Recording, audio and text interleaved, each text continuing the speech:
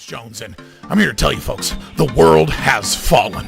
The fascist globalist overlords, they're implementing the Great Reset. You don't believe me? I've seen the tapes. Watch it, folks. Watch as these pot-bellied Zoomer goblins work with the Illuminati to pit us against each other. I promised I'd be a good boy. I'm a good boy. There's only one cure, folks, and that's liberty. And there's no better channel to find freedom than Fabian Liberty. Anarchy is order. Government is civil war. I just got 3 things to say. God bless our troops. God bless America.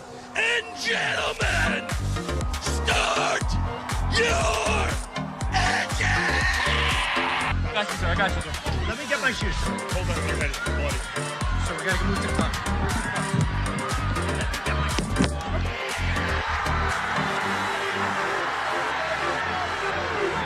Not only do you have a micro penis, which is an important point, but on top of that, you refuse to share your Pokemon cards, and that's not nice. So first of all, a 2-inch penis is not a micro penis, okay? And for your second point, my Pokemon cards are all mine, and I don't have to share them if I don't want them. I work super hard to get them, and they're really special to me. So I'll keep them. No, you don't understand. You can't continue to play with us if you refuse to share your Not fair. cards. I'm Ukrainian, and this is my bridge. I'm Ukrainian, and this is my gas station. I'm Ukrainian, and this is my school. 2 seconds earlier.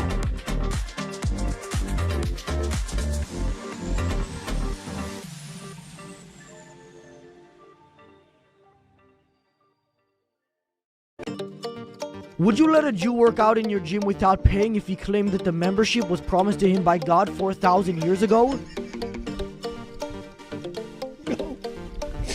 Bro, you are fucking... That's a good question. Yo, you're fucking funny. No, I mean, everyone pays. What if he tried bombing you for that? Bro, I mean, that would be like some crazy crime. Some act of, I don't even know, terror, I don't know. Are you taking a political stance right now? Just found in my house. That's called a bird grasshopper. I'm gonna eat him. He's not been transparent. I mean, there may be... They are making routine announcements about the things they are finding, and they are inviting questions about the things they are finding every single day. But by definition, he's not being transparent. They're not providing data for the things that they say they have found evidence of. They just aren't. The White House has provided... You can make announcements, and he also did admit that he actually... So you just don't believe it. I mean, they are providing information. You just choose not to believe that it's true. We're seeing about 13 months for these brain and spine MRIs. Cool. Canada, where healthcare is free, but only if you can afford to wait. Step 10, states must publish their own map and allow internal challenges to their own map. So the government has published a map. They have invited the states to challenge the map. Then states have submitted initial proposals, and they then have to publish their own map and allow challenges. Wait, who's challenging it within the state? Well, organized interest groups, environmental groups, like I don't know who specifically, but literally anybody. This is, right. I want to say something because it's very important I say this. This is the Biden administration's process for its own bill. They wanted this to happen. This is how liberal government works now. This is something they instituted for this bill. For their bill. This is a bill passed by Democrats with a regulatory structure written by Democratic administration. Okay. Right. Step 11. Ideological subversion is the slow process which we call either ideological subversion or active measures, активные мероприятия in the language of the KGB, or psychological warfare. What it basically means is to change the perception of reality of every American to such an extent that despite of the abundance of information, no one is able to come to sensible conclusions in the interests of defending themselves, their families, their community, and their country. For our most tricky disagreements, seeking the truth and seeking to convince others of the truth might not be the right place to start. In fact, our reverence for the truth might be a distraction that's getting in the way of finding common ground and getting things done. free fries when you get vaccinated? I got vaccinated. You're saying I could get this, these delicious fries? Wait a minute. But there's also a burger element to this? Let me check with Bill Neathart. Is it too early in the day to eat a burger? No. This can be breakfast? Okay. I want you to look at this and think about, again, some people love hamburgers, some don't. Really want to respect all ways of life. But if this is appealing to you, just think of this when you think of vaccination. Vaccination. I'm getting a very good feeling about vaccination right this moment. Thank you. When I win, I will immediately bring prices down starting on day one. Men to woman, or woman to men. Man to woman. From penis to vagina. In the shower, on a walk, the Dylan hour. Feeling sweet, feeling sour. I feel nothing. The Dylan hour.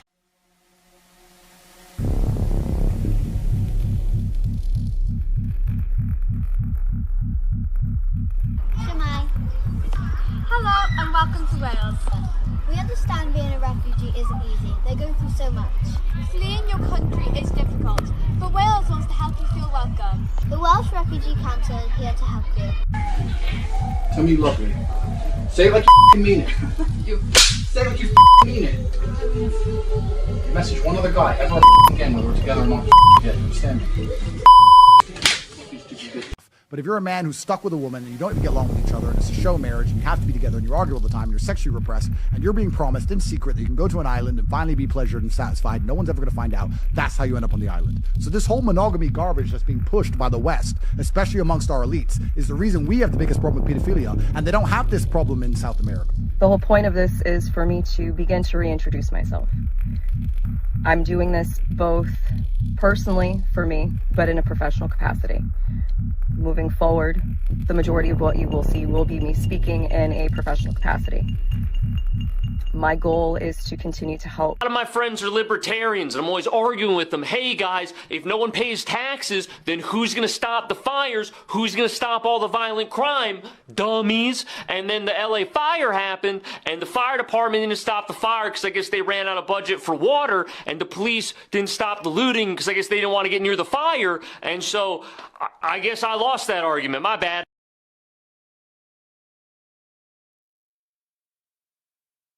What's up, boys? Get some music going. Yeah, hit the fucking like button before we even start. That's what I'm talking about, Poval. You don't have to make me do my stupid shill speech. I'm like, hey guys, make sure you like, share, and subscribe. Join the Discord. I got a donation goal. Motherfuckers, hitting the like button before we get going is exactly what I want to see. How you guys been? I've been sick as fuck.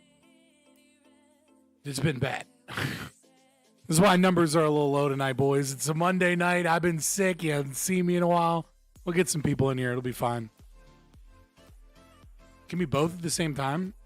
I'm here. Oh, fucking, you're one of the worst Cole posters. Fuck Mr. Welfare. You're here to let everybody know that true anarcho-capitalism has been tried, and it's Somalia, right?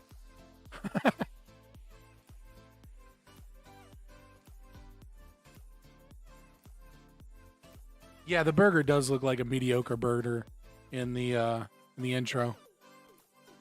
The low IQ version? Why am I RFK Jr. light just because I got sick? I didn't have fucking brain worms or anything. Like,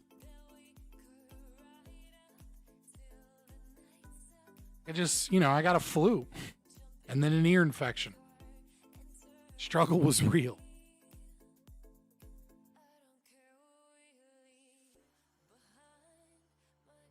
But no, I'm happy to be back.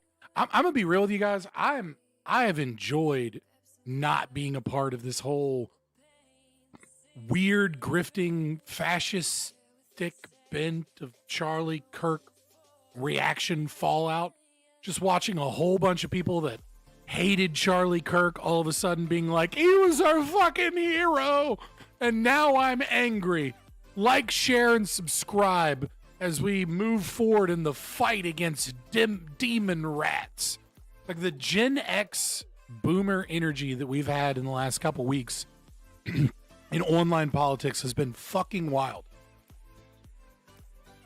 I need to go down with the sickness. Look, as a millennial, you're not going to get me to talk shit on Disturbed. I don't care that that he's a Jewish guy that made a Jewish theme song that no one noticed was a Jewish song about Exodus. I have property rights questions that stumped me and I want to know your take on it. All right, well, ask away. I should interview the return to land people. Dude, getting an interview with the return to land people, it's hard to get interviews in general, right? Like, if you don't have a manager or some media firm representing you, most of my shit gets left on red. But I'm pretty sure, especially after that one guy, the return to land people are like cautious of like interlopers and subversives. So, I mean, that would be a great get. If anybody knows any of the fucking white identitarian separatists in the Ozark and wants to fucking hook me up with an interview, I'll fucking do it. That's a wild group of people. They're like nice KKK or something. So, I mean, if anybody knows anybody, like, hook a brother up. But if you don't, why is it wild? What do you mean, why is it wild? Something doesn't need to be morally wrong to be wild, right? Like, something can just be crazy, something that's never been done before. Hell, anarcho-capitalism and objectivist philosophy are wild. So we don't believe in the cone theory about land rights. Like, you own what you homestead, i.e. no mineral rights. Does this mean theoretically I could build an overpass above a person's home? So, like, the problem with three-dimensional property rights, right? So talking about water rights, mineral rights, air rights, things like that, is like the establishment of property is by the first user principle, right? And so because it's the first user principle, which is kind of like homesteading, it also needs to be intersubjectively communicated that you are claiming said property in a way that other people understand and can act in order for it to fit within an ethical framework, right? And so, like, I know that sounds complicated, but like, if I build a fence, it's obvious that the land inside the fence is land that I'm claiming to be mine and I have private property rights over it. But it's not so obvious when you're talking about 100 miles under the ground or like airspace above someone's home. And so, like, there is a right answer there, but that right answer is going to be subjective.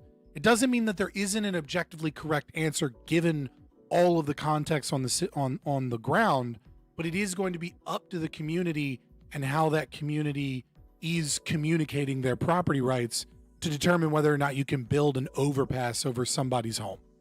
It also depends on how tall the overpass is, like whether or not there are easement rights. Like, it gets complicated. I drink your cloud shake? What? It's basically ANCAP just for whites. I mean, I don't know enough about them to know like what their political stance on most issues are. I just know that they separated to go live by themselves. Is it aggression to knowingly trespass? I don't understand your question because I feel like the question's too obvious. I feel like you just asked me, is it aggression to knowingly sexually assault a person? I mean, what if it's only your fingers? Like, like what? Yeah, of course it's aggression to knowingly trespass. Up to the community implies collectivism? No, it doesn't.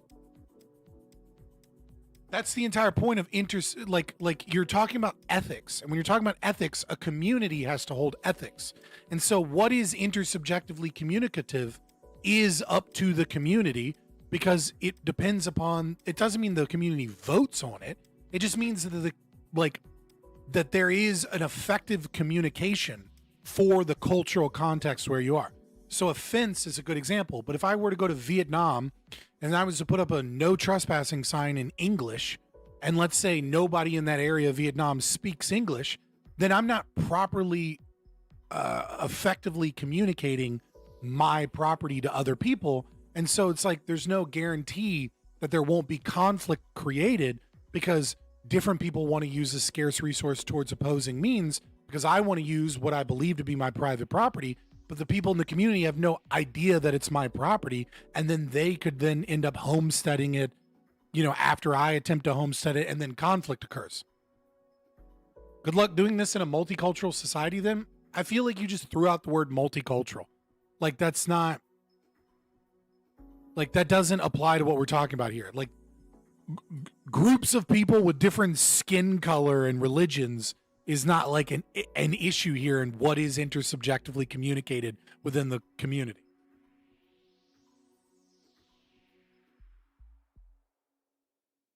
Yeah, I mean, fair enough, sweet bacon. Like it's like good luck doing this with blacks. They can't read no trespassing signs. Like what? The fuck are you talking about? A multicultural society like Italy? Specifically, are we talking about the Sicily? Sicily is very multicultural and has a storied tradition of multiculturalism, if you will. A lot of cultural enrichment there in Sicily in the time before. Singapore is multicultural. It's not necessarily a bad thing. It's multi-ethnic.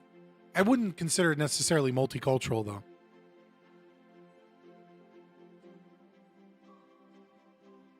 Like multi-ethnic and multicultural, like I think multiculturalism has a connotation of like forced diversity and like, you know, oh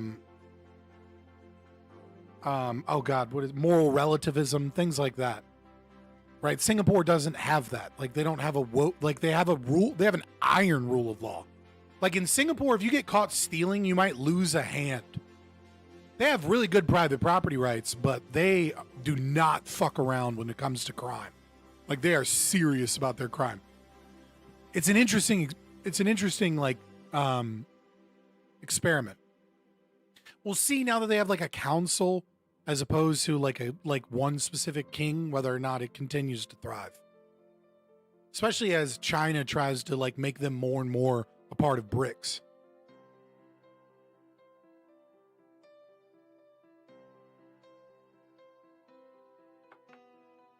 This music sucks. I'm putting on different music.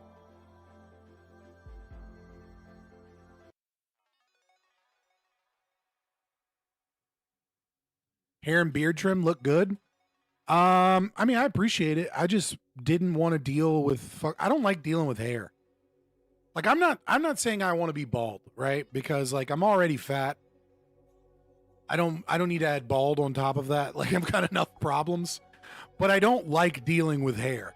Like once it starts to get to a certain point, I'm like, nah, get rid of this shit. What's the argument, my guy? I'm not talking to you, Scott, in parentheses. All right. All right. Carry on, chat. Just fucking do your thing. Need to balance out the you look ugly assholes, LOL. Dude, right? Why are there so many people that just shit on me? Yeah, you bald would just look like a marshmallow? Dude, Mark made marshmallow today. I'm going to try it now. Just because you mentioned it. It's been sitting on my desk for like a couple hours.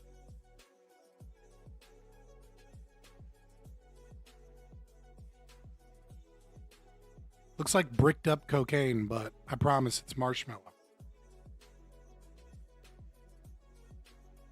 It does not want to come apart. I'm going to let you guys know that. I'm trying so hard not to just rip into this right now. I'm trying to be a good boy, chat, and it's... There we go. There we go. You made some? Here. Mark made some marshmallow. You don't have to avoid the camera like plague. Unless you don't want to be on camera. You want to say hi? Huh? You camera shy? Don't worry. You'll be fine. It's a bunch of libertarians, all right? You'll be the prettiest girl they've seen in years. This is my sister, guys.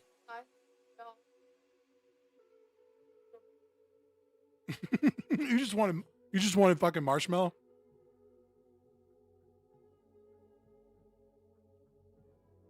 Yeah, dude, Mark's going to school to be a patissier. He makes cool shit all the time. I usually can't eat it because of my autoimmune disorder. I'm going to turn her into a libertarian boys. She's fucking close. I don't know what happened, but she told me that she got mad and was talking to her boyfriend and was going quote unquote full Nick Fuentes. I don't know what that means. I'm assuming she was just screaming the N-word. So please cancel her now that you've seen her on camera. But but no. But no. I'm turning her into a libertarian, chat. Is her boyfriend Jewish? Is your boyfriend Jewish? She said no, like she was offended. So clearly she went full Nick Fuentes talking about Israel. Your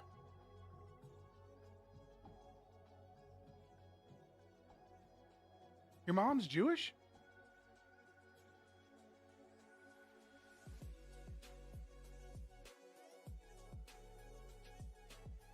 Oh, I didn't know this. See, I'm getting the drop. All right, so she's part Jewish, boys.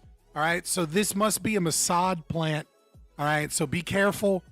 Don't any of you dare fucking try and fucking date my sister because she is a glowy. Well, she does look Aryan. Yeah, it's fair.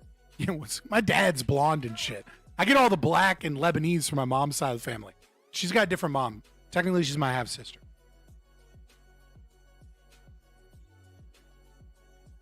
The concept of a female groiper is invalid. No, she just channeled it from it. What the fuck is this stream about? Welcome to streams, political streams. We don't get on topic for like 2 hours. All right. The panel at 8 p.m. Eastern is going to be about gun violence, PTSD, mental health. And that'll be like me and Admiral Gibbs and Corey and Lactoid and Doobie and Prime Kai's. Did I miss anybody? Sociologic. But I mean, he'll probably just be in the corner eating. So you know how that goes. He's just going to be farming content while not having a channel. Very weird. But yeah, that'll happen at 8. So 90% of the time, if you show up to my stream, whatever the major content is that's like in the video description or on the thumbnail, that is going to be roughly 2 hours into stream.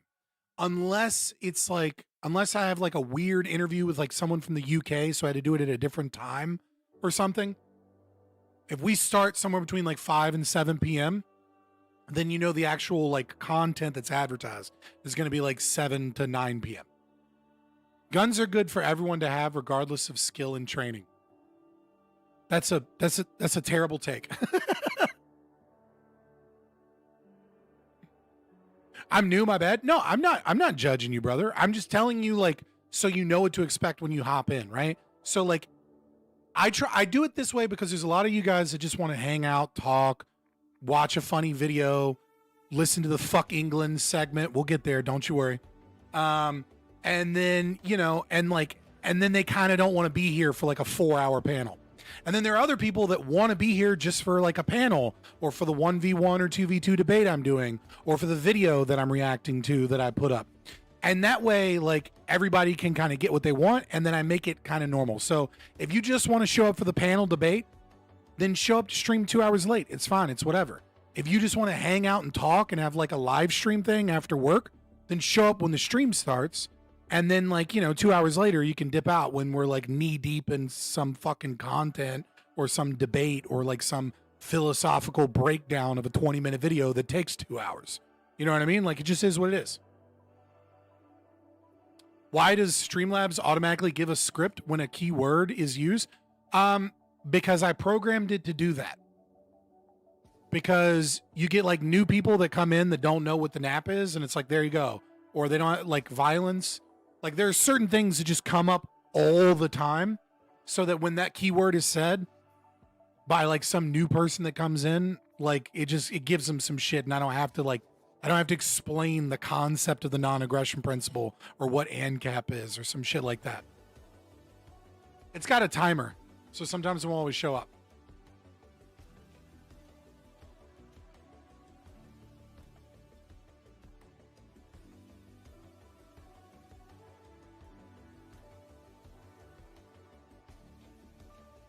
I had a dream last night in which there was some rightoid British person in quotes is chef's kiss.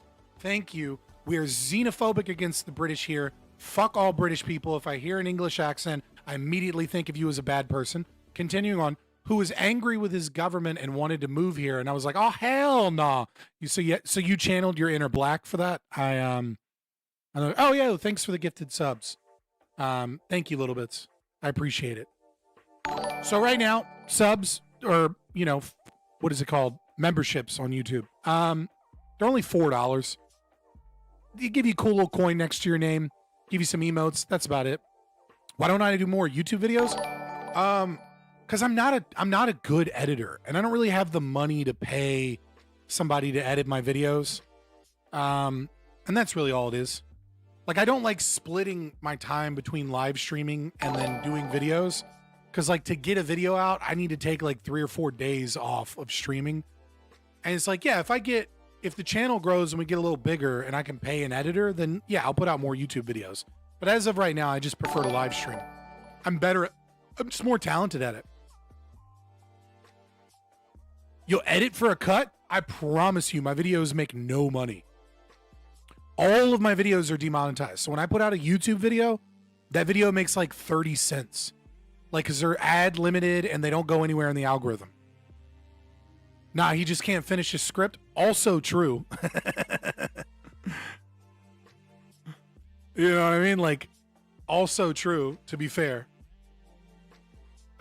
All of my money I make from you guys buying memberships or from you guys doing the sub, like the super chat goal.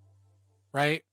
So, like, if you see me on a live stream and I make, like, I don't know, like $100 that night off of, like, the super chats, I mean 70 before taxes, which means like 60 to $50. And then memberships and direct donations through Streamlabs, which is in the description if you want to do that. But I don't make shit in ads. Pretty sure Scott is a top off the dome kind of dude. Are you hoping I'll give you a blowy? Is that what's happening right now, Blight Blazer? Because porn has made me afraid of black penises. So, I don't know. I don't know if I'm down. Have you looked at pay for video AI? You have the script or even just you ranting, then have AI generate the background B-roll or whatever? No, I don't want to do that.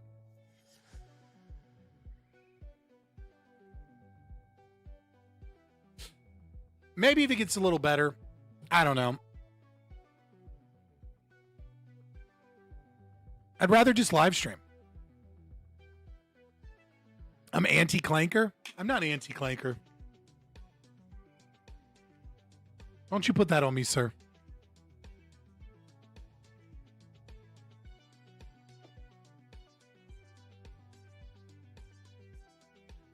Yeah, no, I mean, like, if it's so fucking easy and wonderful just to use AI, then why don't you guys just use AI? You make videos. You'd call someone a clanker, though? Well, clankers aren't someone's, Blight Blazer, all right? So, no, I'm not calling someone a clanker. I'm calling a clanker a fucking clanker. What do you think of James Lindsay going against the friend-enemy distinction and its supporters? This is like, the friend-enemy distinction thing is like, it very much reminds me of, like, Hitler had a dog, therefore, this person with a dog is, it's like Hitler drank water. It's like, and like friend-enemy distinction is just common amongst all political tribalism. It's not this like this idea of like, oh, I'm a based anti-fascist because I go against friend-enemy distinction. It's like, no, if there's a demographic group that hates you and wants to use the state to take away your rights and punish you and make your life suck, and like they hate you because of the color of your skin, you're not a fucking fascist because you're like, those people suck, those people are bad, we should get rid of those people. from having power. Like, it's stupid. It's just like, it's one of those things that like, it's just one of those anti-fascist copes. It's all it is. It's like, yes, is it an element of fascism? And is it maybe like overblown under fascism because we're talking about, you know, in-group preference that maybe goes farther than liberalism would be? Like, yeah, sure, whatever. But it's just like, it's a meaningless distinction to try and like point out, you know, the differences in friend-enemy distinction. James Lindsay has embraced the concept too. Yeah, I mean, he keeps calling people woke right.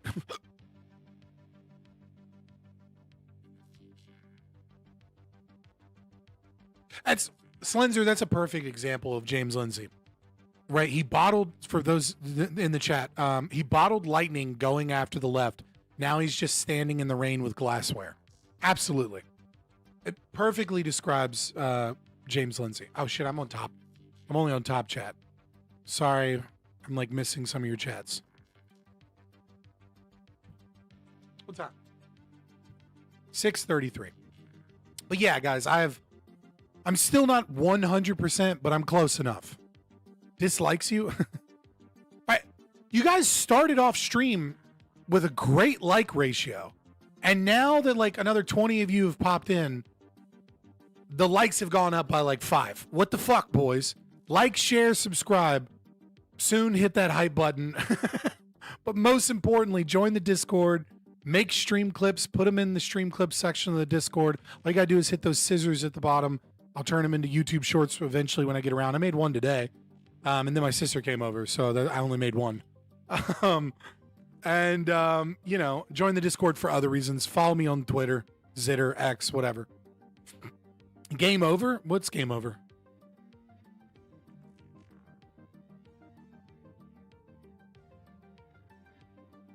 Plus, also, aren't you like woke because you don't like Reagan? Yeah. James Lindsay literally, what did he say? I forgot because he bitched out after I responded. I gotta search for it now.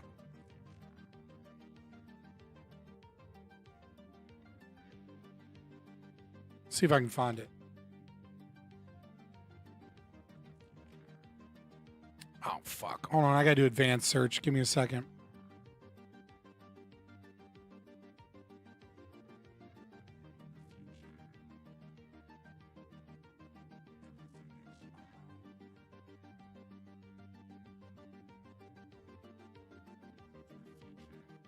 All right, let me see if I can find it now.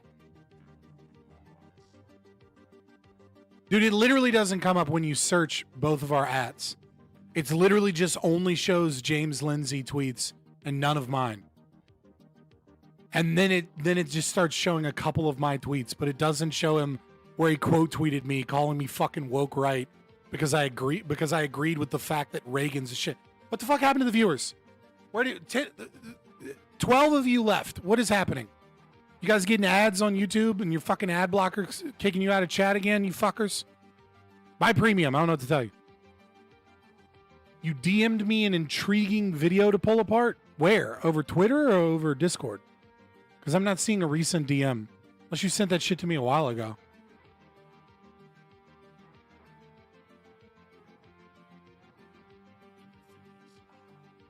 Well, fucking hit me with something on Discord. Just like type like a period or something so it pops back up. I get a lot of DMs. Woke right is a neologism used to poison the well and questioning liberalism. I mean, that's what it is in practice, I guess.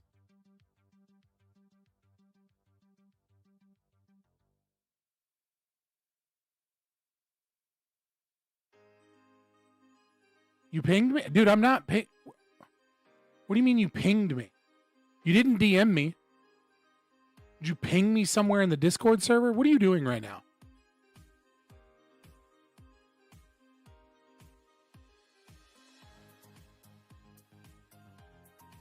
Oh, it's a message request that I didn't accept. My bad. Yeah, that's actually in my stream reviews. Like a section I have for like shit to watch. I might watch it tomorrow or Wednesday. But because it's, what is it, like a half hour? Yeah, 33 minutes and 37 seconds. So like I'm not gonna do it tonight. Yeah, no. I got it now. It's just I thought that we had DM'd before or something. Whatever. I'll add you as a friend. It was buried in the waiting to accept requests. 8-bit, why are you sending me autism memes? What is wrong with you people? I hate you all. I guess I'm using woke right different then. I'm usually talking about right-wingers who do the same shit the left does, i.e. censorship and complaining about the smallest things like the left. Yeah, I mean, but like that's not a functional term because you're just, I mean, like at that point you're just describing annoying people in politics. Like it loses any meaning, and then woke then becomes completely disconnected from wokeness, which is critical theory in both praxis and in philosophy. So now you just get rid of all of the meaning behind woke, and then you just use it as a pejorative. And then when people are like, this is a dumb pejorative, then people get mad because they're like, no, actually I'm based. It's just like it doesn't have any functional use at that point.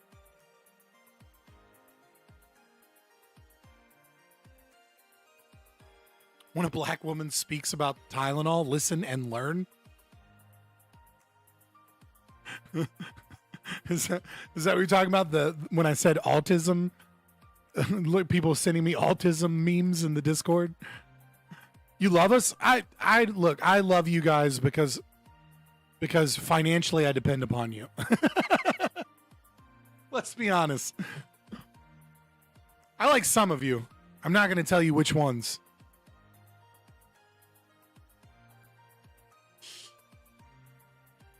Wow, so Randian of you? You're goddamn right. I need the fucking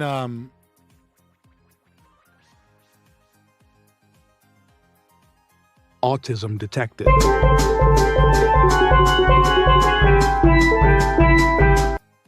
I need more autism videos, boys. I mean, I disagree with some of you are definitely of woke and think there's more so methods, but yeah, I get it. It does kind of make it sound like everything the right does cringe or wrong can't be on the right, though. I'm too stupid to interpret that.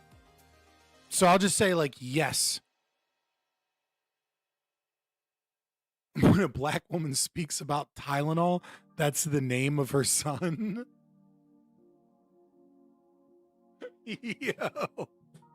Yo. Oh, what the fuck? Did I just get a raid? What is this? Only a Mr. Bill and their viewers just joined. Say hello. What's up, only Mr. A. Bill? I have no idea who you are. I'm sorry if I should know. I vaguely recognize the name. Mr. Bill to you? Oh, shit, I'm sorry. I didn't realize we were fucking East Asians now. We had to be careful about our honorifics. My bad. Jesus. Sorry, Oni-chan. What were y'all talking about? We're just getting started. So we're just fucking around. Subject, object, verb, honorific exists. From what political persuasion do most people convert to libertarianism from?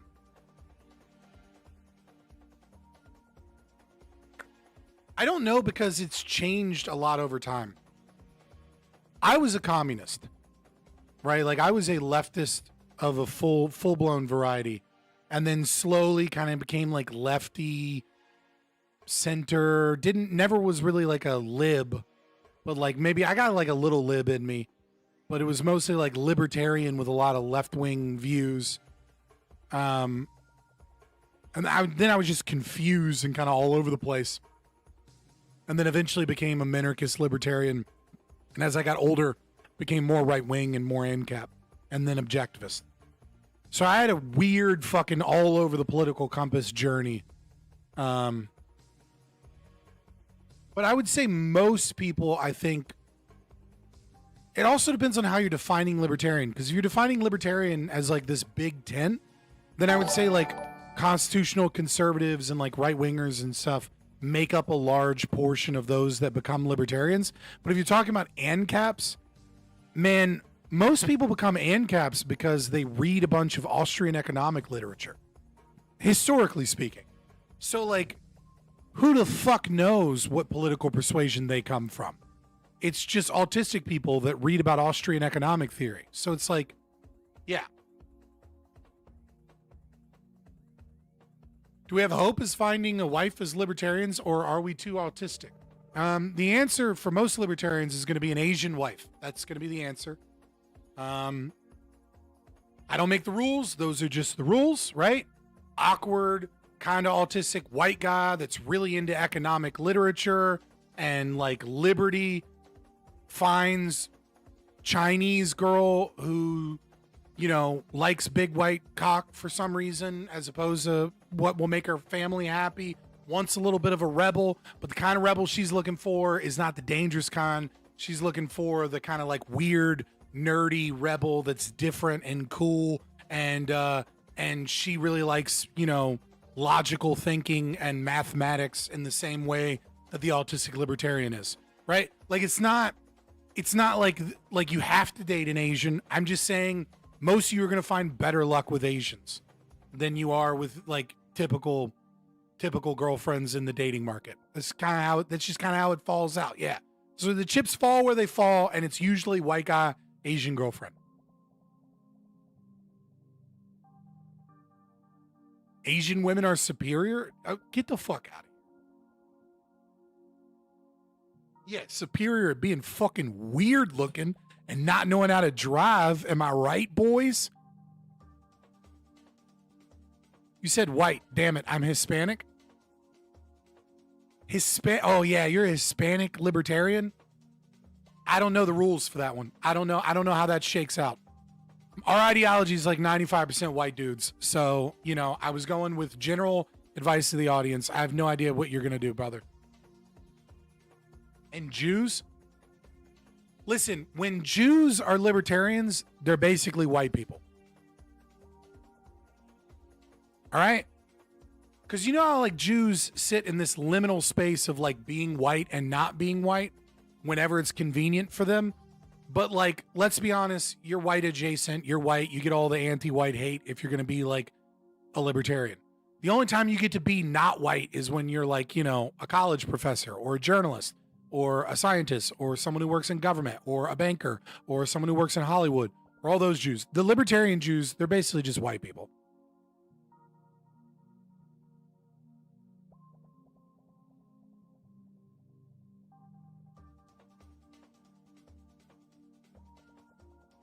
I mean, there are flaws in right-wing ideology and shit beyond woke shit, but I get what you're saying, Sweet Bacon.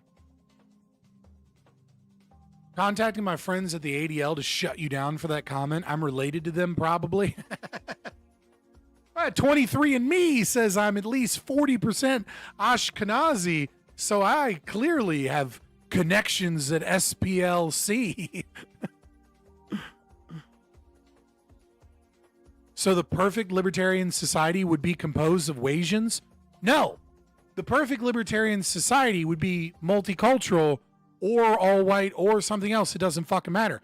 But it probably will be full of Wasians. All right? Like that's it'll be a lot of Happas and a lot of Hafus. It's like going near a military installation, right? A lot of white dudes get Asian girlfriends when they go overseas. And it just is what it is. The last debate with Soy made me so angry. Why is he so fucking terrible? Soy is, you know what? That's a good segue for something. Because I feel like now that I realize now I'm old. And so shit that I think everybody has seen, some of you guys probably haven't seen. And so I'm going to show you a movie clip that perfectly predicted people like Soy Pilled and people like Jim Bob, right? In 2005. And based on a true story. And the film is called Thank You for Not Smoking. All right. this is exactly what you're dealing with. So we'll watch this together, this little clip, and we'll talk about it. So you go to an office, then you go on TV and talk about cigarettes. Then you fly out to LA to talk to some guy who works with movie stars. What is that? It's my job. I'm a lobbyist. I know, but It's my job. I'm a lobbyist. Also known as every streamer getting paid by Chorus Media or by Midas Touch like Connor and people like that. did you study to do that? No, I just kind of figured it out. Then can't anyone just do that? No, it requires a moral flexibility that goes beyond most people. Can anybody just do that? No, it requires a moral flexibility that goes beyond most people. Also known as not so erudite in her morality. Do I have flexible morals? Well, let's say you became a lawyer, right? And you were asked to defend a murderer. Worse than that, a child murderer. Now, the law states that every person deserves a fair trial. Would you defend him? I don't know. I guess every person deserves a fair defense. Yeah, well, so... Well, the optics only looked that bad to you, Povel, because you require logic. Well, so do multinational corporations. So what happens when you're wrong? Oh, Joey, I'm never wrong. But you can't always be right. Well, if it's your job to be right, then you're never wrong. But what if you are wrong?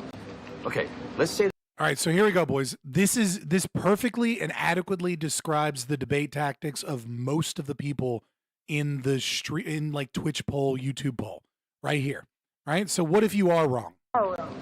Okay, let's say that you're defending chocolate and I'm defending vanilla. Now, if I were to say to you, vanilla is the best flavor ice cream, you'd say... No, chocolate is. Exactly. But you can't win that argument. So, I'll ask you. So you think chocolate is the end-all and be-all of ice cream, do you? It's the best ice cream. I wouldn't order any of it. Oh, so it's all chocolate for you, is it? Yes, chocolate is all I need. Well, I need more than chocolate. And for that matter, I need more than vanilla. I believe that we need freedom and choice when it comes to our ice cream, and that, Joy Naylor, that is the definition of liberty. But that's not what we're talking about. Ah, but that's what I'm talking about. But you didn't prove that vanilla is the best. I didn't have to. I proved that you're wrong, and if you're wrong, I'm right. But you still didn't convince me. It's that I'm not after you. I'm after them.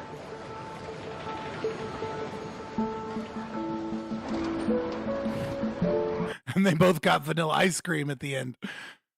You see, that is this is like the manual for like the Destiny style of debate.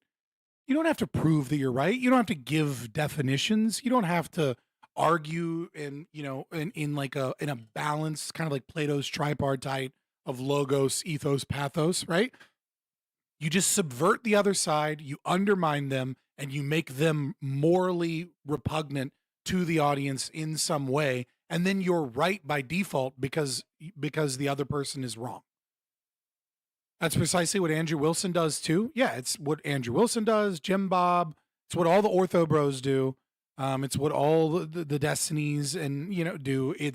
I would assume it's what Hassan does, but he only talks to like lolcows. He doesn't actually debate anybody because he's a pussy. Unless it's somebody that's like equally dumb to him that he knows he can kind of play this game on.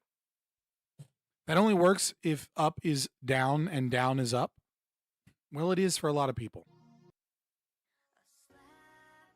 Sam Cedar, I asked you 5 questions and you didn't give you time to answer. This proves I'm right because you didn't address my points. Yep. I mean, that's just like Sam Cedar is like a quintessential Gish Galloper. But you fucked up because he doesn't ask you 5 questions. What he does is he says you're wrong, quickly moves on, has one of the people look up an anecdotal story that somehow magically says that you're wrong. Then he asks you 2 questions. Right as you're about to answer those 2 questions, Emma Vigeland wants to hop on for a second, so he interrupts you so that you can answer his 2 questions.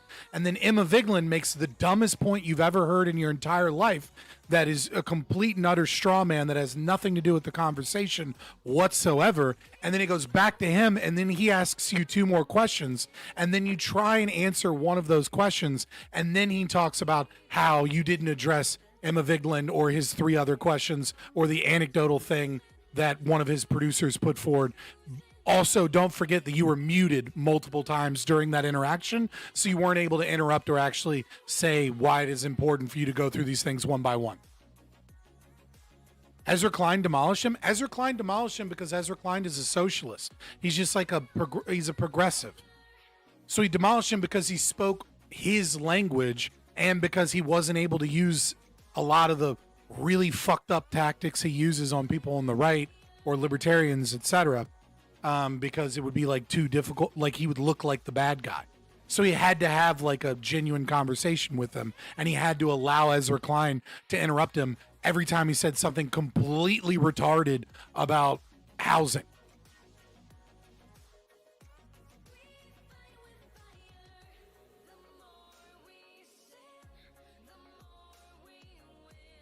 I've tried to go on Sam Cedar's program a couple of times, and he only does it over the phone. So you have to get like a Google number, and then you just sit there the whole time, and he doesn't bring you on. I've emailed him too and been like, "Hey, apparently you like talking to ANCAPs. Like, I'll talk to you," and I get nothing back. It's to the point where I think someone looked me up and was like, "Oh no, this dude's gonna cook. Don't let him on the show." Because I have tried multiple times to debate him, and the thing is that this was like maybe like a year or two ago. Like I tweeted at him and was like, "I'll fucking debate on this issue," and he was like, "Come on the show." And then I came on the show, and then I just sat waiting without ever being talked to multiple times.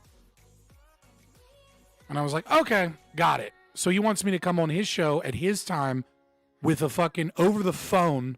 He's gonna, so that your audio sounds bad because he's hoping you'll use a cell phone. Like, the dude's a pussy. I went on some YouTube short guy's stream and he kicked me off after I was raking him over the raking him. My bad. Over the coal and economics. Yeah, one of the things that is very interesting is nobody cares about econ theory or econ philosophy, and yet none of the left have any concept of economics. All right, we'll get into that one actually. I saw this video and it infuriated me. And it's because I tend to like this guy's content when it shows up on my shorts feed. Like, he tends to do funny shit.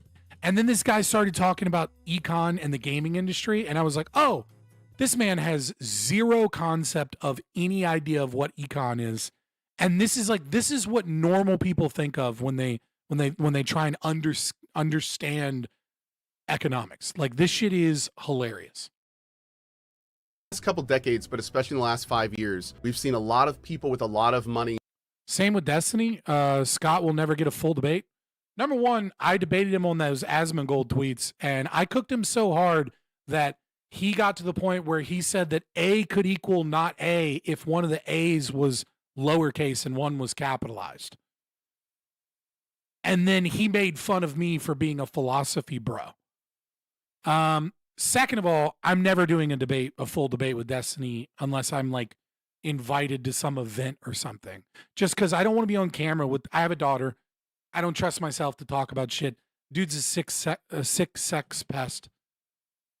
Like a guy that can't stop DMing fucking 16, 17, 18, 19-year-old girls whilst, constantly talking about how like it's wonderful when right-wing people get assassinated, and like, he hopes people, like, he understands that like you deserve to die if you go to a Trump rally or some shit. And meanwhile, he's like fucking gooning with his dick in his hand, DMing some fucking 18-year-old girl and like being like, you just turned 18, right? You hit your birthday, you're legal now. And he's a 36-year-old fucking man that's high on amphetamines. Like, he's too much of a piece of shit. I don't like him. I'm not going to stay on topic. I'm just going to shit on him. But yeah, I've already done full 1v1 debates with Destiny, and I cooked his ass. Anyways, eating cum off of feet. Listen, we've all seen those leaks. We didn't need to bring up those specific leaks. All right. Anyways, econ. In the last couple decades, but especially in the last 5 years, we've seen a lot of people with a lot of money start using the games industry as a way to just make more money. And I think with games like Concord, it came to a head and players just had enough. And they said, look, you're not going to keep making this ridiculous amount of money off us for this low quality stuff we don't really want. Right. So right off the bat, this is how normies think of like econ and the games industry. Is the problem with Concord is evil capitalists want to make money, and the evil capital and we're fighting back by saying, no, you're making too much money. And that has caused, to put it bluntly, a much needed readjustment of our industry. We are now seeing projects that take a fraction of the resources of these big titles, getting more success than many of them will ever see. And the people that put the money in the industry are seeing that, and they're going to other industries. This was like 2 a.m. and this just triggered the fuck out of me. So the problem is the evil capitalists want to make money, and now gaming companies are going to be that make good games are going to make so much more money because they don't actually want to make money because profit evil or something, and investors are leaving, and it's good for the gaming industry if investors leave because money equals bad. And in a lot of ways, that's great for us, because that means the people that just want to use us to make money are going to go do that somewhere else. The worst. Yeah, the profit is evil, and when profit leaves, business thrives. This is the most retarded view of economics I've ever heard in my entire life.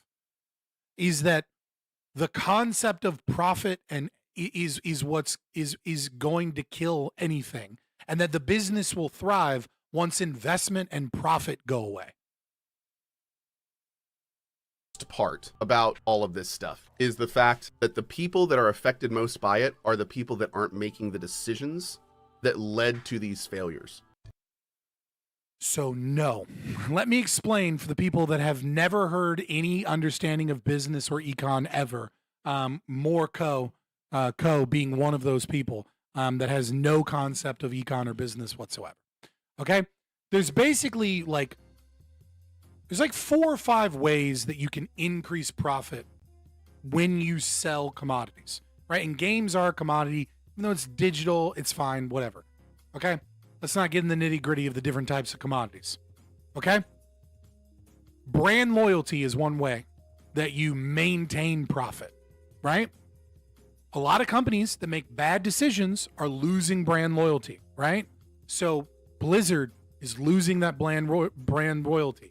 Ubisoft is losing that brand loyalty. And that's why you have companies like Sandfall that break off of Ubisoft that make Clair Obscur are doing so well because people want something new because they have lost that brand loyalty. So that's one way to make profit. They're losing profit because they're losing brand loyalty because they're making shitty games. Therefore, some investors are leaving because they're leaving these big companies because those companies aren't profitable, not because they make too much money. That's retarded. The second thing you can do is you can expand your market share. Okay? EA owned by Jared Kushner. Yeah. You can expand your market share.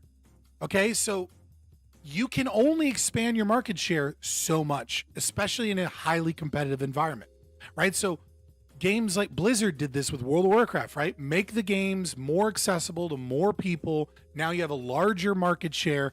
Therefore, you can get more profit. And the way that you get more profit is by selling more items. When you sell more items, you can lower prices. Not increase prices, you can lower prices. If you get more market share and you get more items sold, then you get a higher rate of profit. So the goal is not actually to increase prices. No business wants to increase prices. That's never the goal. The goal is to lower prices. Lowering prices increases your customer base and increases your rate of profit, which means you make more money when you lower prices. The reason businesses like EA and fucking the new Borderlands and Nintendo are raising prices is because they have to raise prices because they put so much fucking money into their games and they can't get enough people to buy their games except for those that are hooked on brand loyalty, right? There is a certain group of people that will always buy Borderlands. There's a certain group of people that will always buy a Nintendo game because they're Nintendo fanboys.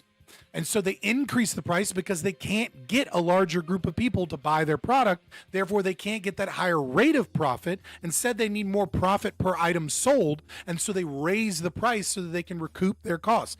The second reason, and this is a bit of an aside, but the second reason that they're doing it is the higher they make the prices, the more likely you are to buy a subscription service, and therefore it's really just a medium popcorn kind of scenario where like the small popcorn is $6.50 and then the medium is $7.50 and then the large is $8.50 and it's a giant tub of popcorn.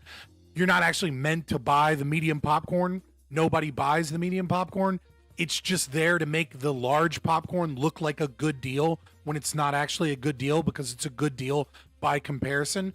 $15 a month for like an EA subscription looks like a good deal when the games are $70 or $80. And so they're not actually trying to sell you the game copy themselves. They're trying to sell you like Xbox Games Pass or like EA Pass or et cetera, et cetera. We'll set that aside.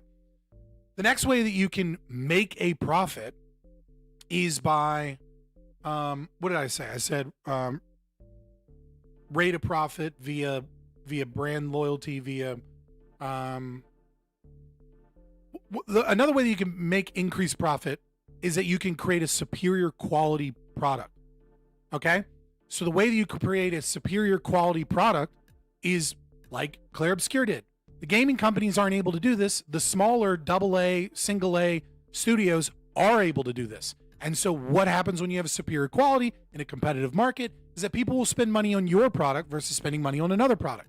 A great example of this is Blizzard's Diablo versus Path of Exile 2. Now, I have issues with Path of Exile 2, but it's a superior product to Diablo 4. They're after the exact same people. And so Path of Exile 2 can sell more cosmetic, it can sell more $30 early access keys because it creates a better product. That's what you want. And because they can do that, they can lower prices because they have a better product, which means they have more customer base.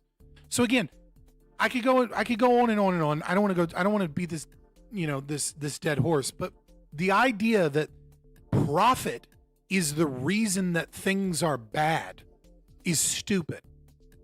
The actual thing is that business executives that are marketing people, marketing is another way, but that has it's like an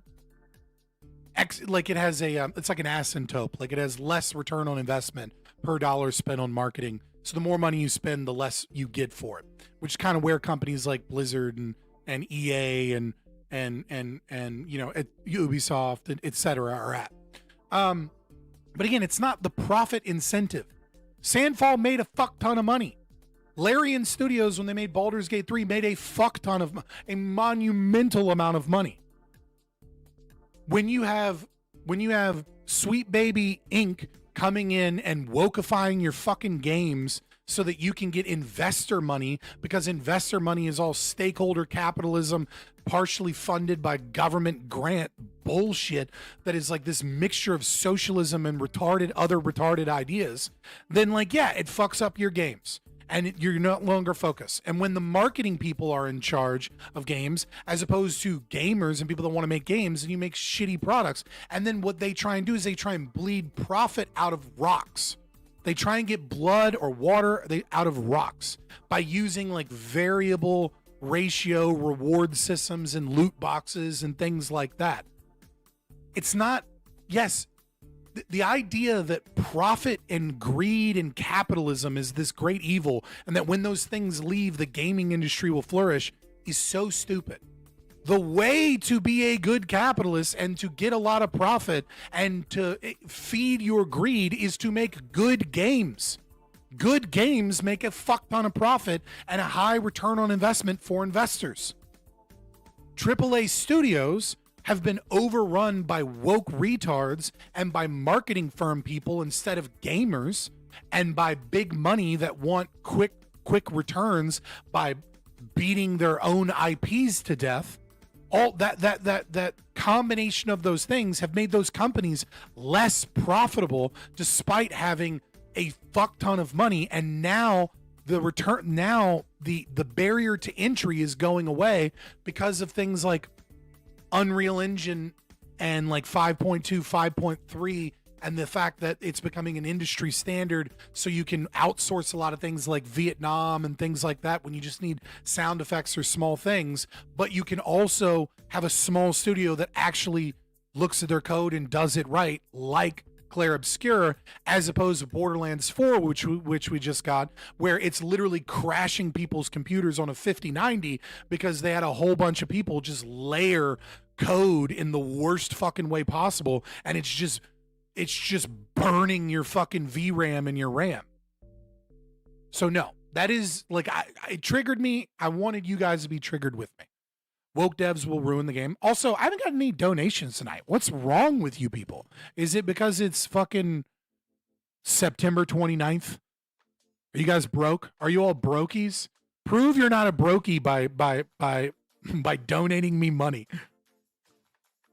55 gifted members is a donation. Listen, you are correct, but the fucking OBS integrated system only counts super chats. I wish it counted the $20 that that Little Bit so graciously gave me with gifted memberships, but the bar didn't move, okay? And bar go up make me happy. So I was just pointing it out.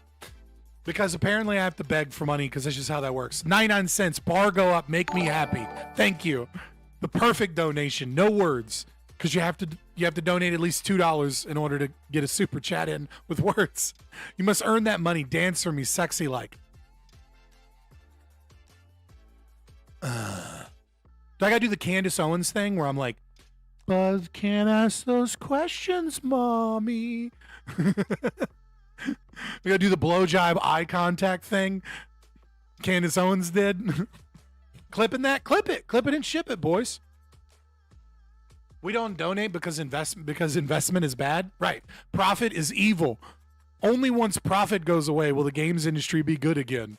Fucking retard.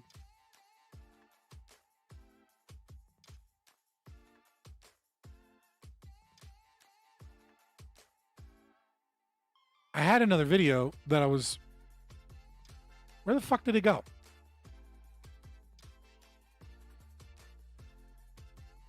I don't know where it went. All right, boys.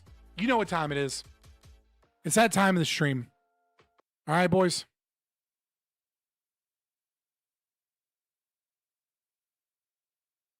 Uh-oh. Might have been the wrong button. Hold on. Yo, K-time?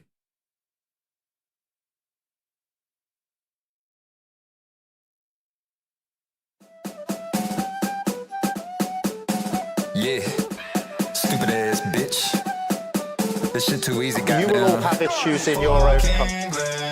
And a queen can suck my dick, fuck England. Fish and chips, steamed crumpets in my penis.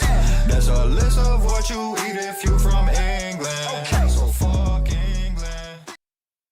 It's that time of the stream, boys. Fuck England. No, you can love the rich cultural traditions of England, but fuck the British.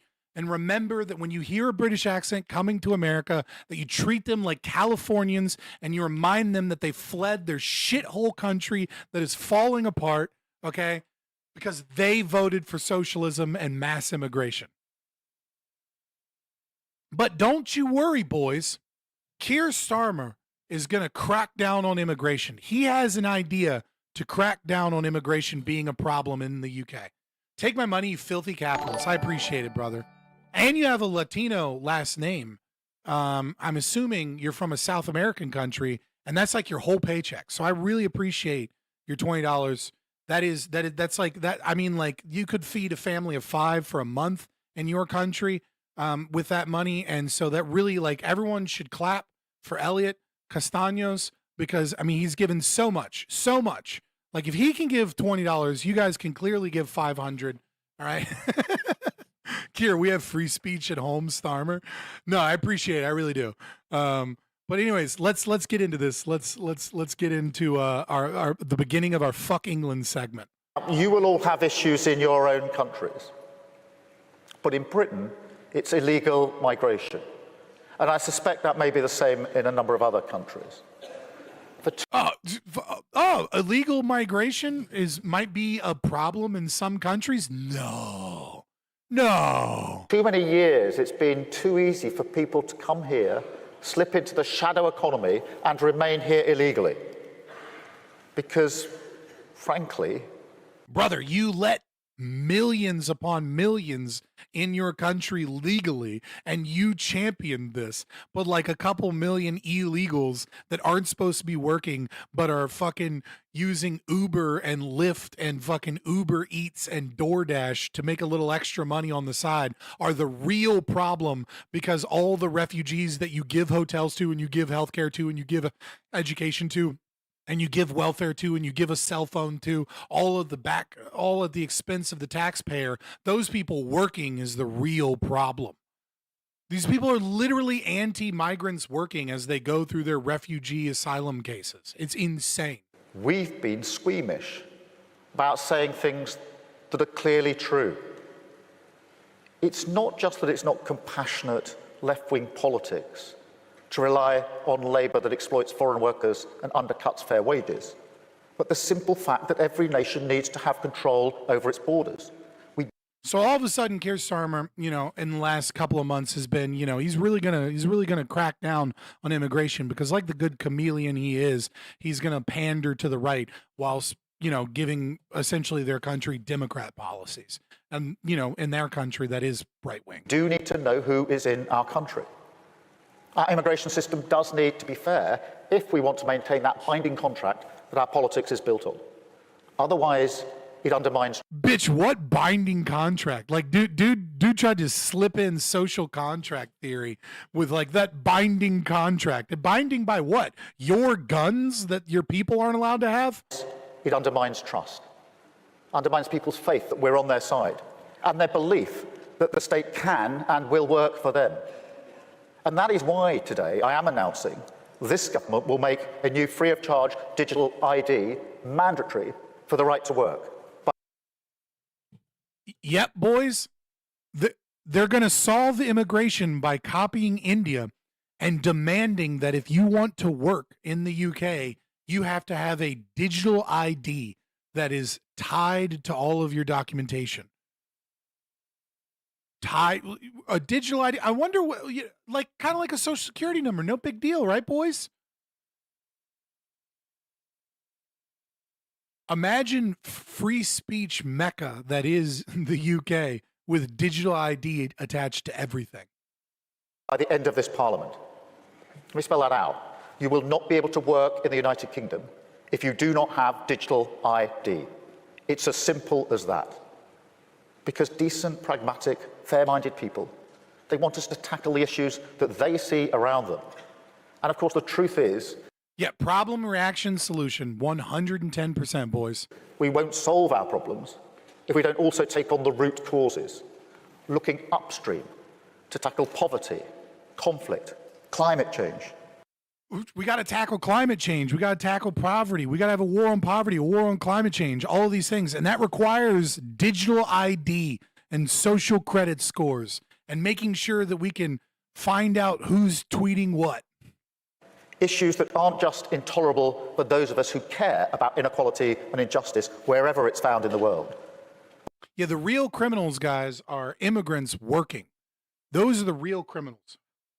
Not the insane welfare system that you have to bolster all of these immigrants and to forcibly integrate them into communities and break the backs of the working class in England. The real evil is the shadow economy of immigrants working on, driving Uber Eats so that they can make actual money and contribute to the GDP in a meaningful way.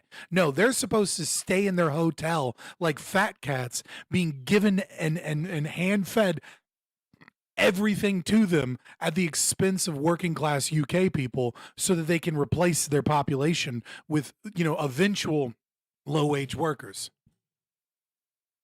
Will people in England revolt? Probably not. They'll probably just move here, which is why we need to be xenophobic to the British. But which have clear consequences for our own citizens. Take Russia's aggression in Ukraine. We all have a responsibility for the future of our continent, to stand tall where oppression and violence rears its head. And don't forget, every single person in the UK has a moral responsibility to fund war in Ukraine. Not sure what the fuck that has to do with digital ID, other than just random moral grandstanding of a bunch of problems that socialism created so that they can then demand that you have digital ID. What the fuck does that have to do with why we need to be taxed for why they need to be taxed for fucking war in the Ukraine? From a guy who suspended elections. Notice how they don't say we're fighting for our democracy anymore, because it's not a democracy, it's an authoritarian dictatorship. They're conscripting soldiers off of the streets, throwing them in vans to go die in a fucking war because they have the backing of the Western Empire. And so long as the war stays, he gets to stay president under a country that's under martial law. Fuck Ukraine. I hope Russia bombs Ukraine out of fucking existence at this goddamn point. I don't give a fuck about Ukraine. The world's tiniest violin anytime I hear anybody bitch about Ukraine. Ukraine can go fuck itself. They don't deserve a penny from me. For the record, fuck Russia too, since the moment you aren't fucking pure NAFO, they assume that you're a fucking tanky, Russia shill or something. I'm not getting any money from Russia. Russia can go fuck themselves. You don't have any freedoms or rights in Russia. It's a shithole country, and it has been a shithole country since the late 1800s, early 1900s. But it is also about energy security, because Putin and other tyrants have used their control over energy supplies as a threat. They've pushed up energy bills, threatened to keep Comrade Fabian. energy bills, threatened to keep doing so unless they get their way. And that's why we're investing in our own energy, sovereign control over our own future. Sovereign control over your own energy. The reason that you have exported so much energy is because in 1996, the UK started putting in cap and trade laws, and then you bought your energy from outside of the country, and you bought all your products from China, and then you patted yourselves on the back for having lower carbon emissions than you had in the 1990s. But carbon emissions have gone up per capita once you include imports. You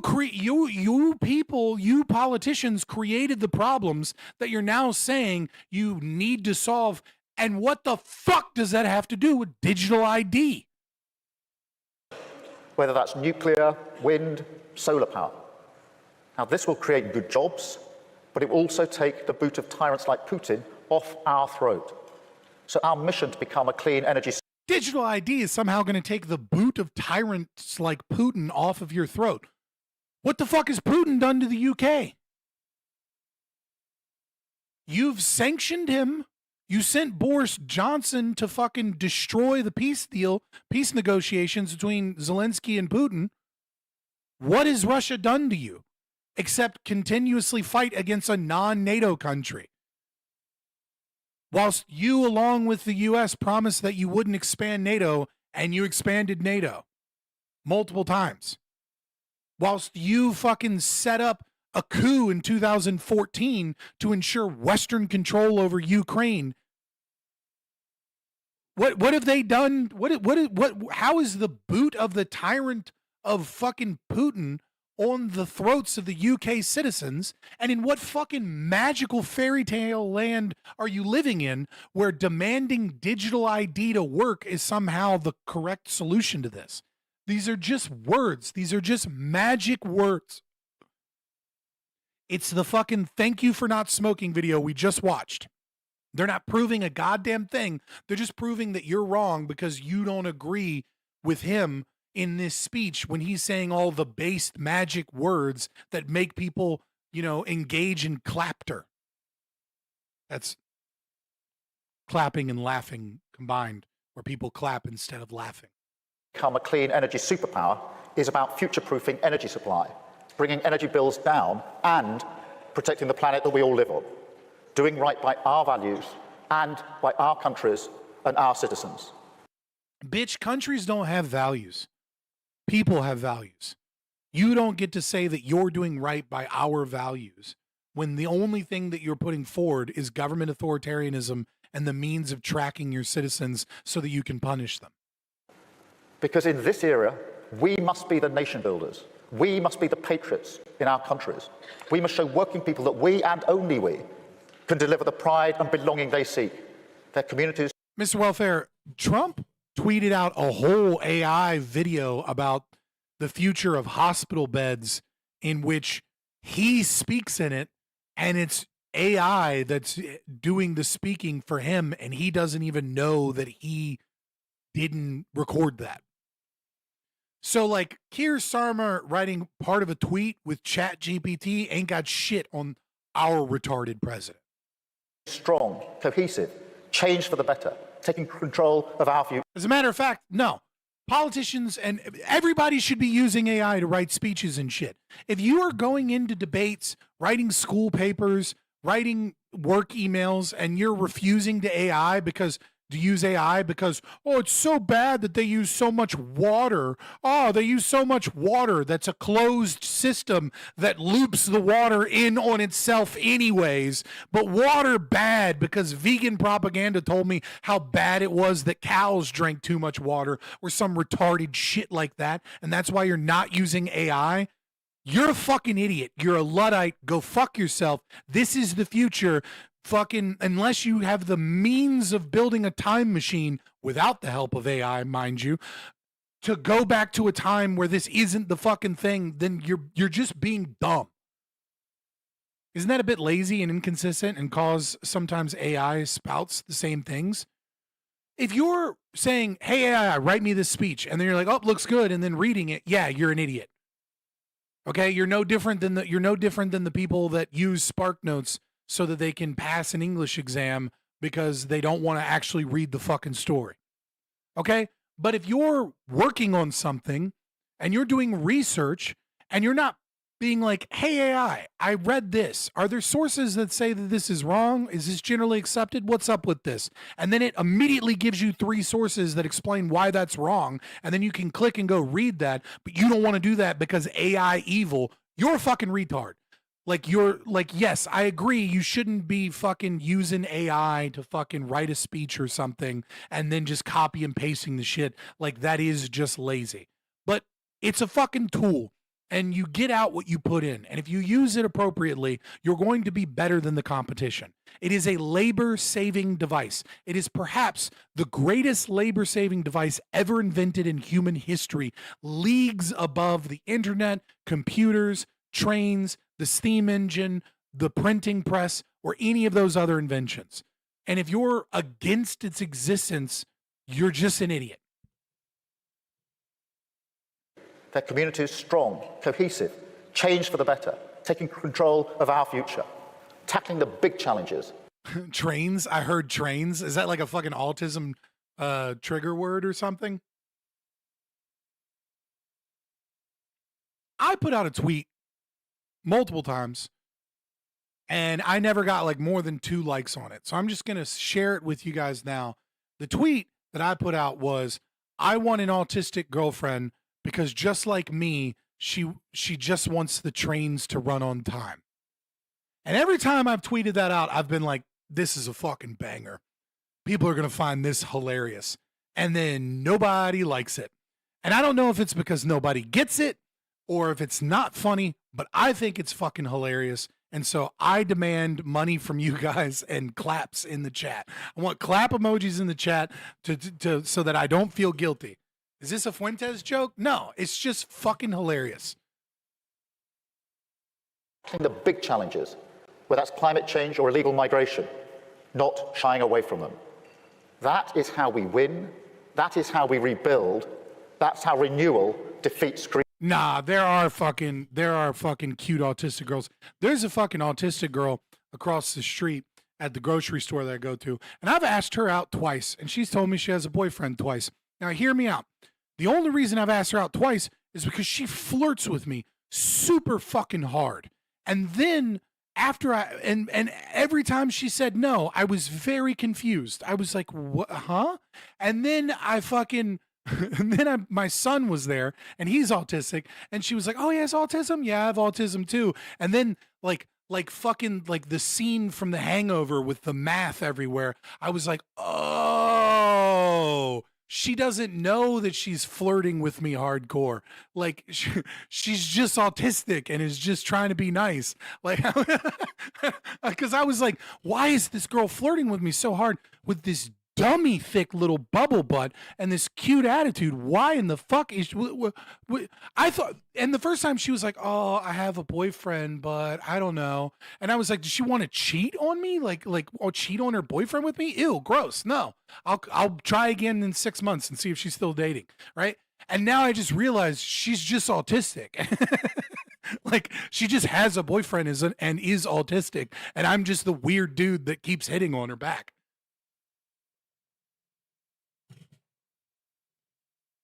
I was so mad. I was like, no, I don't want you to cheat on your boyfriend with me. Like, why are you being like, no, gross.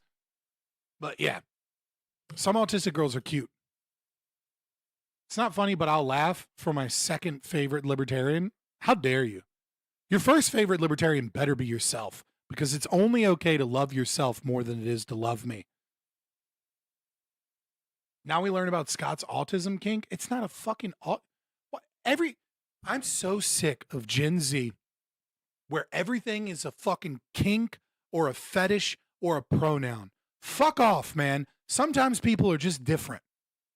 Right? Like, why did you guys have to fucking label everything with some fucking, I'm quesadilla amorphous gender because sometimes I really like Mexican food. And it's like, no, you're just a white girl. You like Mexican food because you're a white girl and Mexican food tastes good and it's spicy. You don't need a fucking gender for this. Fix and fuck England, Red Tornado. Thanks for the donation. Bring up the Twitter and Cap tier list. They're all coal because none of them have me at S tier.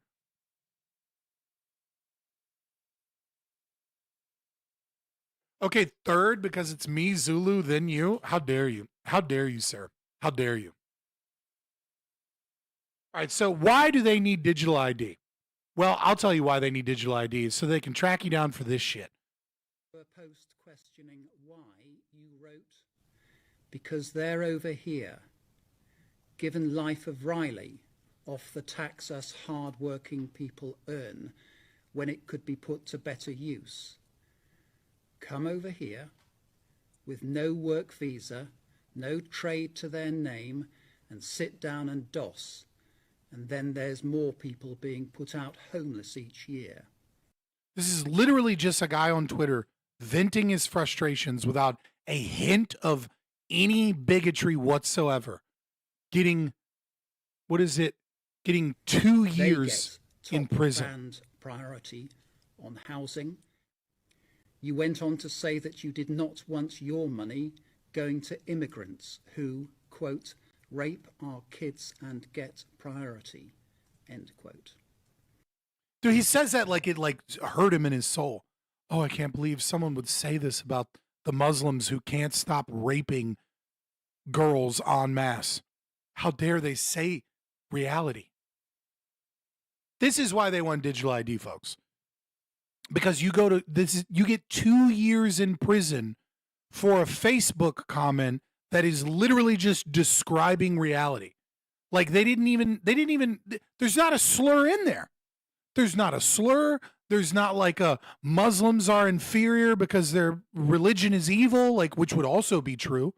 Like, this is what you get 2 years in jail in the UK. But if you sexually assault an underage girl in the UK, so long as your skin tone's the right color, you get a slap on the wrist. People are going to flee this and they're going to come to America. And you need to remind them every time you hear that goofy ass accent or they say something silly like it's all 6s and 7s, bloke. You need to remind them that that we're not that country, that we're not voting for fucking universal health care and for more and for like, you know, woke police shit or getting rid of our guns. And then the girl goes to jail. So the girl doesn't always go to jail. The only time that the girl goes to jail is when the girl solicits other girls to be sex trafficked. Now, it's important to recognize that what grooming gangs do is they take them when they find a really young girl and they're able to get her addicted to drugs because they force feed her heroin and other hard substances. What they will then do is they will then wait until they have until they have some level of what? Yeah, Stockholm. See, that was my sister being like, sister going Stockholm. Yeah, Stockholm syndrome. All right. They'll wait until they get some level of Stockholm syndrome. They're addicted to drugs, so they have to go back to their pushers for it, which are the people that groom them.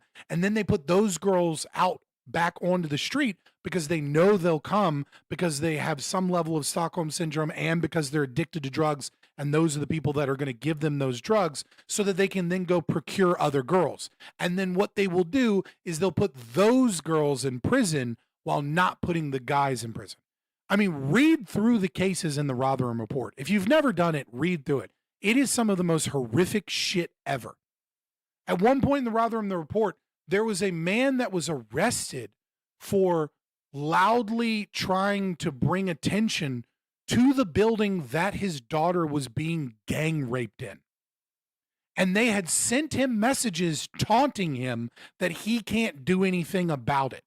And the police came and arrested him and covered it up so that they could keep raping that underage girl in that building. One of the cases that they covered up was another girl whose hands were nailed to a table while dozens of men took turns raping her. And the whole community knew about it. This wasn't just like, oh, a group of bad guys. Everyone and their cousin and their wives and all of these people knew that this was occurring. But because these are white girls and this is an insular Muslim community, it's not a problem. And that is just like a few cherry-picked cases out of thousands upon thousands of cases. Fuck England. Fuck that country. It's already dead to me. Although you said that you had no intention of carrying out any act of violence, there can be no doubt that you were inciting others to do so. Otherwise, why post the comment? You expressed remorse, but by that time it was too late. For the offence of publishing written material in order to stir up racial hatred, there are sentencing guidelines which I must and will follow. Literally, he's dressing down this guy and ascribing motivations that aren't anywhere in his Facebook posts whatsoever. Which, by the way, he should be able to do that. If you had free speech, he should be allowed to do those things, but he's not even doing those things. These are tepid comments that he's getting 2 years in jail for. The maximum sentence is 7 years imprisonment. In my judgment, this comes close to harm category 1. However, for the purposes of this sentence, I will treat you as falling into category 2, since there was no direct encouragement towards activity which threatens or endangers life. So he's going to be the nice guy by giving him 2 years in jail because nowhere in either of these 2 Facebook posts did he ever have a call to violence whatsoever. Not even tepidly. He just said that it's wrong the way the justice system lets these people get away with rape. Is that a wig? Yeah, dude, do you not know that like the British like judges and fucking, what do they call their lawyers? Oh my God. Constables is one of them, but it's, whatever. Their lawyers and their judges wear fucking wigs still. It's hilarious and it's stupid. Barristers, thank you. However, you fall towards the top of Category 2. For a Category 2... How long will stream be? Also, I'm a cheapskate. Here's 30 cents. How dare YouTube let you give me your funny money of 30 cents and still be able to talk with a fucking in the super chat? How dare you, YouTube? Do not let these poor, impoverished people speak unless they give me 2 USD. All right? How dare you? How dare you give me your fake funny money that accounts to 30 cents and you still get to have a super chat? Nevertheless, I'll answer it. You found a loophole and that's okay.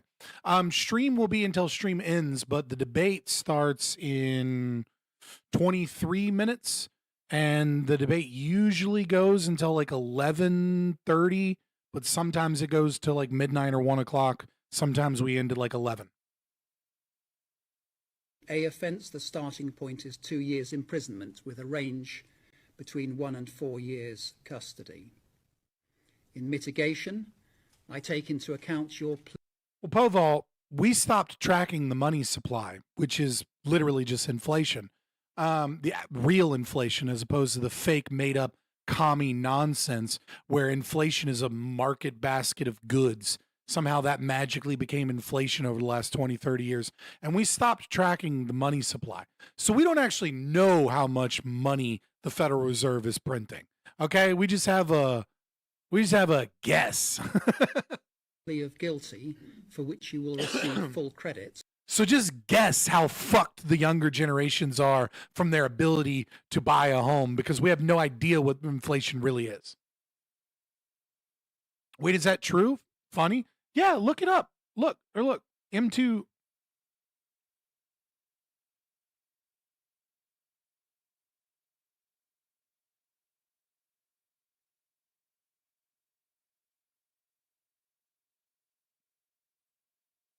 To claim that the U.S. money supply is no longer tracked is only partially accurate. While the Federal Reserve discontinued the broadest money supply measure, M3, in 2006, it continues to track and publish other measures. Also, by the way, they stopped tracking M2. So the only thing they're tracking is M1.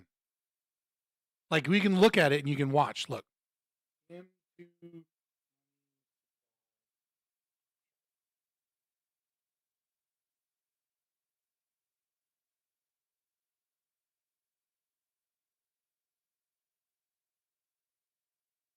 It just stops.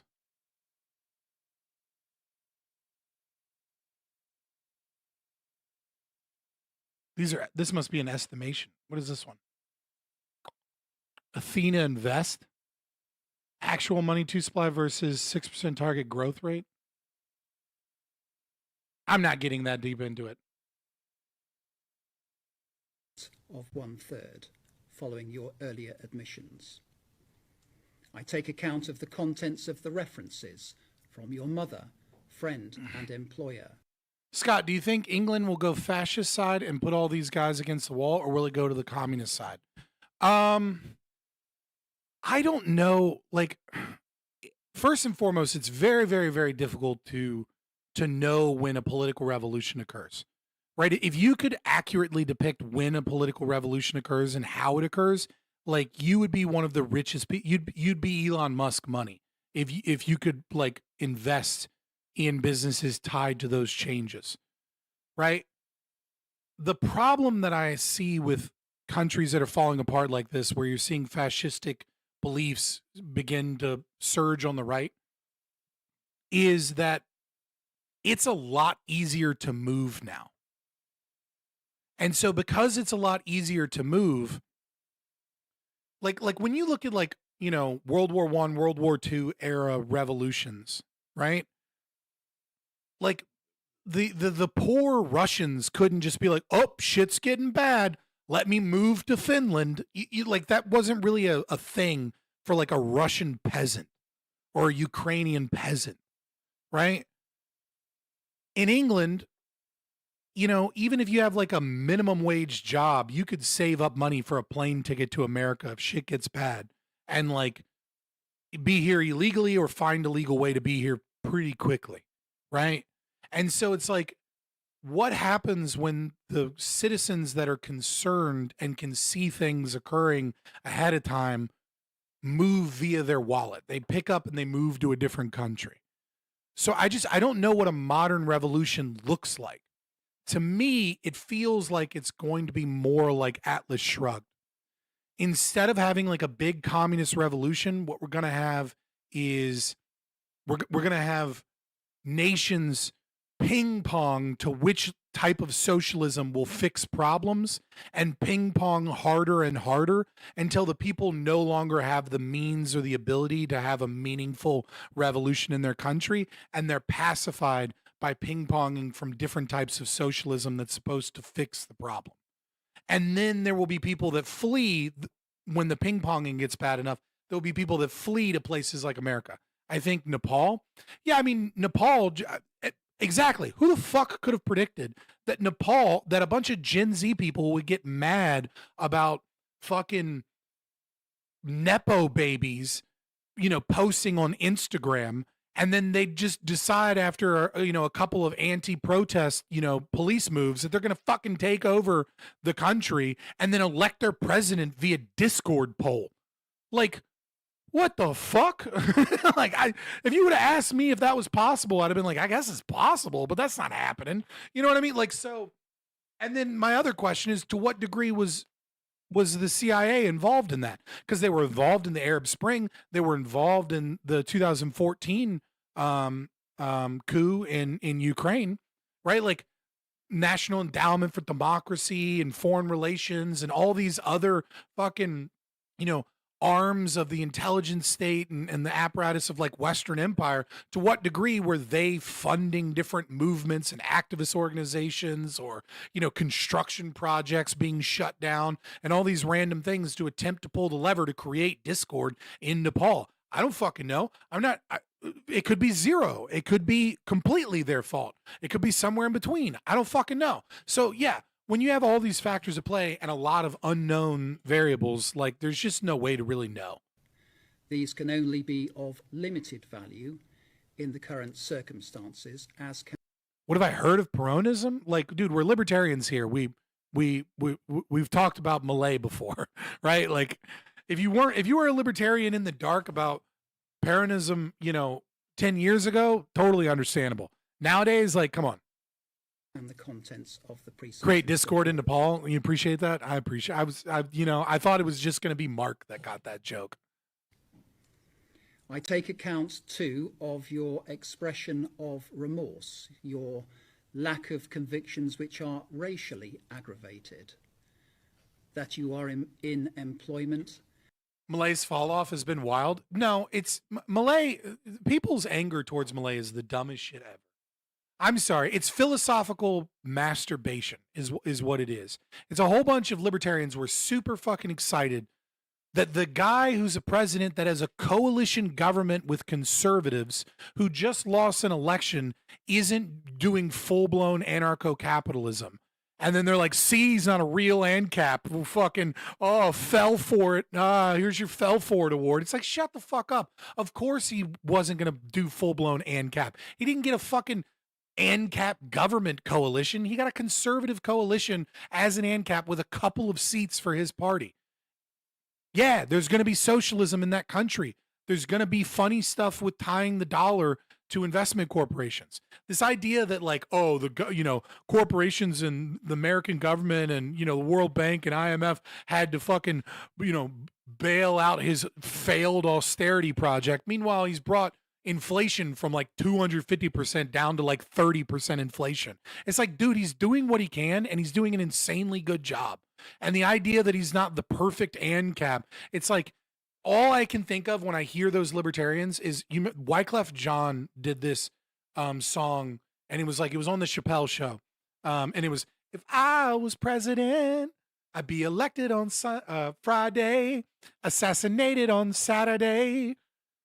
buried on Sunday. It's like, yeah, it's like if you want him to do full blown Hoppa, they're just gonna put a fucking bullet in his head, right? He's fucking getting rid of nationalization of roads by doing leases to corporations. He got rid of like a ton of government agencies. He has a budget surplus for the first time in 120 years. He's brought like 5 million kids out of poverty. He's brought inflation, the rate of inflation, yearly inflation, down to an almost almost manageable level. Yeah, he's getting some loans and he's kicking up some of the fucking welfare a little bit so that he doesn't lose his government. Shut the fuck up, you fucking dweebs. Like, shut the fuck up. Hoppa, I love you. I love your literature. It's philosophical masturbation, bullshit, just the gayest shit ever. When you're just like, he's not a real ANCAP because he kept the banks. Shut the fuck up. Like, this shit doesn't happen overnight magically. There you go. That's how I feel about Argentina and Millet. And you have a partner and family. In passing sentence, I take into account the purposes of sentencing, in particular in relation to this case, punishment and deterrence. As is recognised on your behalf, this I've watched you drop your laptop like 4 times.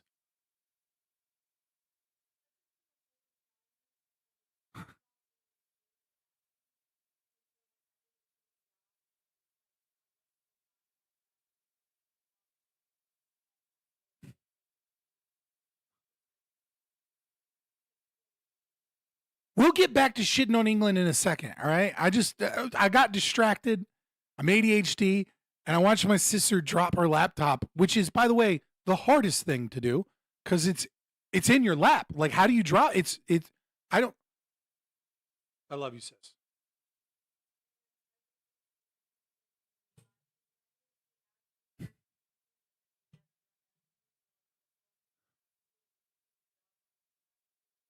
Are you autistic?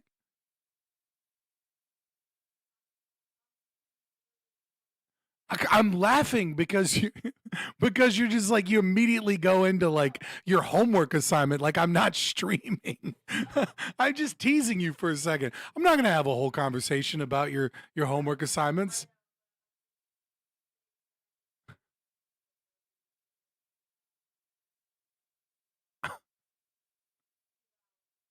Well, look, you got it done. Oh, well, you'll do better on the test because you did it. All right, well, that just sucks. All right. I hope the laptop is fine. I hope the laptop isn't fine. I hope it breaks, and then our grandfather has to buy her a new one. Scott, you always find a way to make a 3-minute clip into a 20-minute commentary about something completely unrelated. Welcome to the stream. That is what we do here. This is an ADHD, autism friendly, libertarian stream. If you want to watch a reactor that just shows you some cool shit in the news and gives like 15 seconds of commentary that isn't very helpful, then go watch Hassan, because that's not what we do here. All right? When I do reactions, it's mostly just me talking. That's how we roll over here, boys. Offence is so serious that an immediate custodial sentence. You stop getting me excited with your funny money. We take Tylenol in here with your 30 cents. What even is that fucking, what is R? Is it rubles? Rubies? What the fuck? What is this 30 cents you keep giving me? Is unavoidable. Would you stand, please? The sentence that I pass has been reduced by 1/3. It's Brazil, right? Yeah. Third, to reflect your guilty plea. I thought it was going to keep going. Oh, shit, boys.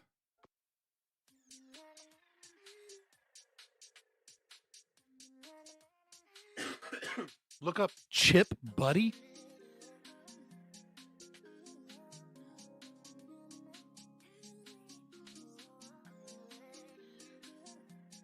Chip buddy, chip barm, chip bap, or chip bun is a sandwich filled with chips. It originated in fish and chip shops in Britain. Of course, this monstrosity was created in Britain. British working class culture. It's just a fucking sandwich with potato chips stuffed in it. Isn't that just a poverty meal? Malt vinegar curry sauce, gravy, or ketchup. As if I didn't need more reasons to hate the British, that is fucking disgusting. That is something a toddler would make. That is something that you make at 2 o'clock in the morning when you're super fucking hot. You know what? Hold on. One more.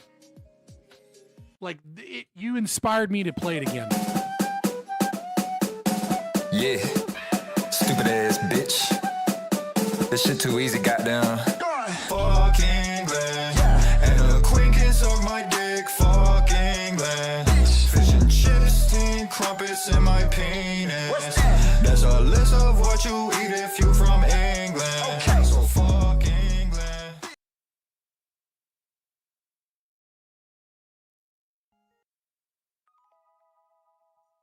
British people don't do food or teeth. British people's the whole thing that like British people have fucked up teeth is a little weird to me. Cause like they just don't wear braces as much. We want to talk about a culture with fucked up teeth? Japanese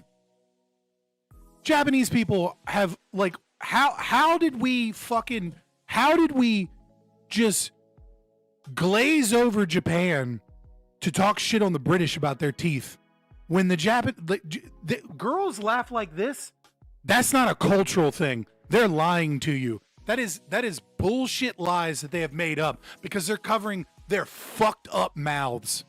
That whole country is just a people of just like just a gaggle of teeth in different directions. Nah, this yeah, it's to cover up the fact that they have extra teeth up here for some fucking reason.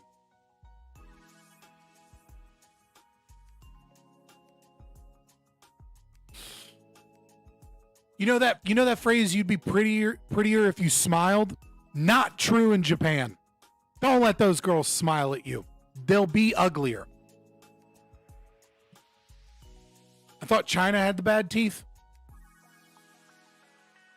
I don't know enough about mainland Chinese. And it's not true in Korea. And you know why it's not true in Korea? Because they got fucked up teeth too, but they get braces. These are the people that like eye surgery is common. So of course they get fucking braces. It's literally like, it's not about your culture having like your genetics having fucked up teeth. It's mostly just how much does your country appreciate braces as part of your culture? That's it. The British use braces a lot more than they used to. They don't have fucked up teeth like they used to.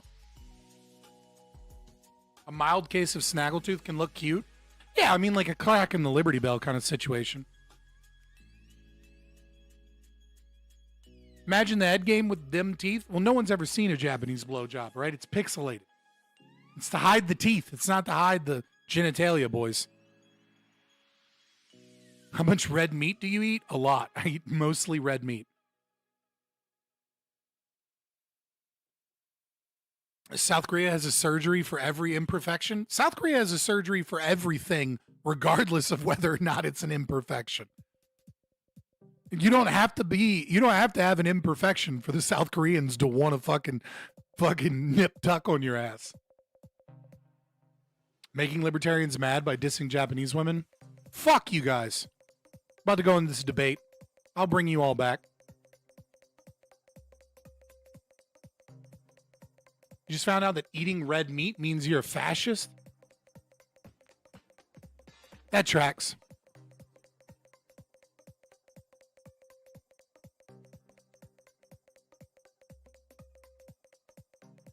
That sounds like something that they would come up with. And we all know what I mean when I say they.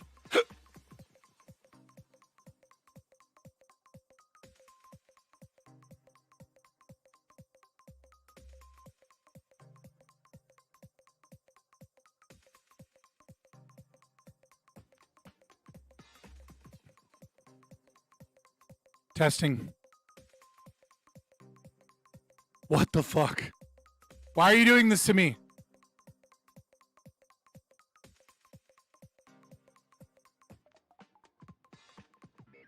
What the fuck?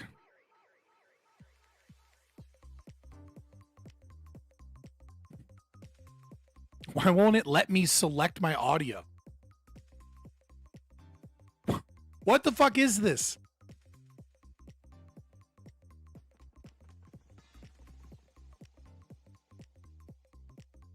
Boys, how do I fix this? How do I? How do I? Oh, here we go. Okay.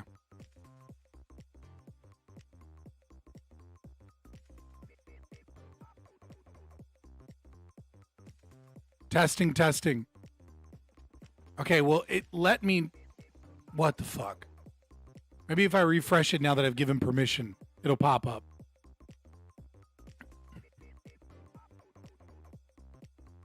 There we go. All right. Chat. Let me make sure chat is on this one.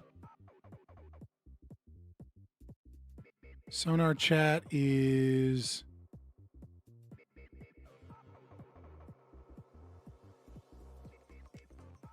Gaming, microphone, media. Oh, I think it's supposed to be gaming. Sorry, hold on. I got a lot.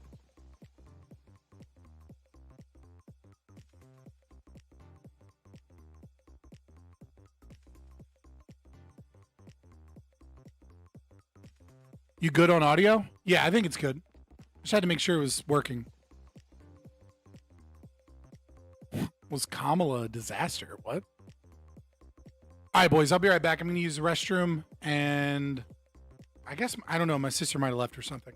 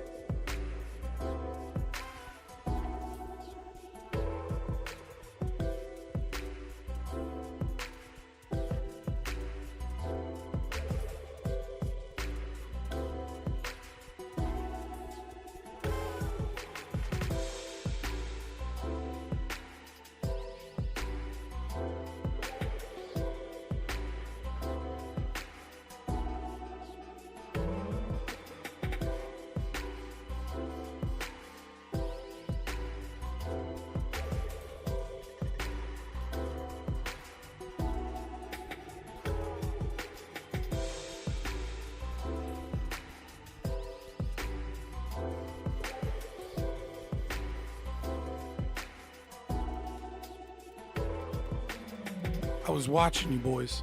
Okay. Mints, I'm banning you in chat. 5 minutes. I accomplished the Oh, somebody already got you. today, Good. Corey. Do not fucking phonetically So I hope spell out you're, the N proud of word.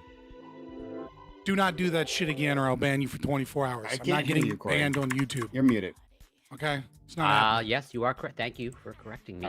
Well, I did it. I Do not do that. Yeah, 10 seconds is fine the first time to delete the messages. Don't do that shit. You got out of bed. You showered. I can get in trouble. And neither did Scott either, because he can't.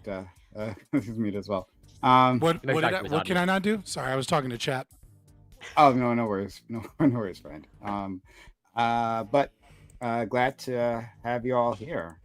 Really excited. Yeah, exciting times. Have you Yeah, seen? I guess you haven't seen Fantastic Four yet, since it's not on Disney Plus. I haven't. No, I haven't seen it either, because it's not on.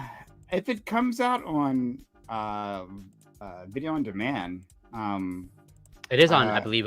That's where I'm asking. Is like I saw it. It's on my whatever Prime library now. Well, Prime Video, not. Okay. but to rent it or buy it is like whatever. It's like $30 Canadian. It's like I'm not doing that. I actually saw that movie.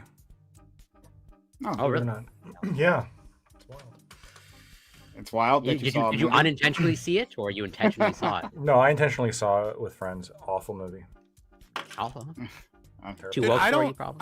I don't trust Was it woke? anything that I don't know, I comes didn't out see it. of any of these places at this point. I'm such a boomer at this point. Like I'm just like, nope. Oh, did you see that movie? The answer is always no. I haven't watched a movie, like a new movie from Hollywood in like years. I can't. I'm disappointed literally every time. Every time I get excited, I'm like, oh, I'm going to check this out. It's just mid at best.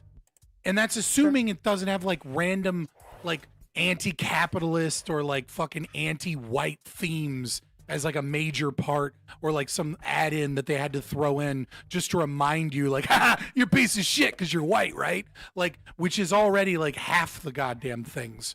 But like, Well, I can see assuming the none of anti-capital- that is yeah. Yeah, some specific examples of the anti-white. I can certainly see Hollywood anti-capitalist, but there's nothing. But maybe I'm just not paying attention. But like, do you have any examples of like there's anti-white nothing, that? there's nothing where it's like it's very, very rare, other than like the video games industry, where they're just like gonna come out and say anything, right? But it's just like how like someone's like, hey, check out this new show. You know, it's a fun sitcom where the dad is a useless dope idiot and the mom is actually the smart one. And it's just like the themes of the message just, it's like, okay, I've seen this trope. That's like a commercial I feel too, like, right? yeah, it's like I feel like the right-wing version of Anita Sarkeesian, where I'm just like, these tropes, I hate them. Like, you know what I mean? It's like, it's just, so I just don't care anymore. I just can't, like, I don't know. Like, maybe somebody someday will do something that really brings me in. I sent you an invite for the collab thing. Oh shit, yeah. I'm not getting it. Give me a second. Let me see if I can find you. That wasn't the issue with the Fantastic Four. No, I'm saying The issue assuming was- that isn't, they're usually just mid. Well, this was worse than just mid. It was just a bad movie. And it was bad not for any kind of like woke themes or anything like that. It was just bad because the acting sucked. And there was like multiple times in which they tried to like do jokes that fell flat, in my opinion, like really hard, to the point where like nobody in the theater laughed. And it was like pretty. Was there anyone else in the theater? Yes. Just like there was- Reddit energy kind of jokes or something, where it's like, oh, Yeah, well, no, like here, I'll give you the best example. So there was this like Careful, spoilers. Prime is gonna really freak out. I guess it's a new movie. Yeah. Okay. Well, I guess I won't do you the favor and spoil you this movie for you. But if you watch it, there's gonna be a scene where you're like they're like building up to this joke, and then it happens, and it's very much not funny. Okay. All right. The only good thing, the one good thing I'll say about the movie is the like the theme of it. It's pretty cool. Cool. All right. Well, I will let you know when the embargo is over, We can discuss it. Video gamer. Yeah. So, unfortunately, the other half of the crew kind of dropped out of this. Oh, really? So, People dropped? You want to talk about Israel Palestine? Yeah, we can. We got Ali here. Hell yeah. Oh, and his initial opinion was in agreement with me. So. Wait. Blackwood has his token Muslim, and so I guess we're good to go. Everyone, I have my Muslim now on the argument. My agreement is that, like, if this thing on paper goes through, yeah, sure, but like, I agree. But it isn't. So like, you know, that's well, the issue. we don't know. We don't know. If here, I'll say this: if that plan is put into effect on like as written, every point, I think it's a great plan. See, my issue is that Bibi literally just came here and bought all these American influencers and wants to buy TikTok and wants to push the propaganda. Like he openly said, "Hey, we need American influencers to push Israeli propaganda in America for like." As if this is a benefit to America for some reason, whatever it may be. Yeah. So like, no, I don't know that he's going that Bibi's going to be this take this path to peace, right? They'll accept the deal. They're not going to. They haven't presented it to Hamas yet, so we'll see. We'll see how that goes. But here's the cool thing: the plan even has the contingency if Hamas rejects the deal. Right. Like I said, I did a quick read, so I'm actually going to pull this up right now and look at it. Yeah, there's a bullet point. There's a bullet point in it where it's like, in the event that Hamas rejects the deal, then this new authority is going to have jurisdictions, going to take jurisdiction away from the IDF in the areas that the IDF currently controls. So it's literally piecemeal. They're going to like piecemeal peace plan it. Okay, let's see. But so Prime, was I correct about your issue being that like, you know, now they're talking about an actual plan, and the plan that probably isn't going to happen regardless. You know, is that your contention, or what's your issue there? Yeah, what are your thoughts on the plan? This is an embarrassing distraction. What audience we have currently? So Trump released a 20-point plan, a Gaza peace plan. He announced it today with Netanyahu and like a joint thing. And this is supposed to be presented to when you say the world. When you say this plan is a piecemeal plan, is that when the IDF cooks food in the name of peace right next to a bunch of Gazans? The Gazans get aid under the plan. So anyway, it's a 20-point plan. Yeah, so that's been presented, and now supposedly we're waiting for is Hamas to say yes to the plan, and then we will have peace in the Middle East, as Trump announced. Yeah, so my opinion of this plan, it's 20 points, and I mean, it was presented like on Twitter, right? No ethnic cleansing in the plan. Which the way we do political announcements today, but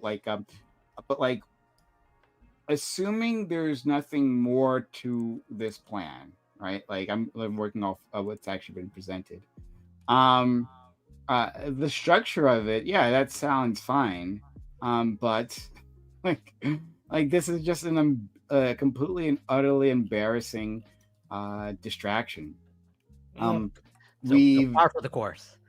It's par for the course, yeah, especially for the Trump administration. But actually, to be clear, this is a bipartisan embarrassment as well, right? Because we've been down this road before. Hamas has agreed to at least a half dozen, probably more than that. I've lost count. Half dozen peace treaties. Hamas doesn't stop saying yes to peace treaties. It says Hamas says yes to peace treaties that Israel puts forward, or America does on Israel's behalf, right? It keeps saying yes, and then Israel goes, we got to change the terms of the agreement immediately, right? And remember, there was that thing that happened at the very start of the Trump administration that really big event that happened here. Oh yeah, there was that ceasefire that Israel agreed to and immediately broke. Or Israel So- killing the negotiators in Qatar, or every chance they get actually. And assassinating peace negotiators, right? You would think that would be a message to the rest of the people, but we got rubes here who are falling for this.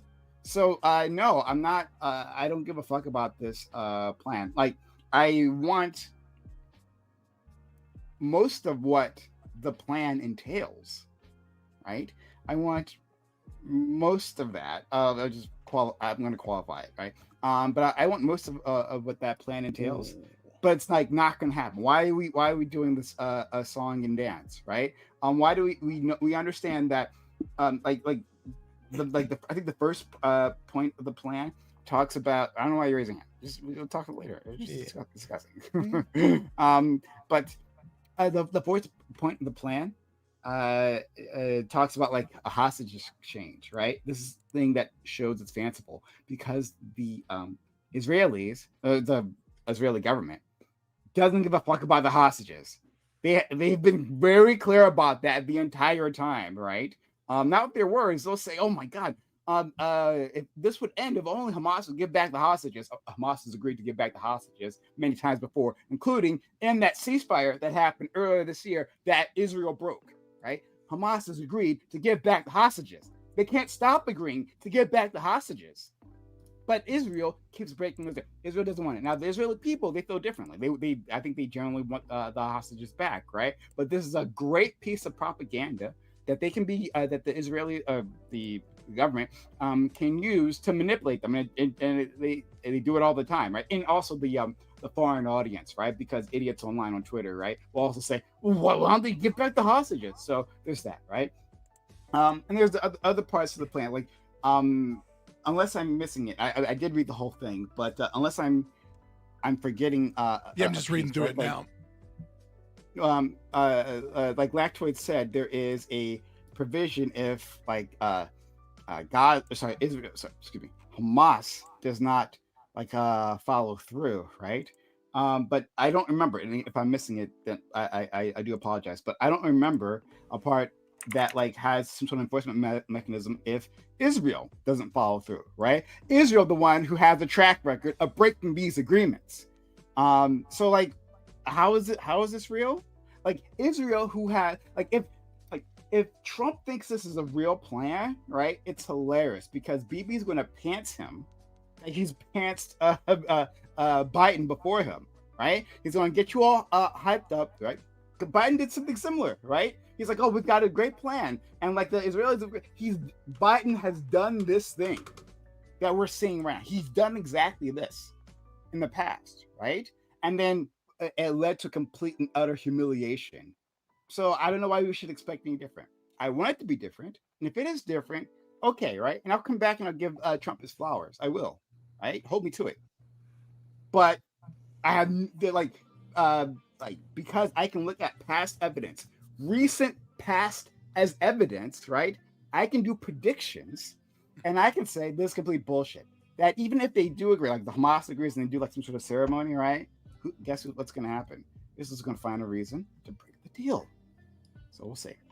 Yeah. So wait, real quick. I kind of so the other side of the coin, right? After thinking about it and looking at this real quick, this comes up real quick after Israel comes and starts talking about how their propaganda needs to change and has a whole discussion about propaganda change. And maybe this is a new tactic, right? They're like, hey, listen, if you concede to the Palestinians, or if you even say Palestinian a bunch, right? They refer to Gaza as Gaza, but then the Palestinians, right?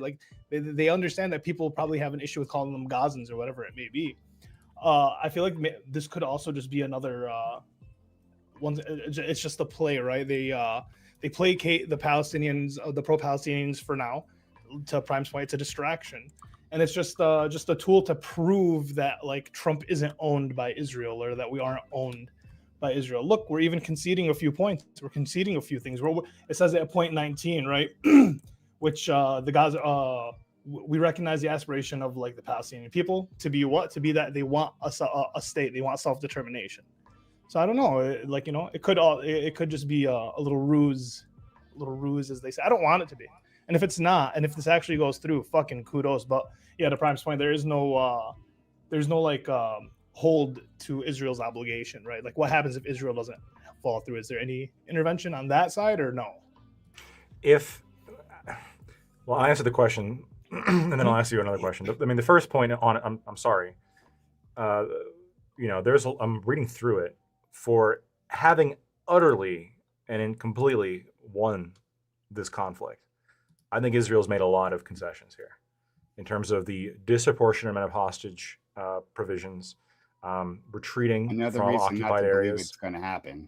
Well, hold on. So we're in the realm of like assuming it's going to happen, right? No, I'm not. No, we're not in the realm of that. That's like we can't do that. We're discussing the plan. Realm. Right. The point is we're discussing the plan. we talk about follow the thought experiment for a minute. But just follow with me. Okay. So, assuming that this plan is carried out, Israel is making a lot of concessions, and the winner of a conflict usually isn't expected to make a whole bunch of concessions, right? This is the same thing that I run into all the time when people ask me about like the Ukraine-Russia thing. Like, well, what's Russia going to give up? They're winning. Like the winning side doesn't have to make a bunch of concessions. That's how winning works. Assuming that this plan is put into effect, I think it's very conciliatory. I think there's a couple things in here that really address the main concerns that I had, such as point 12, no one will be forced to leave Gaza, and those who wish to leave will be free to do so and free to return. That is a massive, like if 12 is put into place, that is massively cool. Right? Because the ethnic cleansing shit was my concern. And if this plan is put into place, this doesn't have any of that. The Israelis it actually seems to be a right to return. It's in It's in the plan, and then it's in the plan. Let me just read it so we're not confused. No one will be forced to leave Gaza, and those who wish to leave will be free to do so and free to return. We will encourage people to stay and offer them the opportunity to build a better Gaza. Yeah. Yeah. So if that is followed, right, whenever they want. I think that's really good, and I think there's parts of this peace plan that I think are really good. And I think that if Netanyahu's already agreed to it, right? At least publicly, right? He's already come out and said that he agrees agreed to lots of things before. Yeah. Like I said, Lactoid, I know you feel exasperated with the way I'm. You just want them to take these Israelis in good faith. I'm just like telling you the thing, like reality. Hey, can I ask a clarifying? You have to negotiate with them. They're winning. A lot of shit already. Can I ask a clarifying question? Yeah. So, it seems like, can we separate? Yeah. Sorry, I was just looking to the side for a second. Can we separate? In one instance, your kind of black-pilled belief, which I think is not necessarily wrong, to distrust that the plan will go through with the plan itself, right? Like I think we can like put maybe a wall between those for a minute, right? And engage with the plan itself, like, because I totally understand you being like, I don't believe this is going to happen because it's too good to be true, and if something's too good to be true, it usually isn't true, right? And so, and I totally understand the skepticism that the deal is intended for that. I totally understand the skepticism of maybe this plan is a propaganda design to be like, look how conciliatory Israel is, right? And it's Hamas that won't do anything. And you know what? Since they broke down communications on point 17, now we're gonna bomb them into fucking oblivion, and we're the good guys while we're bombing them. I totally get all of that, right? But if we can just look at the plan itself and say, okay, if this is a genuine goal of the Trump administration, and these are the genuine policies that they're going to strive for in this, is that a good thing? Is this a good plan? Right? Like, I totally understand being like, I don't think it's going to happen because Israel's going to fuck it up, and they're going to spin this in such a way that it's Hamas's fault, because Hamas they're easy to fucking propagandize against. They're fucking murderous terrorists that all deserve to be. You know what I mean? Like, yeah. But yeah, sure. All right, fine. But later on, I want to go back to my black pilling. But yeah, if you want to ask me anything else, I won't bring it up. No, I'm not saying don't bring it up. I'm just saying, like, maybe we can like treat these as two things, right? Like, number one, this part of the deal is good. Number two, I don't think the deal's actually going to go through for these reasons, as opposed to combining those arguments. The other thing too to address is the blackpilling part. You have to negotiate with Israel. Like, they're winning. What are you going to do? Beat them? Sorry, is this to me? Well, yeah, kind of. Like, you're saying, I don't trust Israel's going to go through with any deal. Like, the only way this stops is if we get some kind of deal between Israel and the people. Well, no, there's more than one way for this to stop, right? There's the U.S. actually, and the international community actually putting pressure on Israel, right? Like stopping the shipment, stopping the aid, right? Like boycotts, investment, and sanctions, right? Like that's another way to do that. That's just the one we just don't want to discuss, right? But I understand what you're trying to say is that assuming, right, that our politics doesn't massively shift tomorrow, then we have to deal with the field as it is, right? Which would involve, like, you know, making a deal for Israel to agree to. But I acknowledge that. I know that. Okay. Then there's that other thing that I'm not discussing right now. No, you can discuss both. I'm just saying let's compartmentalize them. No, friend. I get you. I'm not trying to criticize. For ease of conversation, it wasn't even like an attack on your beliefs. Right. Just I see. Here's my initial reaction, right? Because I'm just reading this now because my sister came over earlier. I didn't look in, like I skimmed through the plan.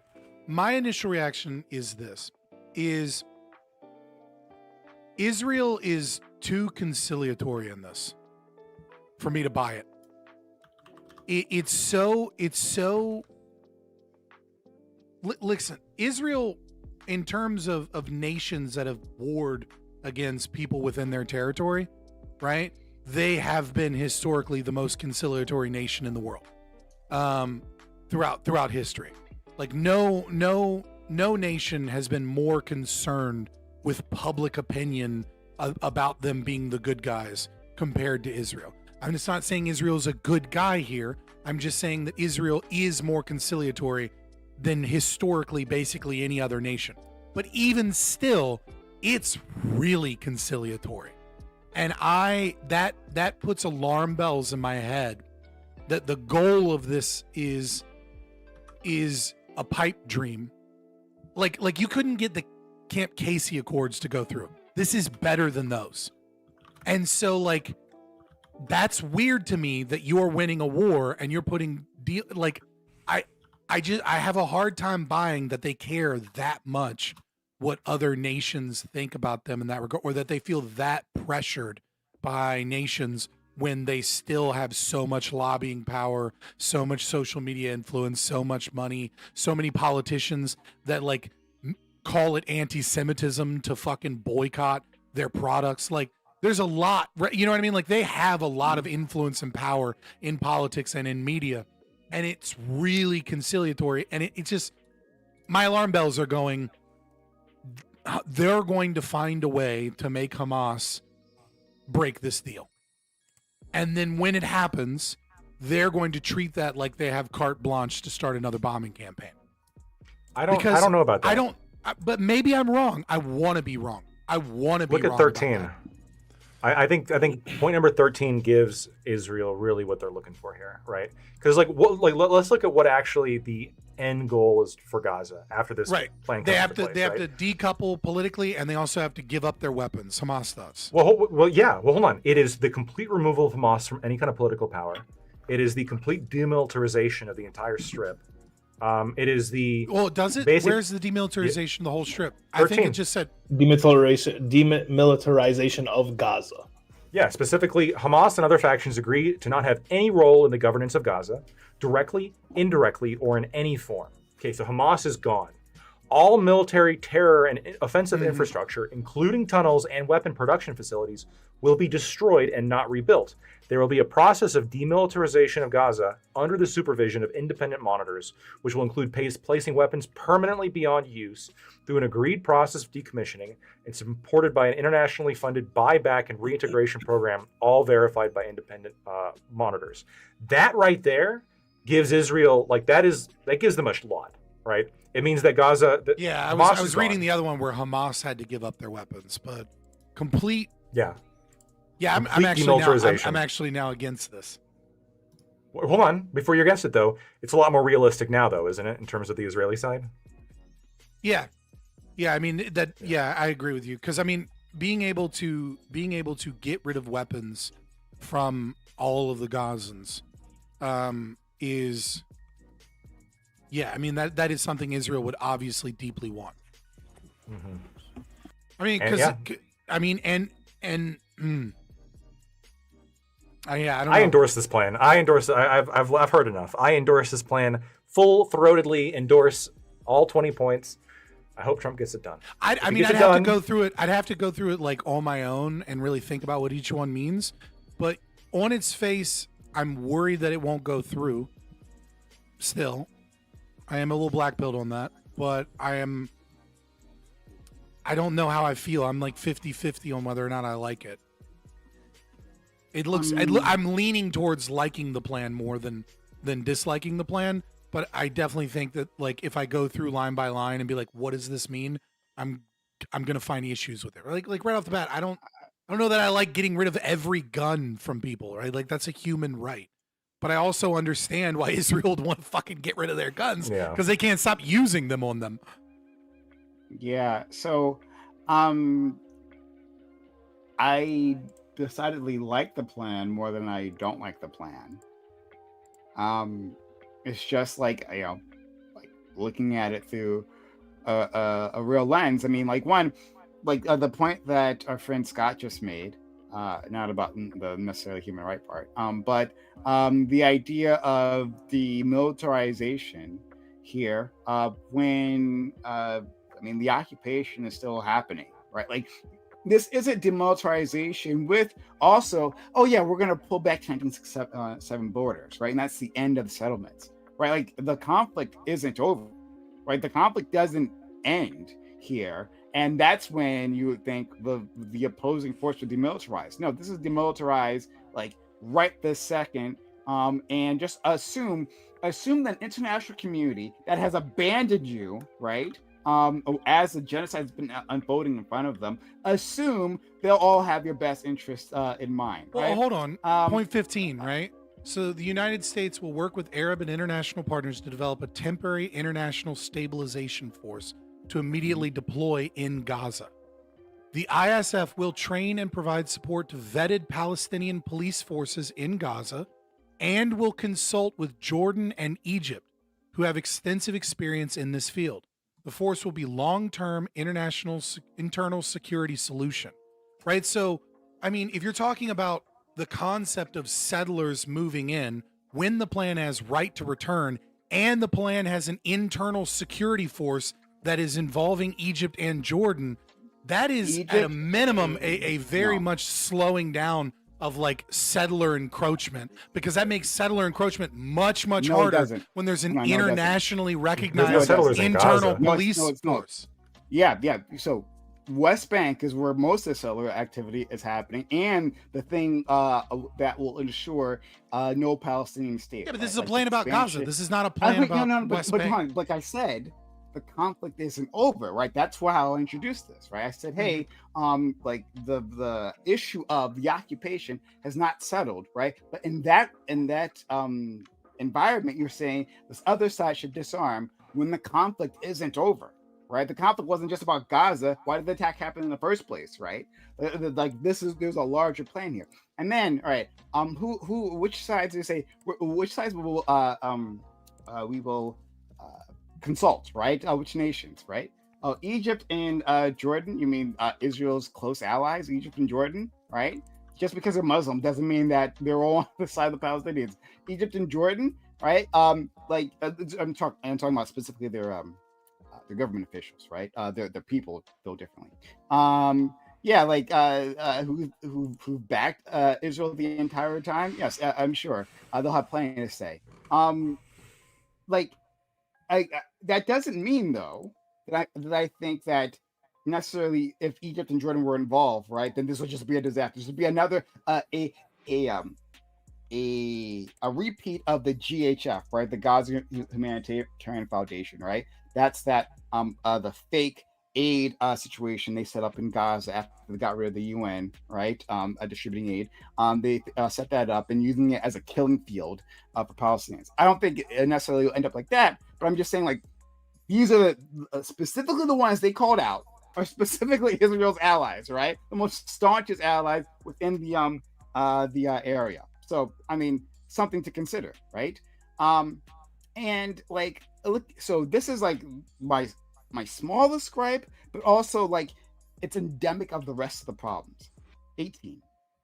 An interfaith dialogue process will be established based on the values of tolerance and peaceful coexistence to try and change mindsets and narratives of Palestinians and Israelis by emphasizing the benefits that can be derived from peace, right? This bullshit. 18, right?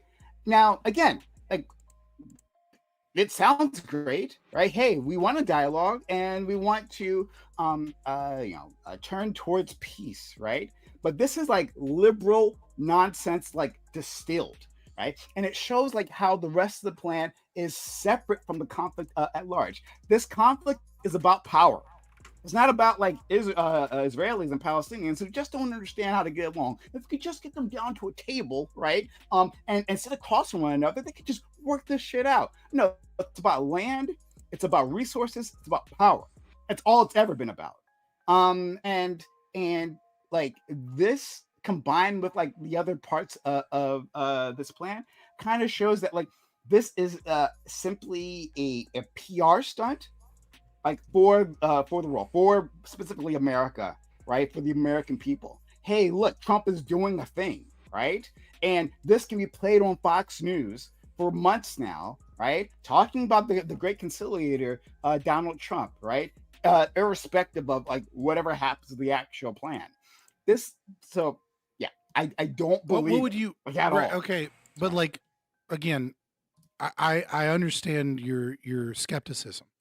What would you change about the plan that would make the plan more likely to succeed? Because that seems to be your gripe, is the inability of the plan to be a success. How could you change this plan that would make it that I'll give you an Israel would be example right more now. likely to accept this? Because you sorry. seem to be selling the idea that Israel's the one that's not gonna accept. Israel's gonna be the one to tank it. So how would you make this better for Israel, so that which would be a better plan? Wait, tanking it regardless of it being better for them or not is the issue, right? Hold on, Like, hold on. Let me speak for myself. Hold on, I got this.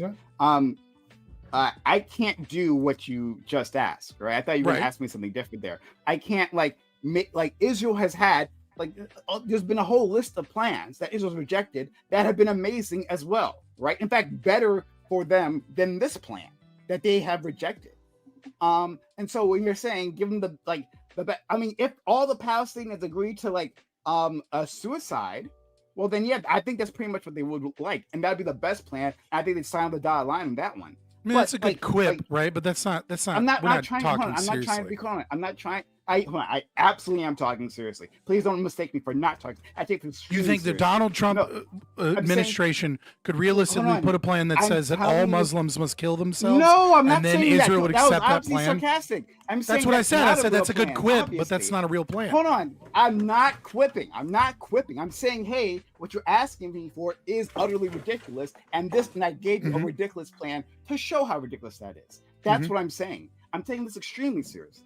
So anyway, right? Like, I thought we were going to say, hey, what would in what ways would you have to change this plan for myself, Prime, that I would take this more seriously, and what I would think the rest of the world should take this more seriously. So I was going to give you an example of that, right? But for Israel, no, Israel is not to make it better for Israel. Israel is not an honest partner in all of this. So we got to put that aside. Anyway, so my suggestion would be,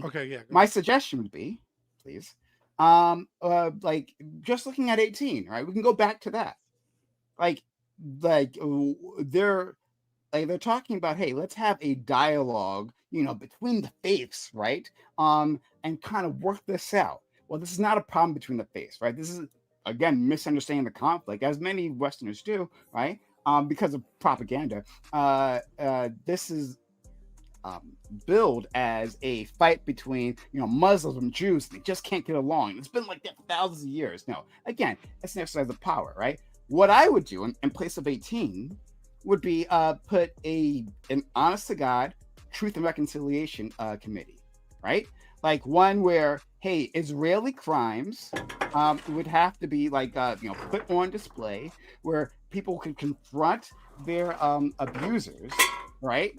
And they work it out the way the South Africa did, right? So the Truth and Reconciliation Council's there, right? Like that was an amazing moment of actually reckoning with what's happened, and the same could be true for also the other side, right? For any Palestinian crimes that took place. But that would be like a real moment of reckoning, right? And then so they had another bullet point there about giving the opportunity for Hamas to give up its weapons and to reintegrate or something like that. Well, I would do the same thing for IDF, the IDF war criminals, right? I would say these individuals, who, and like we're talking about like the worst of the worst here, right? The one, I mean, these people are very well documented. They should also be given that opportunity, right? To repent in front of the world, like that would be something serious, I think, while keeping the rest of the framework in place. Okay, so I have a couple issues, obviously. First and foremost, I agree with the idea that this isn't a purely religious issue, right? Like anytime someone says, "Oh, this is like this can," any univariate analysis is almost always going to be wrong when you're dealing with politics and governments and nations. But the idea that there isn't a religious element to this is also just nonsense. The idea that there isn't a religious hatred that Muslims have for Jews, that the idea that the Hamas charter itself I'd say ethnic hatred. It's more of a racism than it is because of religion, right? It's because the Israelis and the people that invaded and so on and so forth are the Yahud, they are the Jews, right? That's just like the terminology they're using. But like, yeah, I mean, Judaism. So much as for religious issues, no. If you're taking issue with me saying religious, Judaism, Jews is always going to be a weird one because it's both, right? Because it is both an ethnicity and a religion, and it's treated as both. Right, like there's no other religion where like I'm saying I don't think Muslim it's the Muslims means versus the Jews. I think it's the Arabs versus the Jews, right? Yeah. Like, so Scott, it's a different Jews. Scott, I hear what you're trying to say on the religious front, right? I would just say that like everything that I said previously before is correct, right? And that this is an expression of a competition of resources for power, for land and all that, right? Mm-hmm. But the conflict is oftentimes expressed religiously, right? The reason why I should have this land, right, this great resource, is because of God said so, right? The reason why we need to band together as a group of people and fight the invaders is because they are a religious taint on the land, right? Like the evil Jews, right? Like we look at other competitions for resources, right? And when they're divided along ethnic lines, right? Well, then you're going to have some sort of ethnic bigotry, racial bigotry, right? It's still the same thing, right? Still that competition. If that competition wasn't there, maybe the conflict oftentimes isn't there at all, right? But it's certainly expressed when we're talking about it, right? Hey, I hate those N-words. I hate those, whatever, right? Yeah, I mean, if this gets done, would you give him the Nobel Peace Prize? If it actually gets done. Actually the fully plan accomplished and like wait, and the Palestinians are returned? Will you personally give it to him, Prime? No. Like, would you support that? Like, let's say this peace plan goes into effect and like Israel actually follows through under pressure from Trump. Like Trump was like, blah, blah, blah, and he actually pressures Israel and they do it. Do you think Trump should get the Nobel Peace Prize? 5 years, 5 years of consistency. I'm down. I got you. Okay. If it What about you, happens, Brian? if it works, That's gonna be If this works out. That's gonna be a posthumous plan. 5 years, Trump's Yeah. gonna be dead. I'm saying it now. Yeah, he's old. Hold on. Let's be clear. Scott said that he's the AMP cap here, not Prime. So when this played in the future, this wasn't a leftist plan to get rid of Trump. But anyway, what? I followed it. Yeah. It's sorry. I'm joking around, friend. How dare you? Yeah. So Lactoid. Would I support giving the Nobel Peace Prize to the man who bombed Iran? That one, right? Yes. I want to make sure we're talking about the same. That's the one and only. Yeah. Well, not the only person that's bombed Iran, but you know. Yeah, it's fair, right? The individual who, right, despite all like your assurances, right, is now trying to extend the Ukrainian Russian war. That one. Just want to make sure we're talking about the same person. Same person. If he does this, he does this. Yeah, the same one who was bombing Yemen into the dirt, right? Trump ago. wasn't bombing Yemen. He was supporting he the bombed blockade. Nobel Peace Prize actually. He was flying the jet. Yeah, he did. Not in his. Are you talking about his first term, or are you talking about recently? No, second term. Oh, okay. Because first term, Obama was bombing Yemen, right? Obama and then it Trump continued on to Trump. Trump wasn't bombing. He was just supporting the blockade with Saudi Arabia. They weren't No. actively Well, I mean, bombing. He was giving weapons to people that were bombing. Obama, as far as I know, Obama never actually also bombed Yemen. It's like he gave weapons to Saudi Arabia and they bombed them, right? Saudi Arabia has no both gave weapons to Saudi Arabia. Obama as Pentagon, right? I won't say it's Obama specifically because the deep state often works on their own interests, not listening to the president. This happened with Obama just as much as it happens with Trump, right? Yeah. Was funneling a lot of weapons from like Turkey and other nations into terrorist organizations. And then Trump attempted to put a stop to that. And then the Pentagon just started using the DOD instead of the CIA. They found a loophole to disobey what Trump was ordering because Trump was ordering the stopping of funneling weapons to terrorists. And then the deep state just kind of did it with like the USS Picatinny. And then they used Eastern European countries, Ukraine being one of them, to supply weapons to terrorists so that they looked like Russian weapons. And we spent billions of dollars of American taxpaying dollars to directly disobey Trump's orders so that we could make it look like the Russians were funding terrorists when we were funding terrorists. USS Picatinny in Pentagon. That's what you should Google, and you'll find more information on that. Well, thank you so much. But yeah. Okay. Sorry. Go ahead, sorry. Did Lactwood want to I don't know.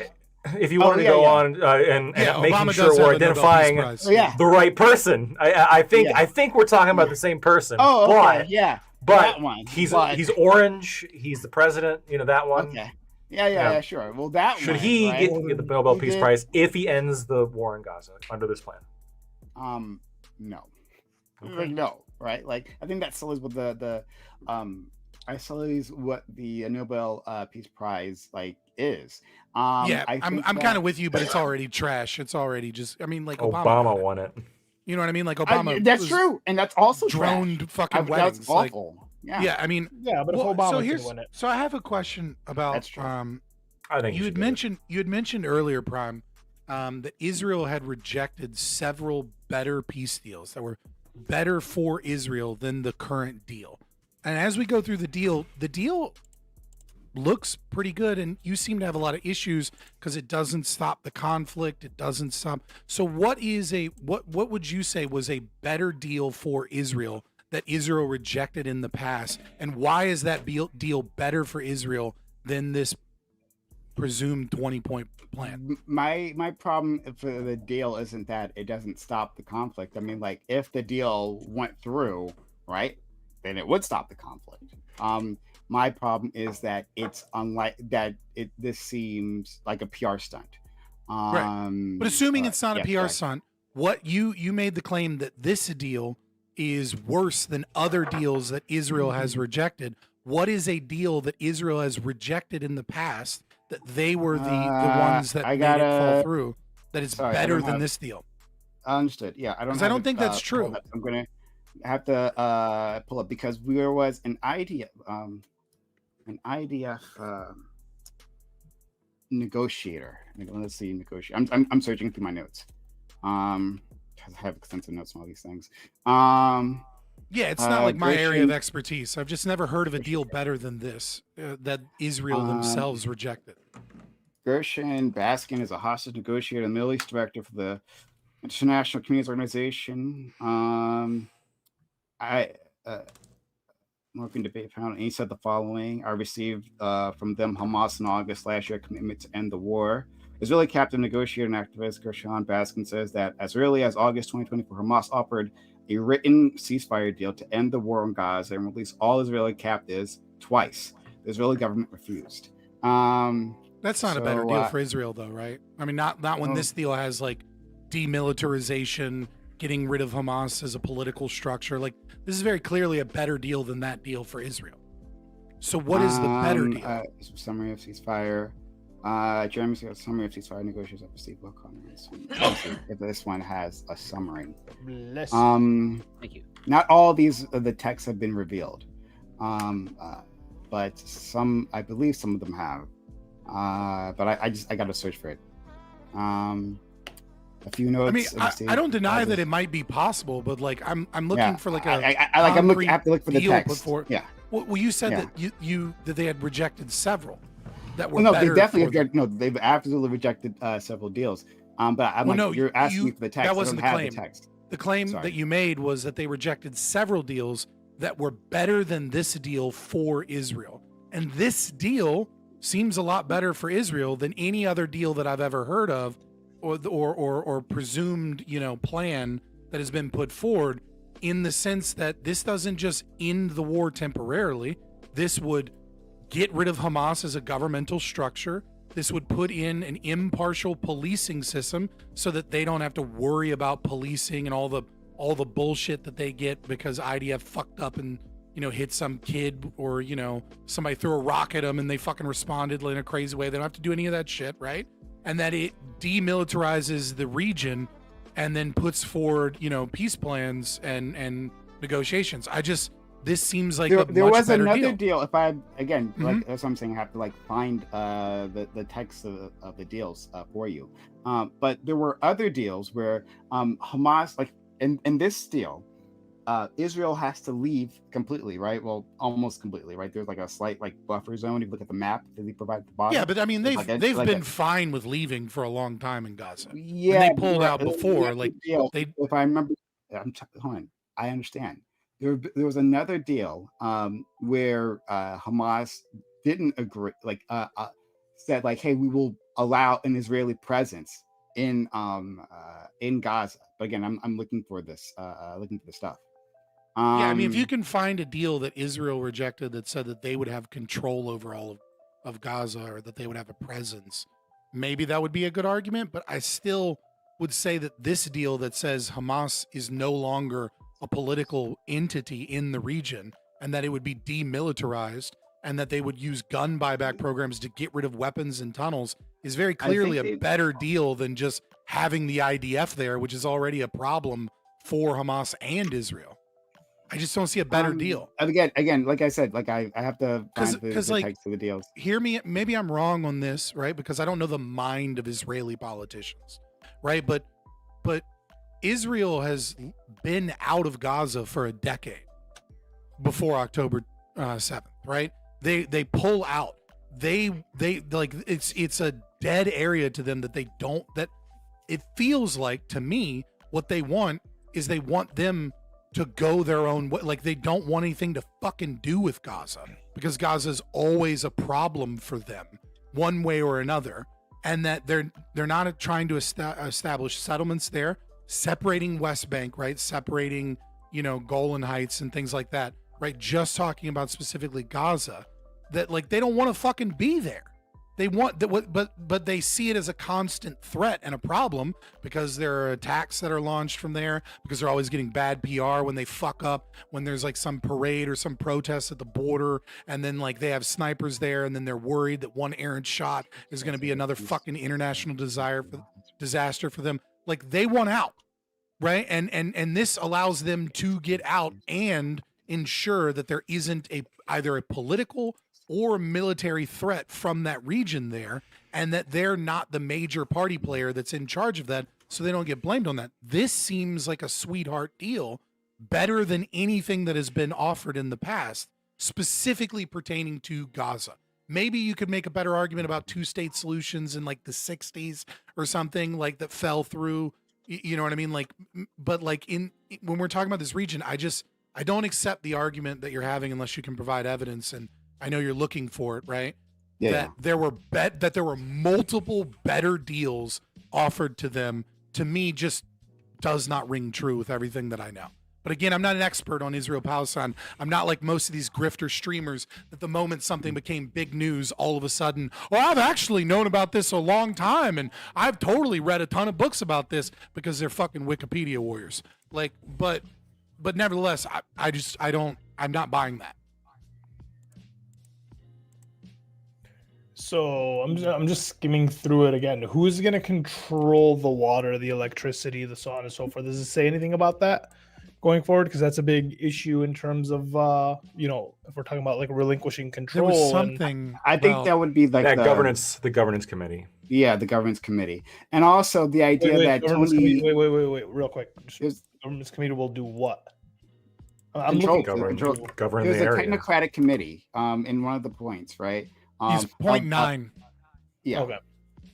This committee will be made up of qualified Palestinians and international experts with oversight and supervision by a new transitional body, the Board of Peace, which will be headed and chaired by Trump, with other members and heads of state to be announced, including former Prime Minister Tony Blair.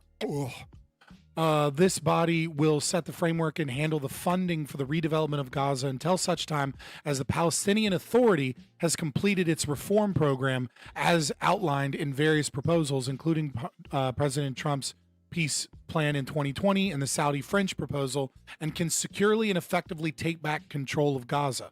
This body will call on best international standards to create modern and efficient governance that serves the people of Gaza and is conducive to attracting investment.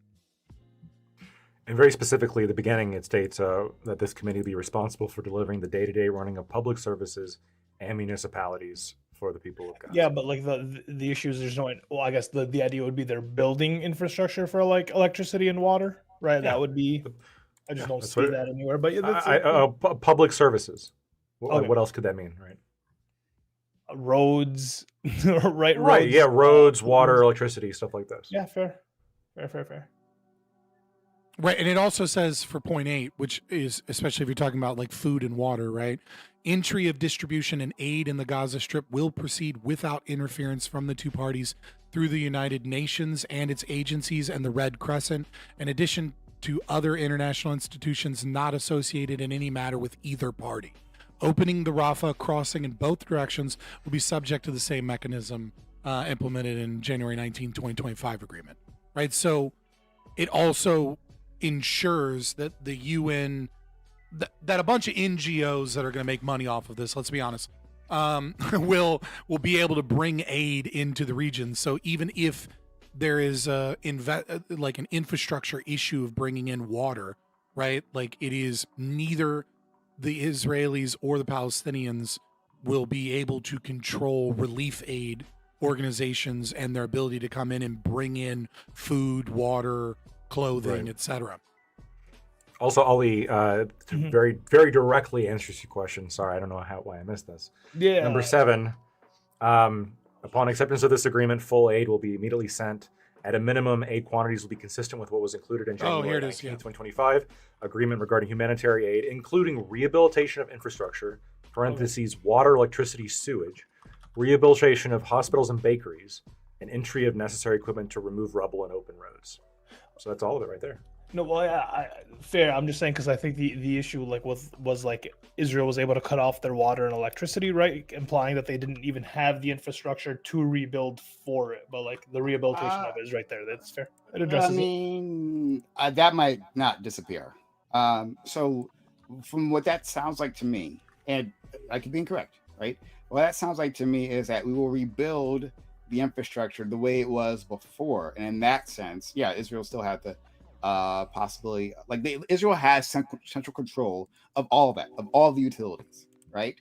And there's a provision there that I'm aware of that says that this will be any different. Well, that's number 9. Rehab number and 9 is rebuild are saying that different? Israel is like there's the governance of a technocratic apolitical Palestinian committee, yada yada, until Palestinian Authority is able to take over, right? So if the governance and municipality and the infrastructure and all of those things are like, you're saying that what we're going to do is that the plan, where are you getting the idea that the plan would allow them to only rebuild water and things at that facility that are dependent upon Israel? I'm saying like that was already the case previously. Right, that was the case all previously, yes. Yeah. And so what Ali seemed to be asking is, and maybe I'm incorrect, right? Is that, hey, where does it say that they'll have independent control of these things, right? So of these utilities. I think the term. I'm saying that my reading of number 9 seems to be that they'll have a committee to help with, like, managing these utilities, right? But like there's nothing that's here to say that they will have like those utilities will be completely separate, right, and not at all tied to Israel, and so that Israel will not. It says, "quote, this body will set the framework and handle the funding for the redevelopment of Gaza." End quote. Also, okay. Also, right. So it's like, so I mean, if they have the control of the funding and control of the programs of the redevelopment, then I think, I mean, politicians are corrupt, right? And the body is going to have fucking Tony Blair and Trump on it, right? So I mean, Blair, as well as other international leaders, as well as Palestinian leaders, etc. But like, so I mean, like, that comes down to an argument of whether or not you trust that this committee will truly be apolitical, or that will truly have Gazans' interests best in mind. I mean, I would disagree with that, but I would disagree that any governmental institution would, right? Well, you know what I mean? Hold on. So like the idea of a democratic, apolitical Palestinian community, I mean, that is a thing that can be formed, right? You can make that. I disagree, but that's fine. Sure. I think they always have political bias, and they always have, and like this whole apolitical thing is nonsense when you're doing politics. But look, hold on, but take it at its face, right? Look at the wording. This committee will be made up of a qualified Palestinians and international experts, right? The qualified Palestinians are the apolitical body, right? With oversight and supervision by a new international transition body, the Board of Peace, which will be headed by Trump and possibly Tony Blair, right? So you'll have a board, an apolitical board, with oversight by a very much political body.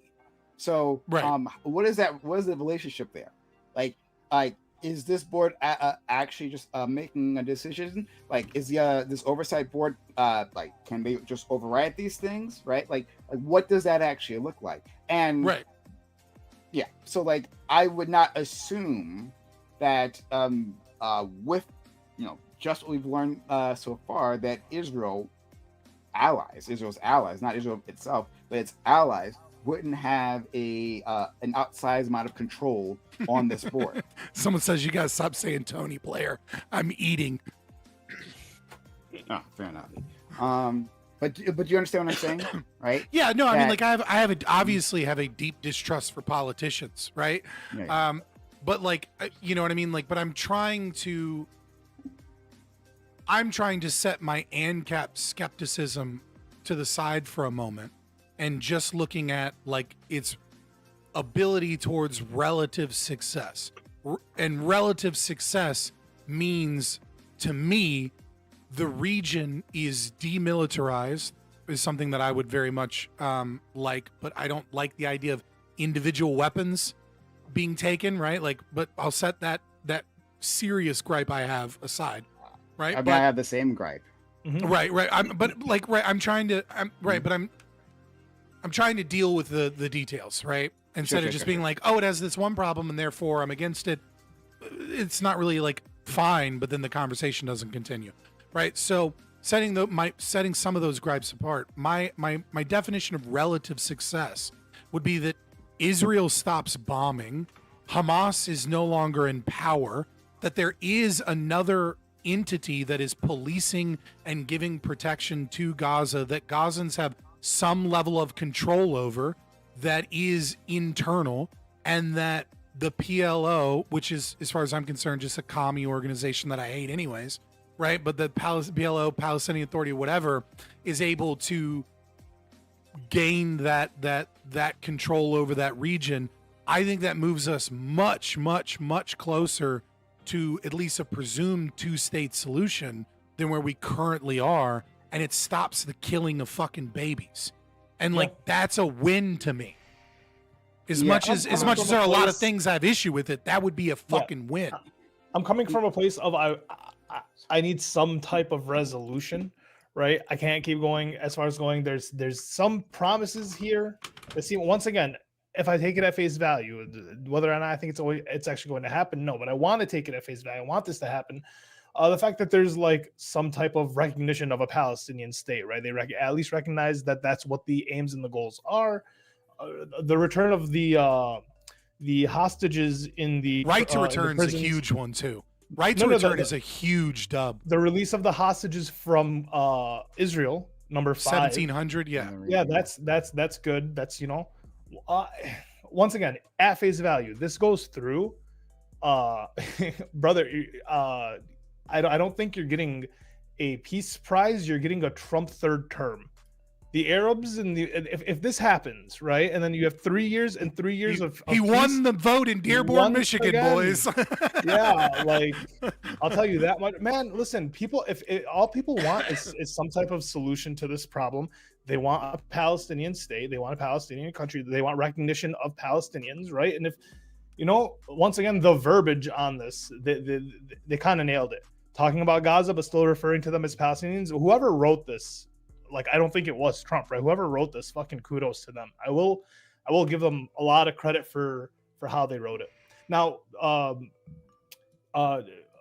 just for the record, 5 doesn't call them Israeli hostages, right? It says once all hostages are released, Israel released 250 life sentence prisoners plus 1,700 Gazans who were detained after October 7, 2023.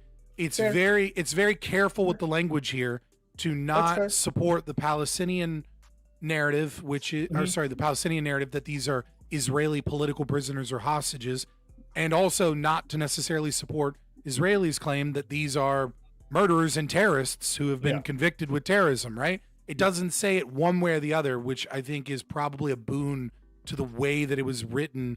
When I read it that way, it almost makes me think that maybe this is a genuine attempt, right? Because they very easily could have said the terrorists that Israel is holding or something, right? Like they very easily could have said something that would have pissed off Hamas just because of the language. And the language is very careful here to just say 250 life sentence prisoners, 1,700 Gazans detained, right? Like it's very descriptive without any moral claims on why those prisoners are being held by Israel. Yeah. And that to me, kind of like the more I'm looking at the language, it feels like a genuine attempt at a plan and not something that's just thrown together for propaganda purposes. No. And the terminology for like their infrastructure being rehabilitated rather than rebuilt, I do. I mean, maybe I'm giving too much to it, but rehabilitation does seem like they're going to put more effort into giving them their own like autonomy when it comes to like well, also says the goal is to attract investors, right? And so if the Board of Peace is doing what neoliberals do best, which is make big corporations really, really rich by funneling tax money into building shit, one way it's not the most efficient use of capital as far as I'm concerned. Obviously, I would consider it immoral, but it does point more towards, you know, hedge funds and investment firms building infrastructure that is designed to make a profit and is designed to be stable in a more long-term situation so that they can make money off of that, right? Because investors are not interested in something that is so unstable that they can't get a return on their investment. They're only interested if there's enough maintenance of at least stability, economic stability. I won't say peace, right? Because I wouldn't consider anyone under the occupation of governance purely at peace, but at the very least, economic stability would be a goal, because that's the only way they're getting a return on investment. Scott, I appreciate you taking off your ANCAP hat for this discussion. I'll give you your flowers now. Yeah, right. There we go. World peace. There we go. Yeah, Donald Trump getting the peace prize, boys. Whatever happened to Greenland, by the way? Just real quick while Prime's loading. We haven't forgot. Oh, okay, cool. We haven't forgot. You think never forget is about 9/11? It's about Greenland, boys. We're coming. We're still coming for Greenland. We need a naval base there for some reason. A bigger one. And there's a lot of minerals, a lot of lithium. No? Lithium would be nice. Lithium would be nice to get away from China and the slave labor that they use, since your iPhones that you tweet out your anti-capitalist messages from are usually made from, men and women that are being beaten and raped and tortured under the control of Chinese firms. But, it'd be nice. You have ethically sourced headphones and microphones over there, eh? Fuck no. But I did make sure that my cell phone is a Motorola, because I looked into where they source their cobalt from, because it's from Colorado, and that's why I specifically bought this phone as opposed to other phones, because I was able to get better ethically sourced for my cell phone. But yeah, my microphone and other things like that, like there's only so many fucking options on the market for those products. I would like to get a Fairphone, but I just don't have the money to buy the newest Fairphone and then have it shipped. You want to get the Trump phone? Where's that? I'm sure that's in the pipeline. No, fuck the Trump phone. Right. No, Fairphone. I appreciate the company Fairphone. The problem is that they're not based in the U.S. yet, so you have to get T-Mobile. That's but not the fair. biggest thing, it's a European company, but T-Mobile is the only service provider that'll where you can get 4G through those, the way the cell phone is made. But the biggest problem is getting the fucking batteries, because every one of the fucking country has laws on shipping a cell phone with a battery in it. Mm-hmm. And they're the lithium could so basically the only way to get a Fairphone actually is to either fly there yourself and then bring that on with a carry-on, or to know somebody that's willing to break a few laws to get the phone over to you. So I went with a Motorola because it was cheaper and easier. Fair. So I have the text not the text, but detailed reporting. One of the deals that was rejected. And I'm trying to look over another one, but I'll have to do it in a second. But with this plan, sorry, 1 second. I go respond to Yeah, this. well, at least for me, Scott, any plan that initially came out where they would have received all or most of their hostages, initially without the torment and the torture that ensued potentially, I think would have been a better plan to accept, right? To get back the hostages immediately would have been the best and the best approach, right? It would strip away.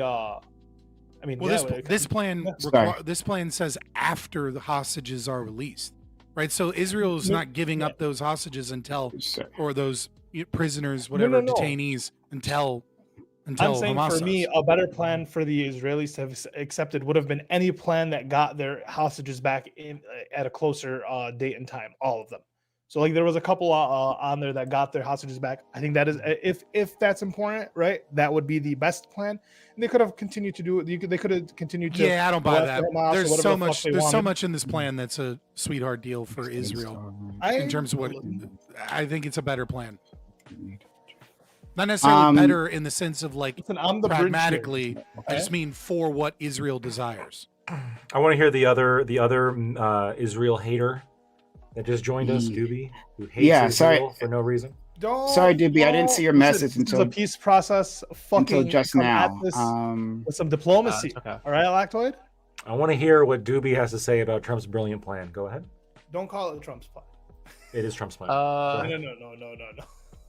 Oh, wait, before you do that, hold on. I do have some super chats. So let me get those out of the way, and then we'll continue. So thank you.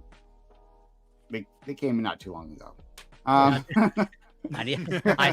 watching the YouTube. I know the time. Oh, Watch oh, your you own gonna say chat. something? What you gonna dick say watching? something then. You fucking dick watching, Corey? Get out of here. Me? What? I'm also giving him a view. Like, yeah. You're I watching. appreciate the view. I'm also here on the panel. My Brave browser does not like YouTube. If I open like a YouTube browser while trying to stream, like it is How not. dare a I fan. have the tab open of a panel that I'm on? I mean, God. Sorry, Alexander Wynn. Sorry, you were giving some super chats. I didn't see them until just a second, so I do apologize. He says Alexander Wynn, right of return to Gaza, not Israel. Yeah. Oh, okay. So Andrew, sorry, Alexander. I apologize. That's a response to what I was saying. Yeah, establishing a right of return. That wasn't when I was talking about this particular plan, right? But that's what I'm saying. That's why I'm skeptical of it all, right? Even the idea of right to return, the Israelis have been very clear that that's a no-go, right? So establishing it even in an adjacent manner makes me more skeptical. I think it's the exact opposite. I think right of return to Gaza is a narrative win for the pro-Palestinian side, right? Because like as it stands right now, one of the big presumed gripes of like Egypt not allowing refugees across the border is this concept of like, oh well, they'll have no right of return, and this gets Egypt on board, presumably because it defangs Egypt's excuse to not allowing people over the Gazan border, right? And allows Gazans to flee to Egypt if that's what they so choose.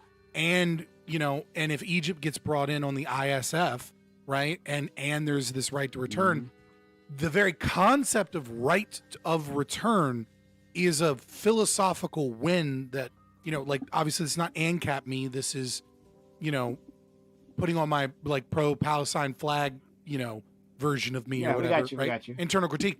That is a philosophical win that the pro-Palestinian movement needs to say, well, you recognize the right of return in Gaza. Why are you recognize that people have been pushed out of their homes and they have a right to return to their homes. This is a human right. Like, it's a step in that direction. What I just said. Wait a minute, hold on. Then you agree with what I just said, right? What I said previously is that the reason why I'm skeptical of the plan is because this would be against Israel's interests, right? And then what you replied with, no, the reason why I think this is okay. I mean, like, if you're skeptical of the plan from a pragmatic perspective because you think that's a bridge too far, sure. I was under the impression that you were saying that you were skeptical of the plan because it doesn't go far enough in instantiating right of return, and that the conflict between the Arabs and the Jews is continuing here. No, I'm skeptical because of the things that you said, right? Like, okay. Because maybe maybe from a pragmatic perspective that makes it harder to get the deal. But I think it might be the compromise that Israel is willing to accept, because Israel's not going farther than right of return to Gaza on this deal. We know they're not doing right of return in the Golan Heights or fucking or Israel proper from the Nakba. Like, that's not fucking happening.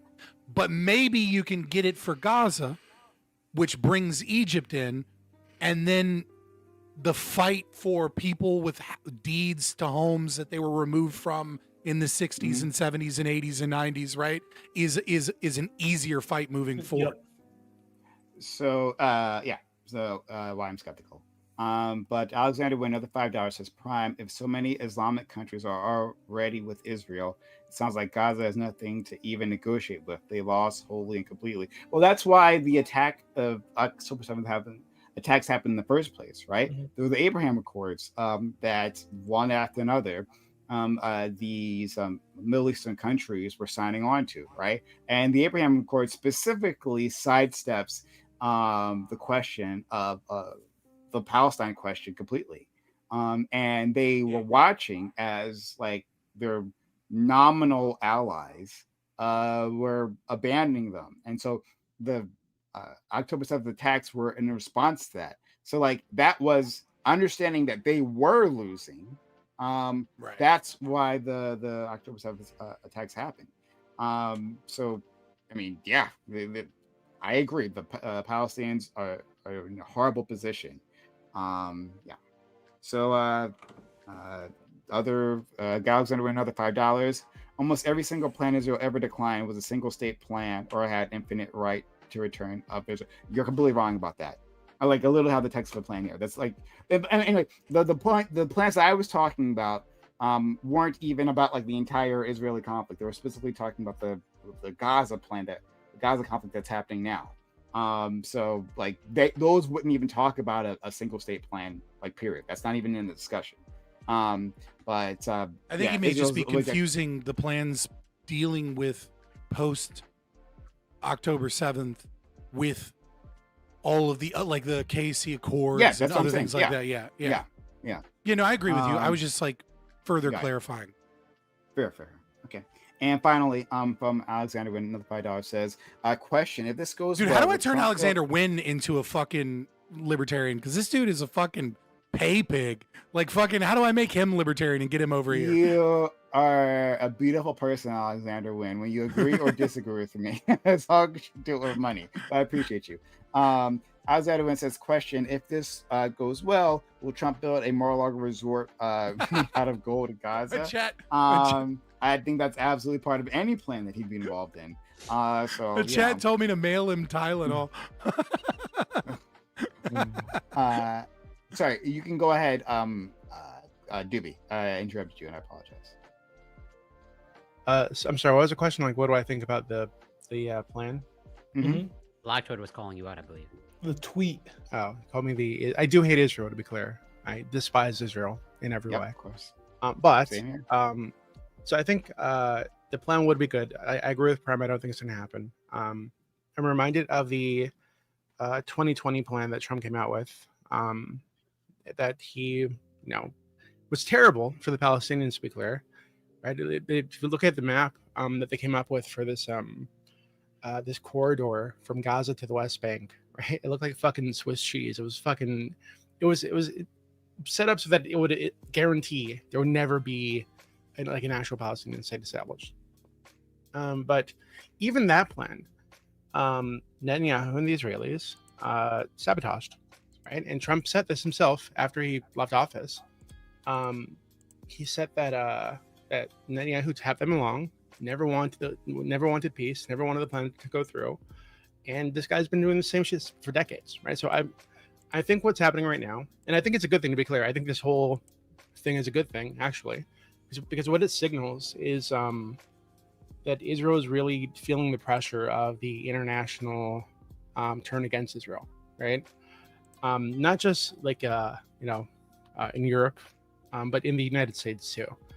I think they really, really, really care about what the U.S. public thinks about Israel, right? That's why they put so much money into propaganda here and into influencing our politicians.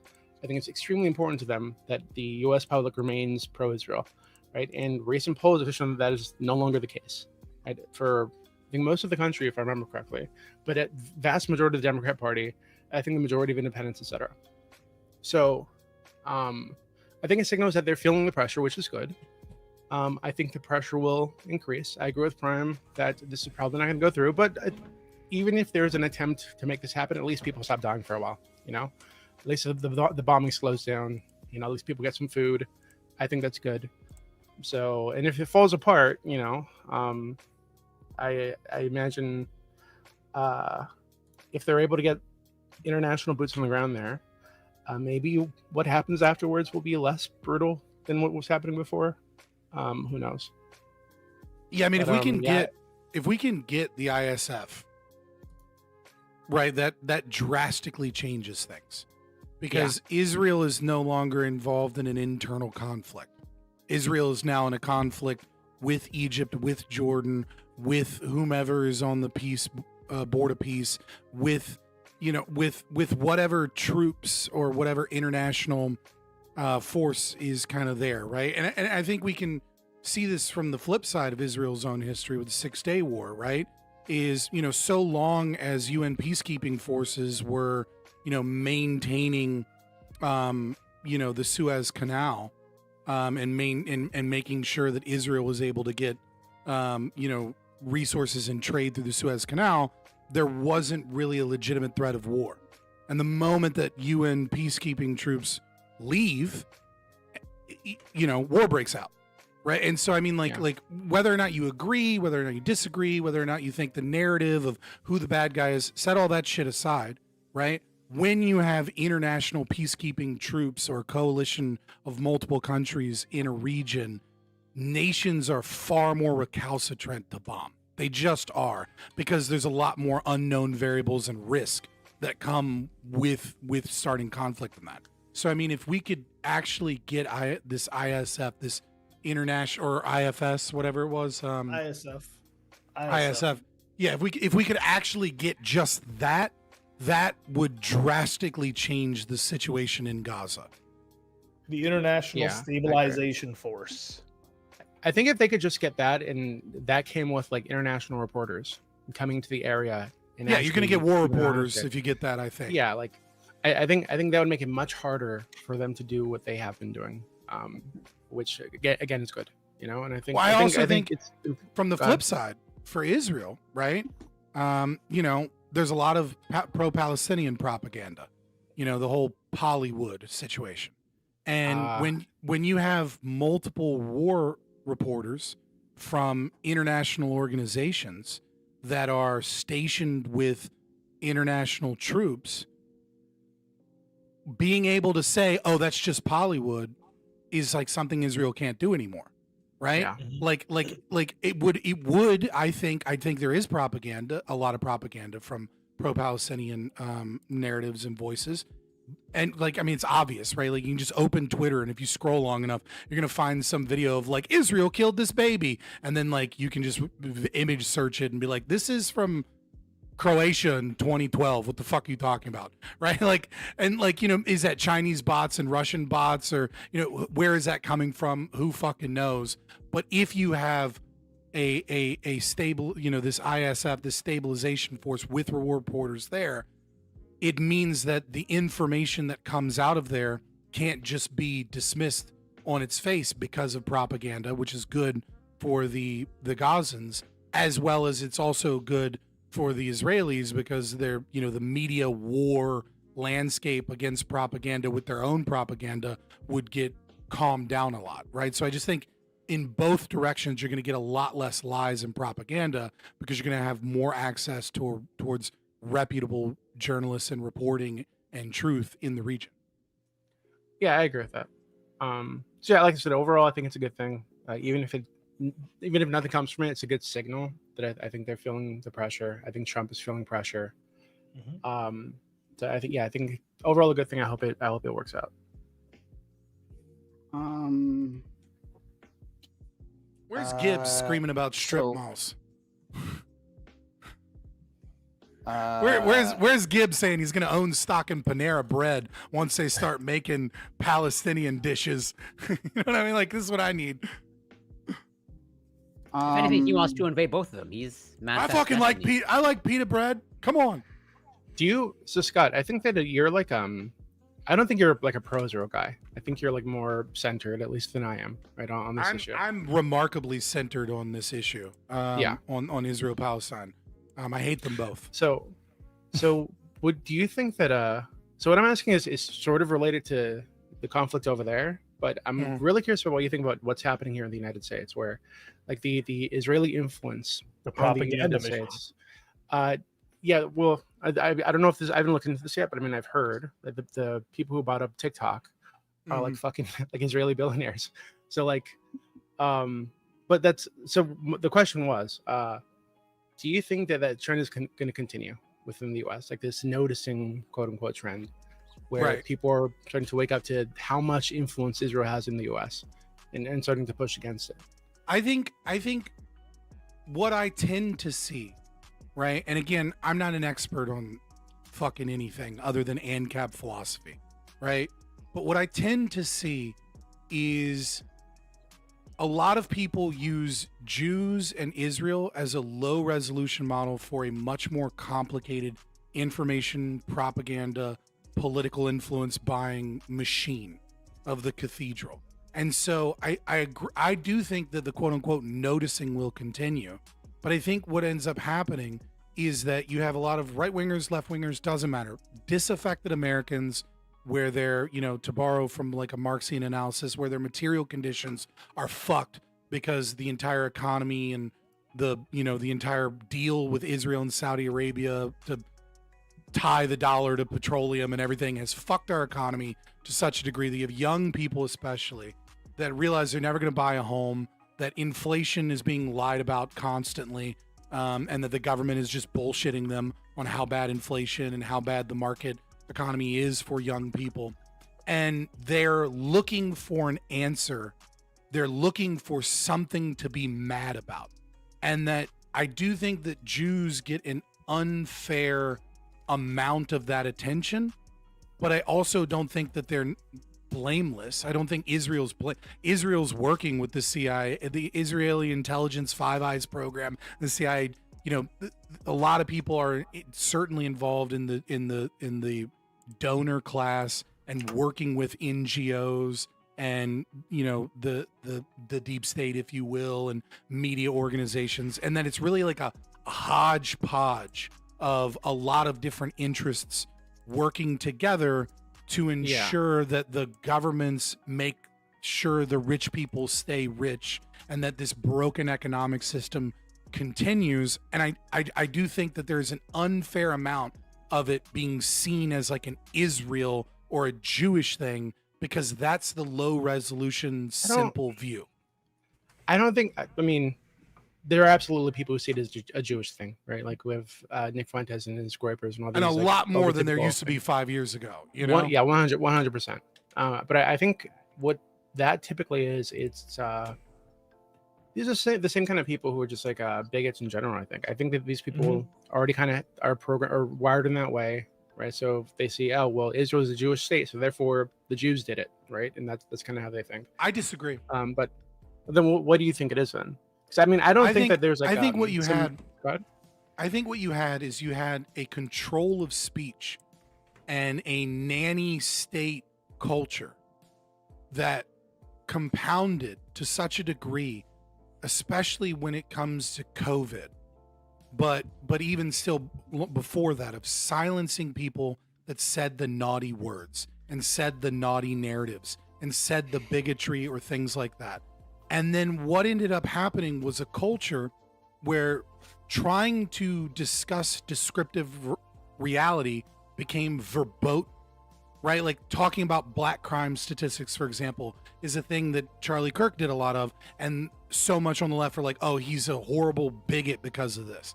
And it's like, Charlie Kirk is the most tepid, non-racist, or was most tepid, non-racist conservative figure in America. Like he is so, like he's actively anti-racist multiple times, right? Like, I mean, he screamed at white nationalists and called them pieces of shit because that we needed a colorblind society and that their racism had no part in the conservative movement, and that, you know, the Groypers and that people that believe in race realism needed to be kicked out of the conservative movement. But it didn't matter, because just talking about race crime statistics or talking about, you know, his basic conservative beliefs became a verboten thing where many people were kicked off of the internet. Many people were banned from Twitter, banned from YouTube, banned because they said the naughty things.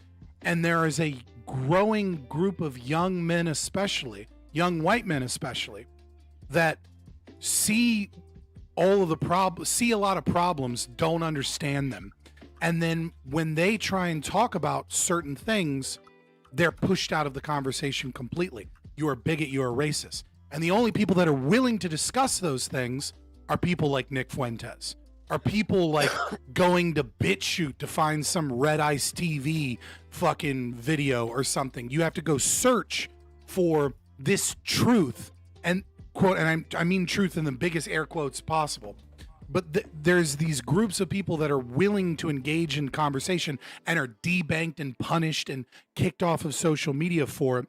And so what ends up becoming what ends up happening is a lot of these people that I don't think are particularly wired to be racist or are already racist, they begin to associate people that are open racists with the only people that speak the truth, because you're right. They're the only people that are allowed that are willing to say certain truths.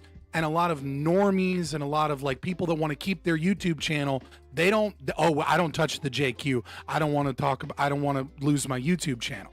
And it's like, so then they go find these people, and then they find these people in these insular communities where there isn't any pushback because they're on fucking BitChute or they're on fucking what's the other one? They're on Parler, or they're on some Discord server, or they're in some isolated insular community where they don't have pushback because they've already been pushed out of the main areas of conversation. And I think if we can't get a return to genuine free speech, and we can't get the left to begin to debate again and to begin to say there's a difference between Nick Fuentes Nazis and your typical conservative talking about DEI programs, you're going to see more and more young men that I don't think were necessarily wired for racism go to racism, because they go, oh, racists are the only ones that tell the fucking truth.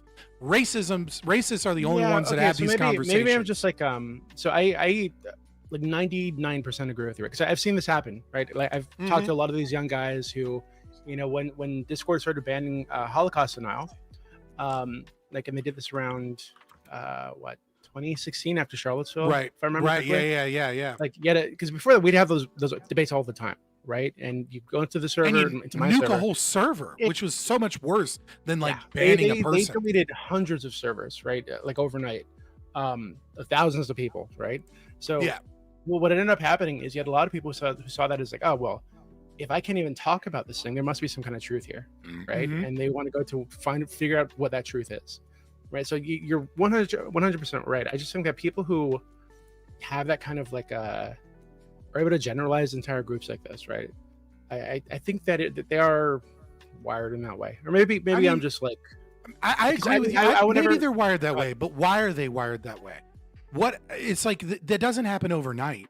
It doesn't like you're not born biologically like that. It happens when you're a white kid in a fucking school and your teacher is fucking browbeating you for being white and is constantly telling you that you have to be guilty for all of these things. And then you develop this sense of like, I have to choose in these environments. It's not all schools, not all teachers, obviously, but you get pushed in this position where it's like, okay, either I love myself and that makes me a racist, or I hate myself and I'm an anti-racist. Yeah, I think obviously it's a false dichotomy. Telling them that they can be proud to be white, that they should be proud to be white. Right. I mean, I think the greatest piece of propaganda that was ever created for white racists in America in the last 10 years was when 4chan started putting up signs that said it's okay to be white.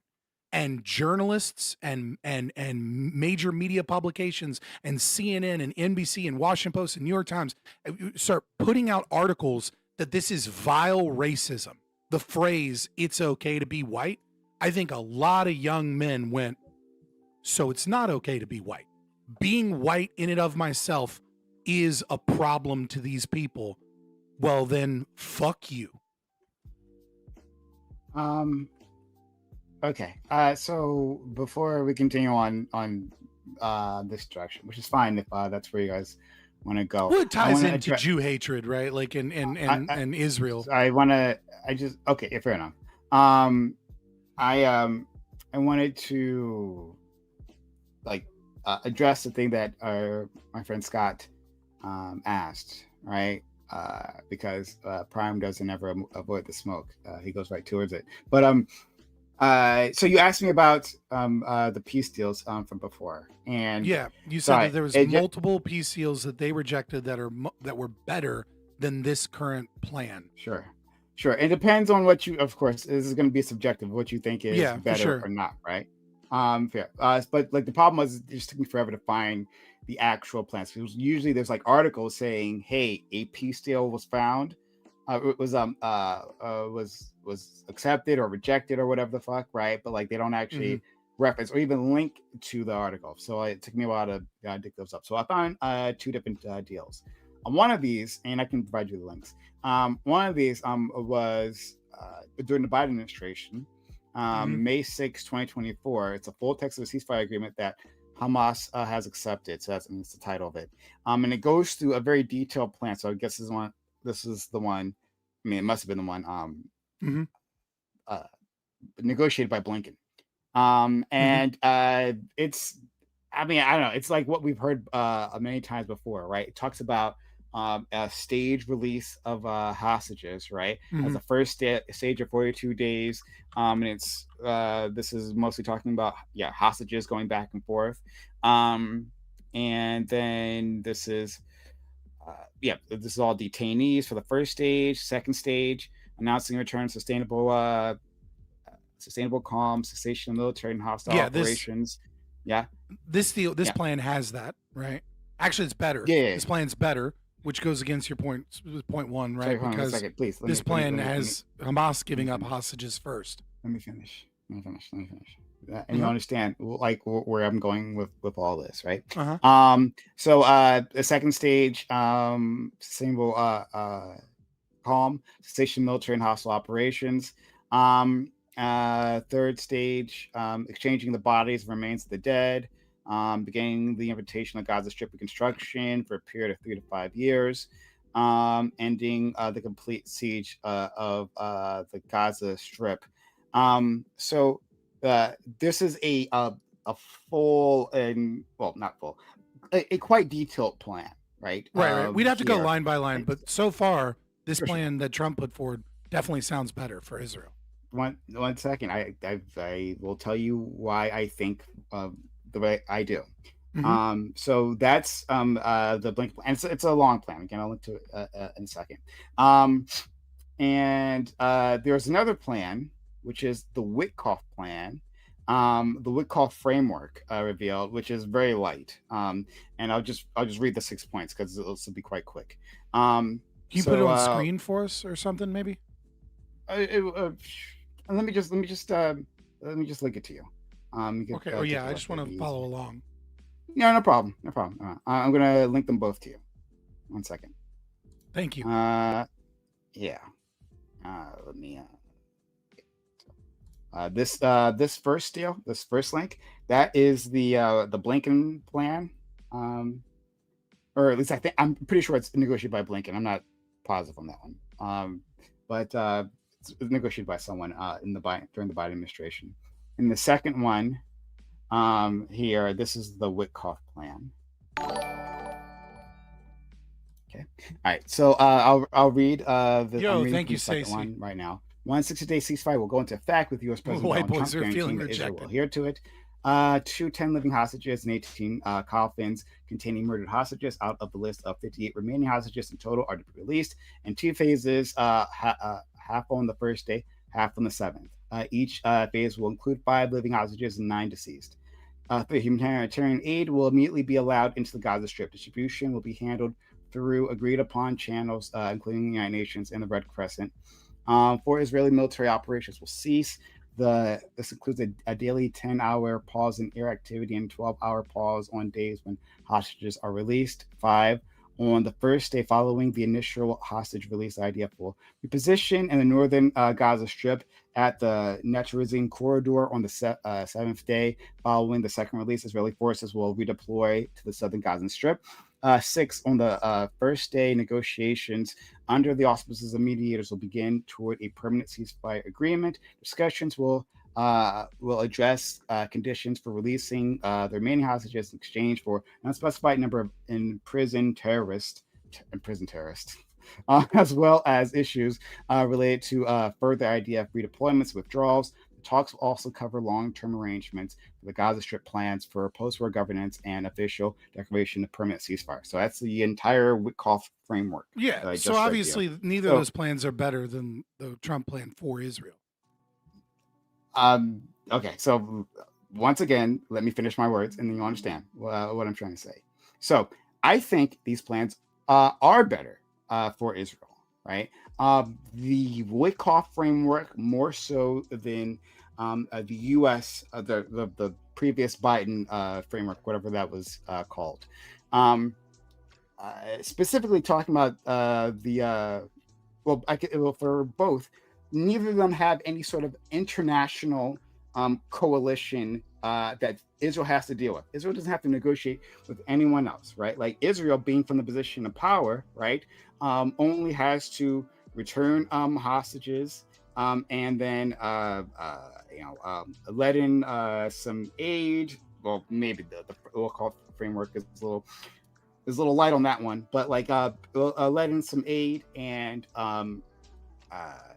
negotiate for further military with demilitarization, right? Like it leaves the path open for like what will allow what will be the conditions for like full withdrawal.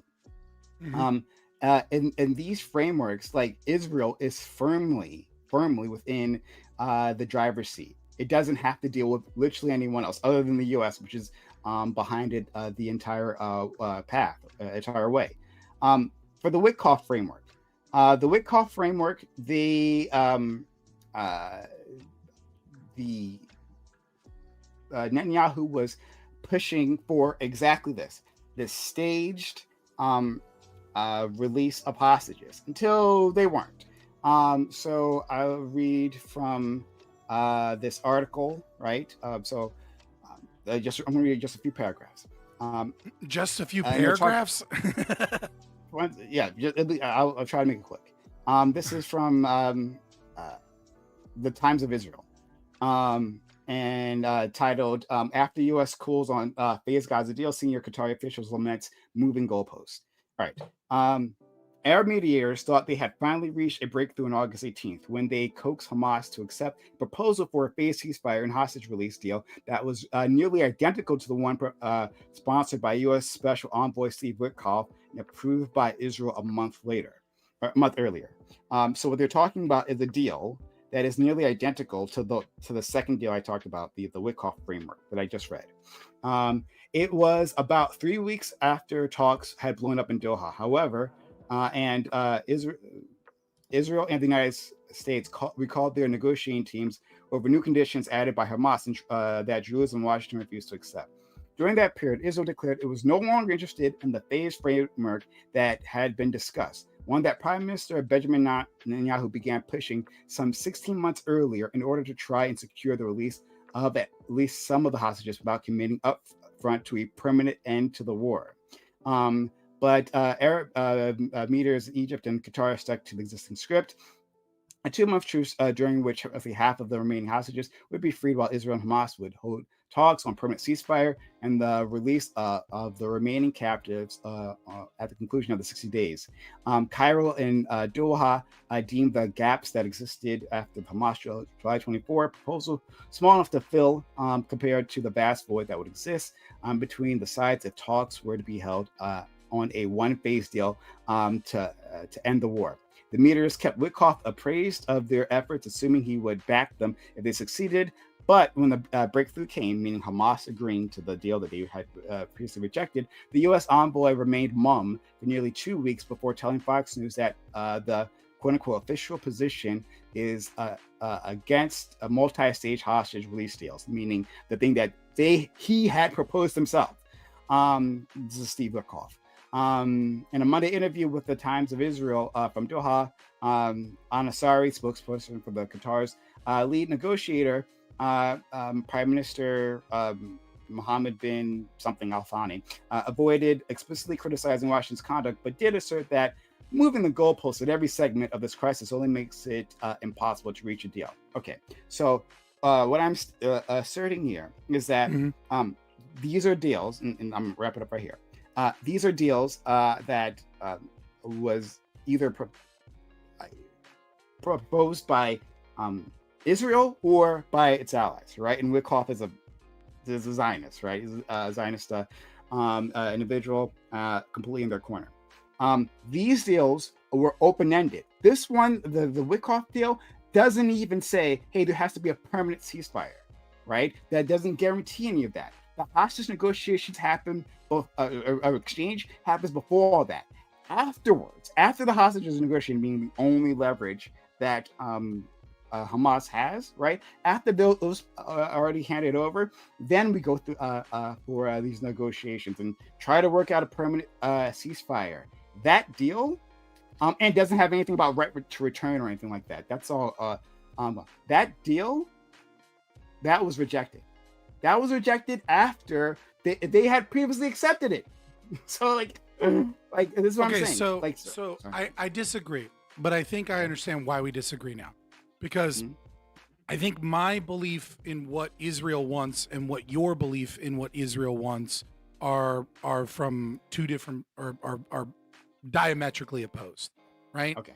It seems that you're saying that these are better deals for Israel because we can get rid of the hostage negotiation portions and we can get rid of humanitarian aid handled predominantly by United Nations and Red Crescent, right? Because that's in all three deals, right? All three deals have this as part of their plan, right? So the major difference is the other two deals are negotiations for ceasefire that doesn't hold them to the ceasefire. And I think from your perspective, you're saying this allows them to get their hostages back and then continue a ethnic cleansing of the region. If it is your belief that Israel's primary goal is to ethnically cleanse Gaza, then I understand why you would believe those are better deals for Israel than the Trump plan. That is not my belief. That I absolutely agree that there are some Likud people and some military people that say wild, fucked up shit, and that there is a segment of the population that wants to ethnically cleanse Gaza and just get rid of the problem so far as they see it forever. But like most nations, there's a diversity of opinion and thought within, right? Like that's not going to be a common opinion in Tel Aviv, right?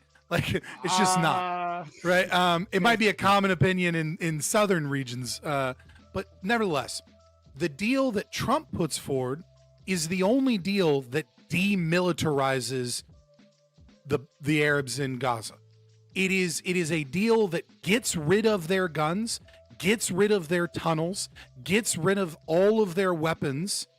And so if you are of the belief that what Israel wants since 2006, when they pulled out of Gaza, is for Gaza to just stop being a fucking problem, that they don't have to constantly get bad media press in every time the IDF goes in, and that they don't have to worry about bombing them, having an international organization that handles the security while completely getting rid of all political power of Hamas and getting rid of all political, military power of the region, except those that are handled by international peacekeepers, is a vastly superior deal.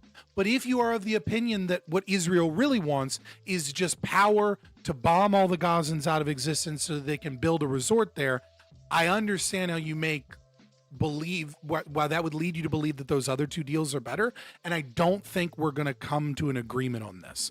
As far as what I can tell from this situation, it is not Israel's as a whole, especially, desire to just kill all the Gazans. I think what they want is they do want power and they want control, but they also want to wash their fucking hands but not get attacked.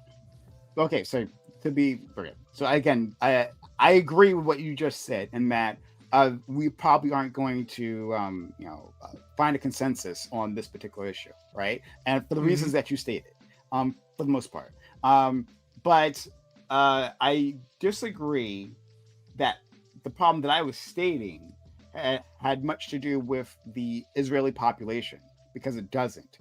I specifically talked about the Israeli government, right? And in that government, there is plenty of support for the ethnic cleansing, right? They keep talking about it nonstop in that government, members of their party, and the ones actually in power, in positions of power, and part of a critical portion of Benjamin Netanyahu's coalition that keep him in power, and more importantly, keep him from this conflict, helps him avoid jail time for the corruption case he's facing right now. right? Which he has been continuously lengthening.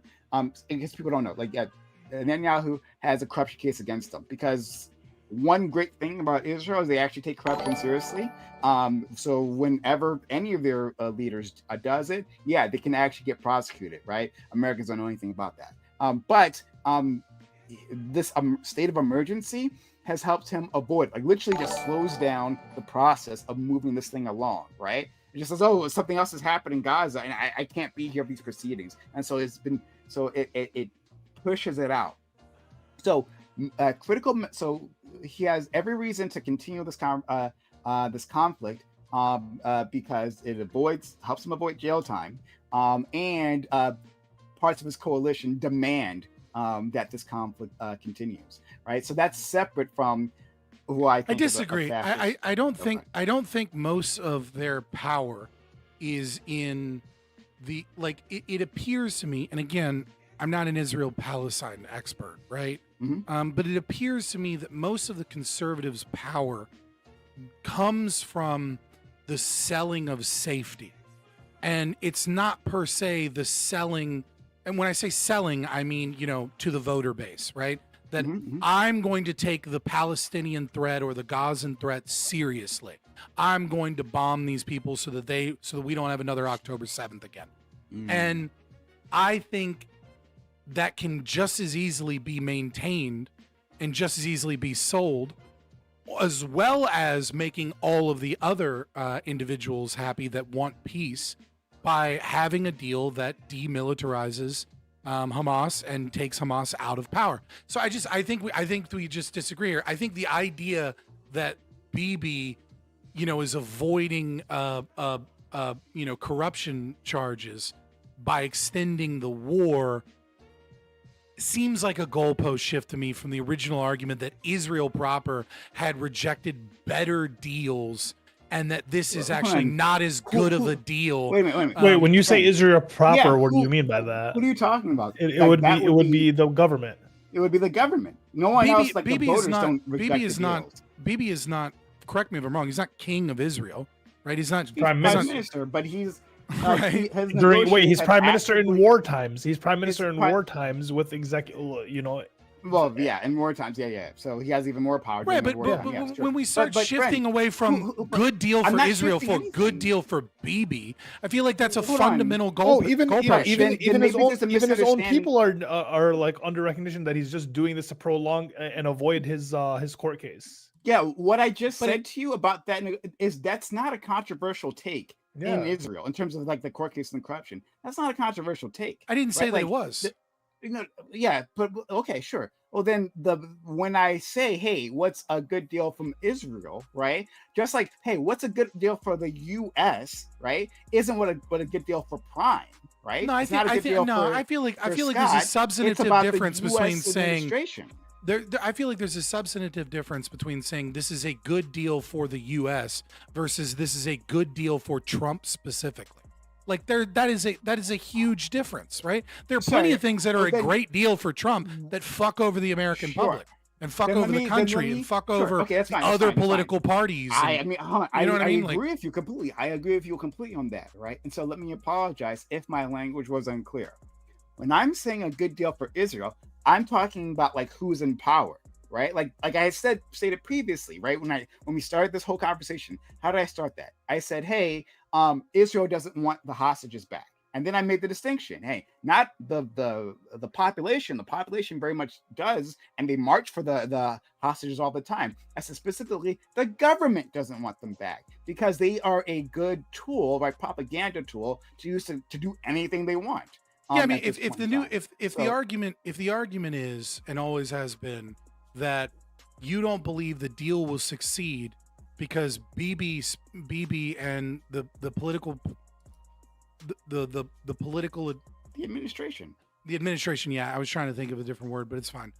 In the current power is the regime, the regime, yeah, I'm fine with that. That's is going to reject this deal because it's not good for their corruption.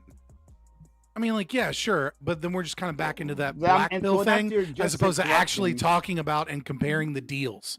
right? Well, it's not just their corruption. Which is why I was literally said in the their beginning we have political- to. Which is why I No, said no. in the beginning that we needed to, kind of compartmentalize this idea of like what pragmatically may or may not get done versus talking about the specifics of the deal. Is this a good deal, bad Hold deal? on, Will this, you're could going this... too far when you just say corruption, right? Like now, I think again, like BB's trying to avoid corruption charges, but I'm saying that a critical part of his coalition, right? They want this to continue, right? So it's not simply, oh well, just because they are bad. I mean, that's what I think, but like I'm saying that like the coalition, the reason why he's can stay in power at all, right? Is relies on this conflict continuing, and in a way specifically. Why would this plan be different? Right? I mean, if the excuse is to avoid corruption charges, we're at war and we have to do all of we have to do all of these operations and I have to be there for all of these negotiations. Why would that be substantively different than I have to be on the board of peace and I have to I have to go fly to America to do this and I have to meet with Egypt and Israel? It's just not a wartime emergency at that point. That's my understanding. I mean, it is if you just say that at any moment any of these deals break down, then war starts again, and that like we're trying to negotiate. Rise in Israel. I don't know. I see that specifically. I really don't know if it does. I mean, like, I feel like this argument, if you're right, which I don't know that you are right or wrong, right, in terms of that, but I feel like it wasn't necessarily what I was talking about, but that's fine. Like maybe there's a misunderstanding. I feel like it hinges on us talking to a lawyer that's more knowledgeable about Israeli it does not hinge international. On that. Wait a minute, hon. It does not hinge on that. Like that's one part, right? Of like it's Beavis corruption case, right? Put that aside. Let's ignore it. Let's say I'm completely wrong, right? Okay. Put that aside. Then there's the other half being that his like coalition that he relies on, right? Because he wants to stay in power, right? And the coalition that he doesn't necessarily disagree with, is like wants to settle Gaza straight up, right? Wants to put settlements in Gaza. They've been clearing space, I believe, in northern Gaza, if I'm correct, for literally this purpose. They've been doing tours, talking about the land they're going to give away in Gaza.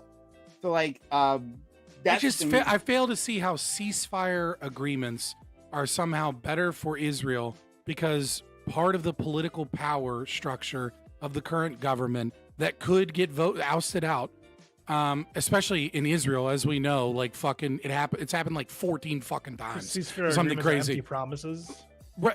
Right, but they're not like these are just ceasefire agreements. They're not plans. So it is kind of weird to compare the two maybe, but even still if we compare them, I do not think that they are so gung ho desiring or believing that their political power hinges upon Gazan settlements. Their political power hinges upon selling their population that they're the party of safety and security, that they're the neocon power that is going to do so. Multiple parts of the coalition, though, right? There's multiple parts of the coalition. But I mean, so, yes, I agree with you. What is this plan? I mean, if we look at this plan, right?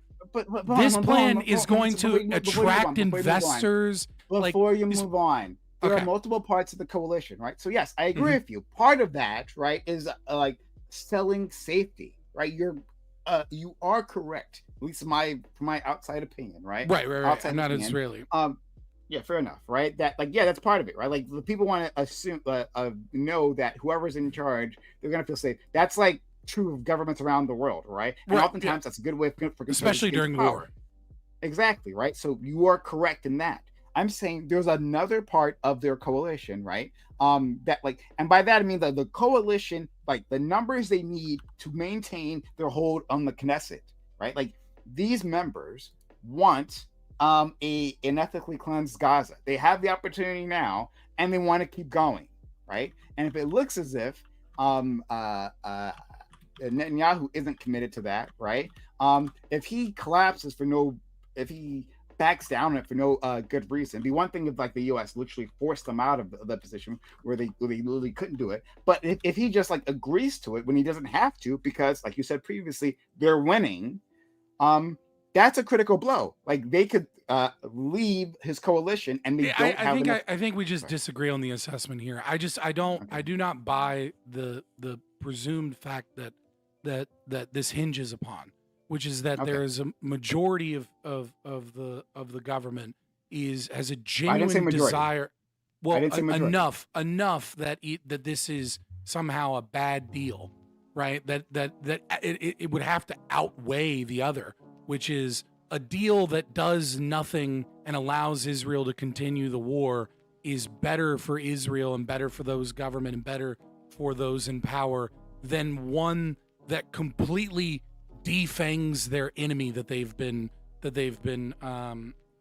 fighting against, that guarantees their security and also guarantees some level of monetary gain and investment into the region.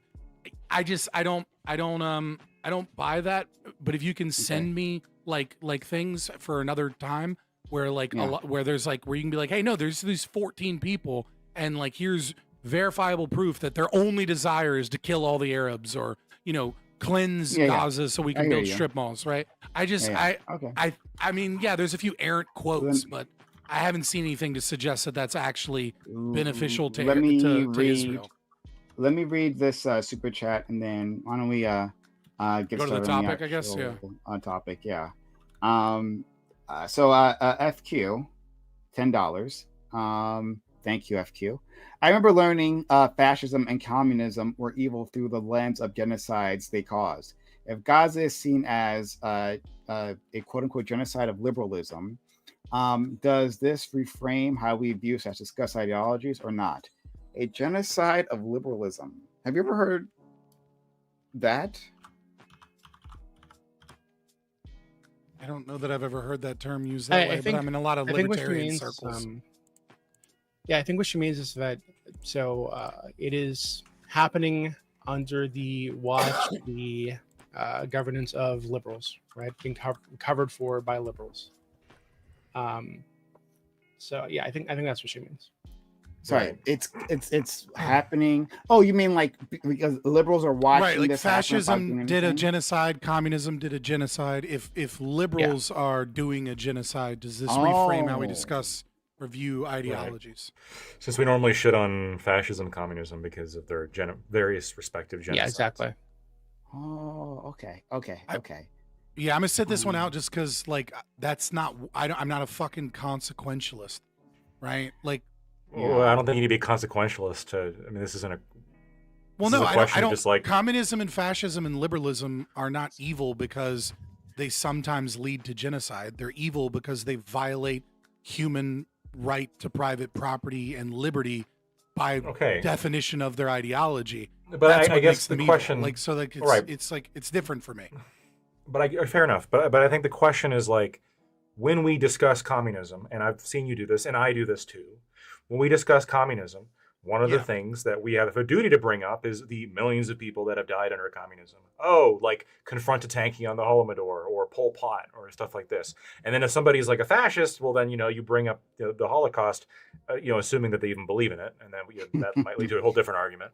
Right. But, you use that as hey, look, these ideologies, at the very least, it is a negative aspect of totalitarian ideologies that they lead to genocides. And I think the question here is, well, these are liberal Israel. This is the most liberal society in the Middle East, Israel. Well, neoliberal, but yeah. Well, I mean, I think even compared to everywhere else in the Middle East, it is the most liberal society, at least in the Middle East. And the question, I guess, is this the liberal genocide? Well, but it's more than a lot of killing to do to catch up to fascism and communism. I'll say that. Well, I know, and that's. I mean, I've talked about this multiple times here with Prime and Ali. I don't consider it at this stage. I don't consider it to be a genocide. So I think that's just the answer. I think that I was worried about there being a ethnic cleansing motivation, but assuming the peace plan is enacted, it looks like those worries are assuaged. That's way too soon to speak on that. I got to assuming. I said assuming. I have to deal with that in a second. But I just can't walk away from it. But before I say what I'm going to say, Doobie, you go Yeah, I was gonna say it's more than just that Israel is the most liberal, quote unquote, country in the Middle East. It's that American liberals have been running cover for this thing from the start, right? Under Biden, through to today. I mean, some of the biggest like anti or pro-Israel voices online are liberals, right? Who just totally in favor of what Israel's doing. So yeah, I think that I think that's what just to flesh it out a bit more. Yeah, I think it is interesting that there's this belief, right, that like the radical left, they have certainly gained some moral currency, right, by being against the deaths in Gaza and the Free Palestine movement, right? And it is an interesting, great question, by the way. I'll just say that, like, good super chat. Most super chats are fucking stupid, but this is a good one. No, they're all great. Any super chats directed at me are all amazing.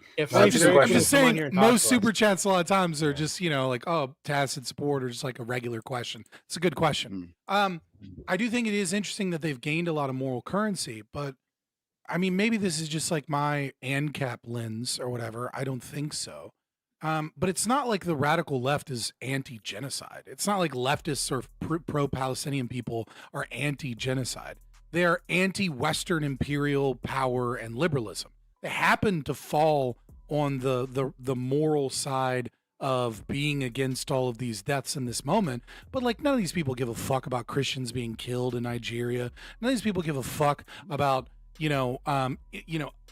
the same people that are, free Palestine leftists or communists, right, will do everything in their fucking power to dismiss the Holodomor or dismiss Lysenkoism or dismiss, Mao's, famines from killing the birds. I can't think. Great pests, right, or the 4 pests, right? Like over and over again, they will dismiss genocide and do everything they can to act like those genocides aren't occurring. Because the right political entity was the one doing the genocide. And so I think a lot of the radical left, like there are definitely people that are pro-Palestine because it's popular or because they think genocide is wrong and that's what they're seeing on social media and they're not that keyed into other genocides and things like that. But when we're talking about communists and a lot of these people, like they're picking this side because of the powers involved in this, which is because it is a quote unquote genocide of liberalism, because they're against liberalism, because they're against neoliberals, because they're against the Western hegemonic influence of capitalism, etc. They're not doing it because they're anti-genocide. And so it is interesting, though. It's a great question. I think it's a good question too. And FQ, hopefully you're listening. In terms of what Scott just said, I only agree specifically Scott's talking about like tankies, right? Well, then yes, there's going to be some tankies who exactly fall into everything he just said, right? Right. But I think the broader leftist community does not feel that way. Acknowledges all those genocides and say fuck any communist leader who's committed any sort of genocide under any ideology. You think the broad leftist community would say fuck Stalin and fuck Mao, they're evil? Yeah. Okay, so are you defining maybe this is a term of like an Admiral Gibbs issue type thing, right? When I say leftist, right, I don't mean people on the left. I mean people that are Marxist in their philosophy or socialist in their philosophy.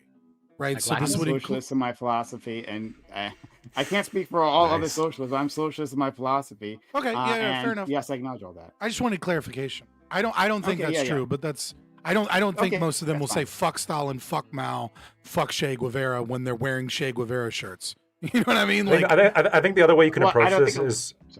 I think the other way you could approach this is like I think so. The atrocities and no, actually, I've read the letters. I think you can lump the Holodomor and the killing fields in Cambodia and the Holocaust. You can lump these into an actual like concerted effort by the ideology, right? Like the Holodomor was done in a specific effort by Stalin to cement communism in Ukraine. That was the goal, right? So even if you don't call it forced starvation, it was because we are pushing communism. Right. Yeah. When we're talking about like, if you're going to assert that what Israel's involved in is genocide in Gaza, if you're going to assert that, is it liberalism? I think, yeah. Is it like, is the motivating factor here really like liberalism, like, you know, or is it perhaps like ethno-nationalism, right? Is that the underlying goal, or so this is why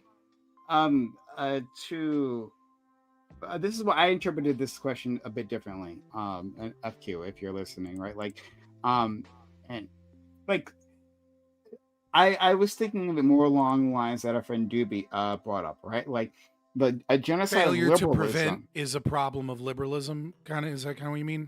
Well, yes, right, but not just failure to present, but like the funding, fueling, you know, arming. Yeah, it's not just a failure to present, like an active support, right? An active defense, right? At all points in time, when it was clear that Biden wasn't going to let this be like, you know, a 2-week bombardment, and then, you know, Israel's got its licks in, right? And so to calm it down, right? Now, after that point, right, it was a full-throated defense. There's been a full-throated defense of this genocide, right? From the by DNC. some liberals, yeah.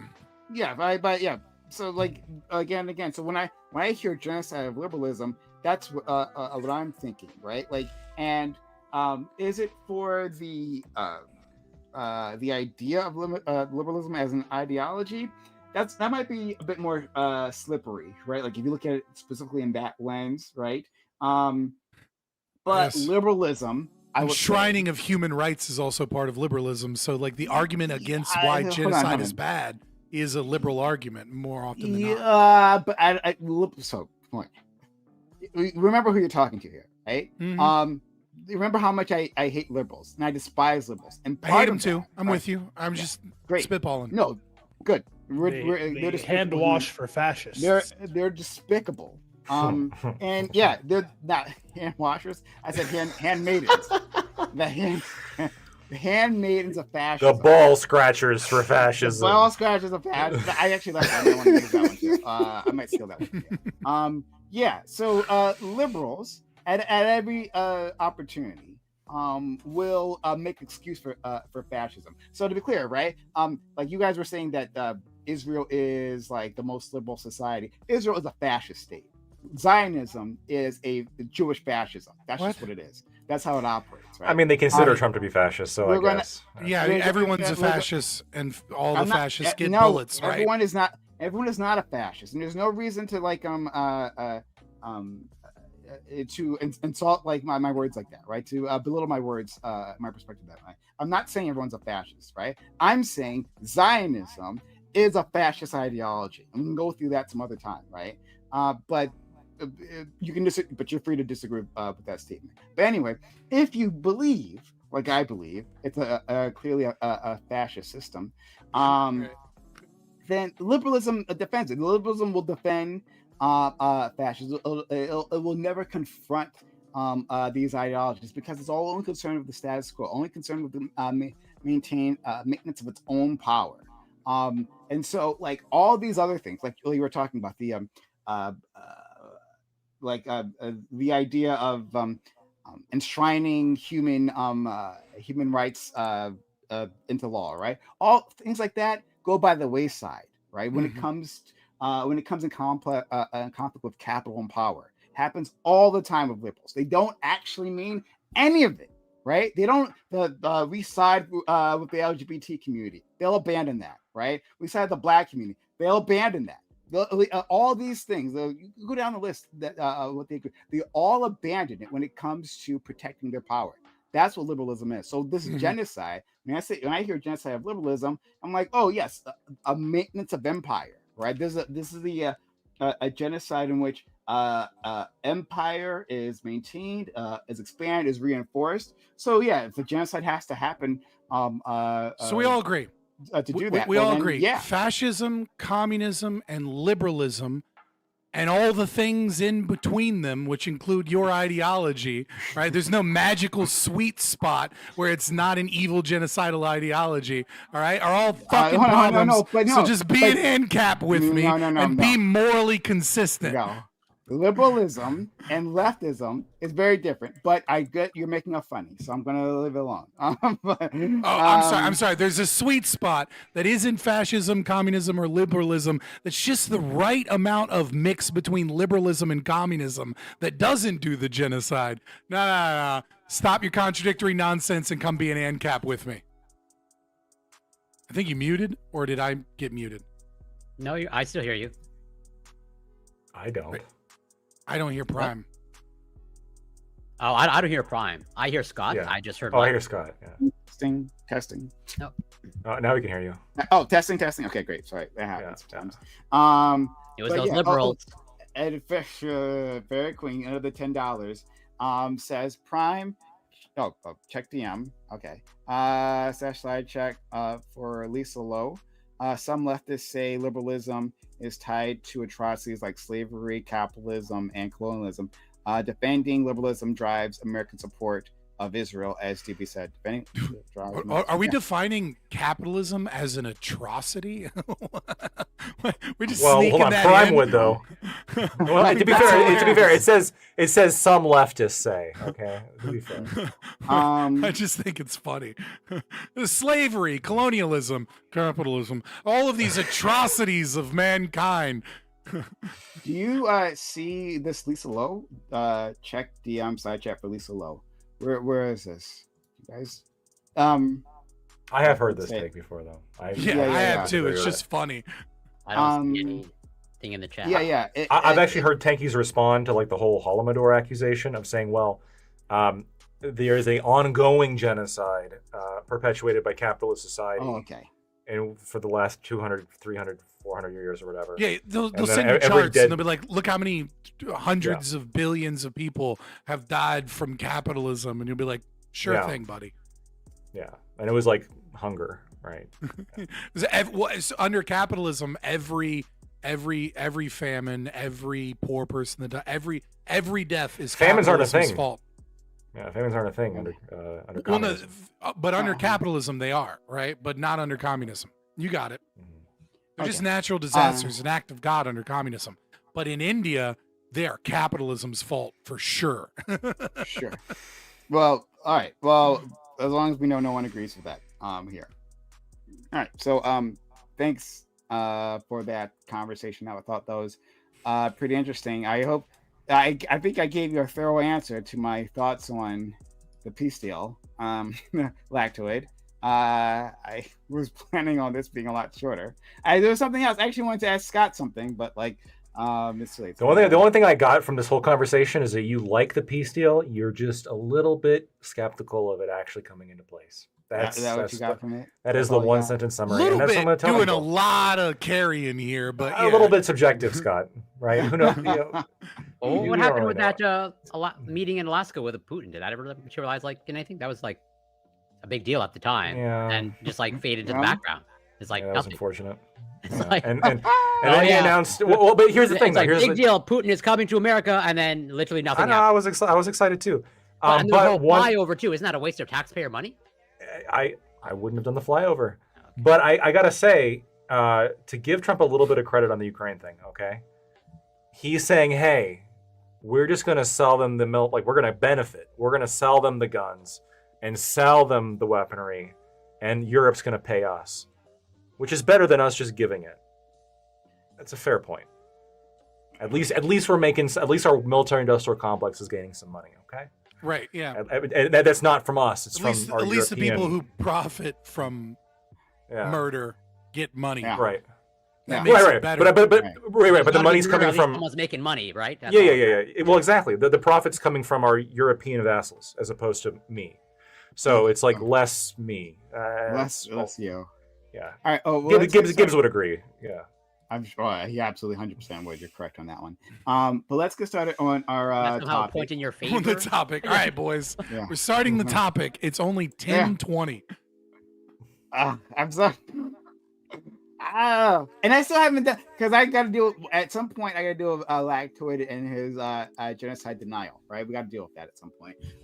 That's something else I want to tackle, but we don't have time. Okay, there's lots to do with Lactoid. I think this is probably like one of the very few instances where like technically it's genocide denial, but I don't think Twitch bans it. Yeah. Well, it's like the same thing with like white genocide. Like, Twitch is it doesn't genocide have, denial for you to deny white listen, genocide? Listen, motherfucker. Twitch doesn't have a meaningful TOS for anybody.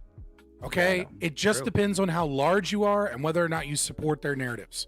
If you're Hassan or Pokimane, you can fucking violate TOS every goddamn day and it doesn't fucking matter. Okay? And if you're a conservative and you start getting a fucking following, your ass is gonna get banned. It's just gonna happen. No matter what the fuck you say, you're gonna say something dumb. You start averaging 100 viewers every stream, you're gonna get banned. Okay. Destiny was too right wing for Twitch. Okay. Sure. Let's move on to the topic before we get caught in something else. Just know that I'm coming for your ass, Lactoid, one of these days. Any which way. Let's vaguely sexual. In the most sexual way. That's the only way to take that one. But okay. All right. Thanks everyone for being here. Oh boy. American gun carnage. All I can think of now is guns running around shooting people. Like the guns are doing it. Indeed. Guns don't kill people. People kill people. Which is the opposite of what you just said. All right. Anyway. Thanks all for being here. Much appreciated, every single one of you. We've had a pretty fun conversation up till now. Hey, if you appreciate that conversation, consider supporting the channel somehow, some way. Right, sub to the channel, give bits or give subs. We have these types of conversations on the regular. They're a lot of fun. So like if you're on Twitch, consider helping out that way, or following the channel. Haven't done so yet. Thank you for those who do. And for our YouTube audience, consider a super chat like our friends Fairy Queen and Alexander Wynn did. When you do, we respond to them, and if it's a really good one, it like completely distracts us, and we'll just like talk about that. So like if you want us to interact with your comments, consider kindly supporting us through a super chat. Okay, so let's get the actual topic that I planned. Blame Lactoid. For us not being able to. Lactoid's the one who brought this up. I didn't bring it up. I was going to talk about it. He did literally say, let's talk about Israel-Palestine. He came in from the get-go. That's what he wanted. I'm pretty sure he was joking, I accept full responsibility. Okay. All right. So, the topic. America is suffering through its regularly scheduled mass gun violence. One Saturday, an Iraq war veteran opened fire at a waterfront bar from a boat. At least 3 are dead. On Sunday, a church in Michigan was shot up and burned down by another Iraqi veteran. At least 4 are dead. Does the U.S. have the mental health care of its soldiers? Does it take the mental health care of its soldiers seriously? What does it mean to properly care for them? What, when, if ever, should people showing signs of instability be disarmed to avoid these tragedies? Okay, I barely managed to pronounce any of those words. Anyway. Are you showing signs of instability? Signs of instability, can be sure. But yeah, American gun violence continues on, as always. And, the regular, like the bodies, they rack up nonstop here in a unique way that never happens in any other nation, but for some reason happens in America. I brought up 2 instances of mass violence, but turns out there's 4 notable instances of mass gun violence. There's probably one just during this panel. So. There probably was one. That's actually not a joke, right? There's probably actually one happening statistically, yeah. So there was 2 more. There was one in Texas, I believe, a Texas casino. I believe that was the Texas casino. And then another one in some neighborhood in Pennsylvania. But yeah, just other, instances of mass gun violence that happen here. And so, but specifically, I was thinking of this along the lines of veterans, because we had 2 veterans, back to back, slaughtering Americans. And what should be done about that, right? Should we just have that mental health care conversation, or should we do something more? Yeah, I'll throw it to all these guys. So, Lactoid, start us off. Yeah, I'm Lactoid TV. You can find me on Lactoid TV everywhere. First of all, very sad that this happened. Not good. Mass shootings are not good. Shootings are not good. And I can easily say that these shootings are bad, and I will continue to do so. Now, in terms of what kind of policy proposal we can talk about in terms of how to address this, in terms of gun control, I know ultimately that's kind of what a lot of lefties are kind of hinting at. I'm guessing it's probably going to come up, just given the language of the topic. I'm opposed to that, obviously, for reasons that I've elaborated on before, and I'll no problem elaborating on again. In terms of mental health care provided to veterans, I think that when you have soldiers, you pay them. Just like with any job, you got to pay soldiers.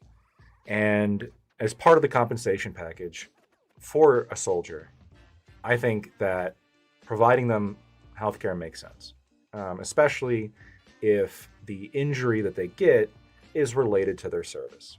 Now, I know a lot of veterans, and I know that sometimes what is a service-related injury is a little bit of a crapshoot, where sometimes a service-related condition where, you look at somebody and they're missing a leg or something along those lines, and you're like, the percentage they get is lower than somebody who has like tinnitus. I know there's a hyperbolic example, but like the general principle holds, where you look at somebody and it just seems a little bit odd.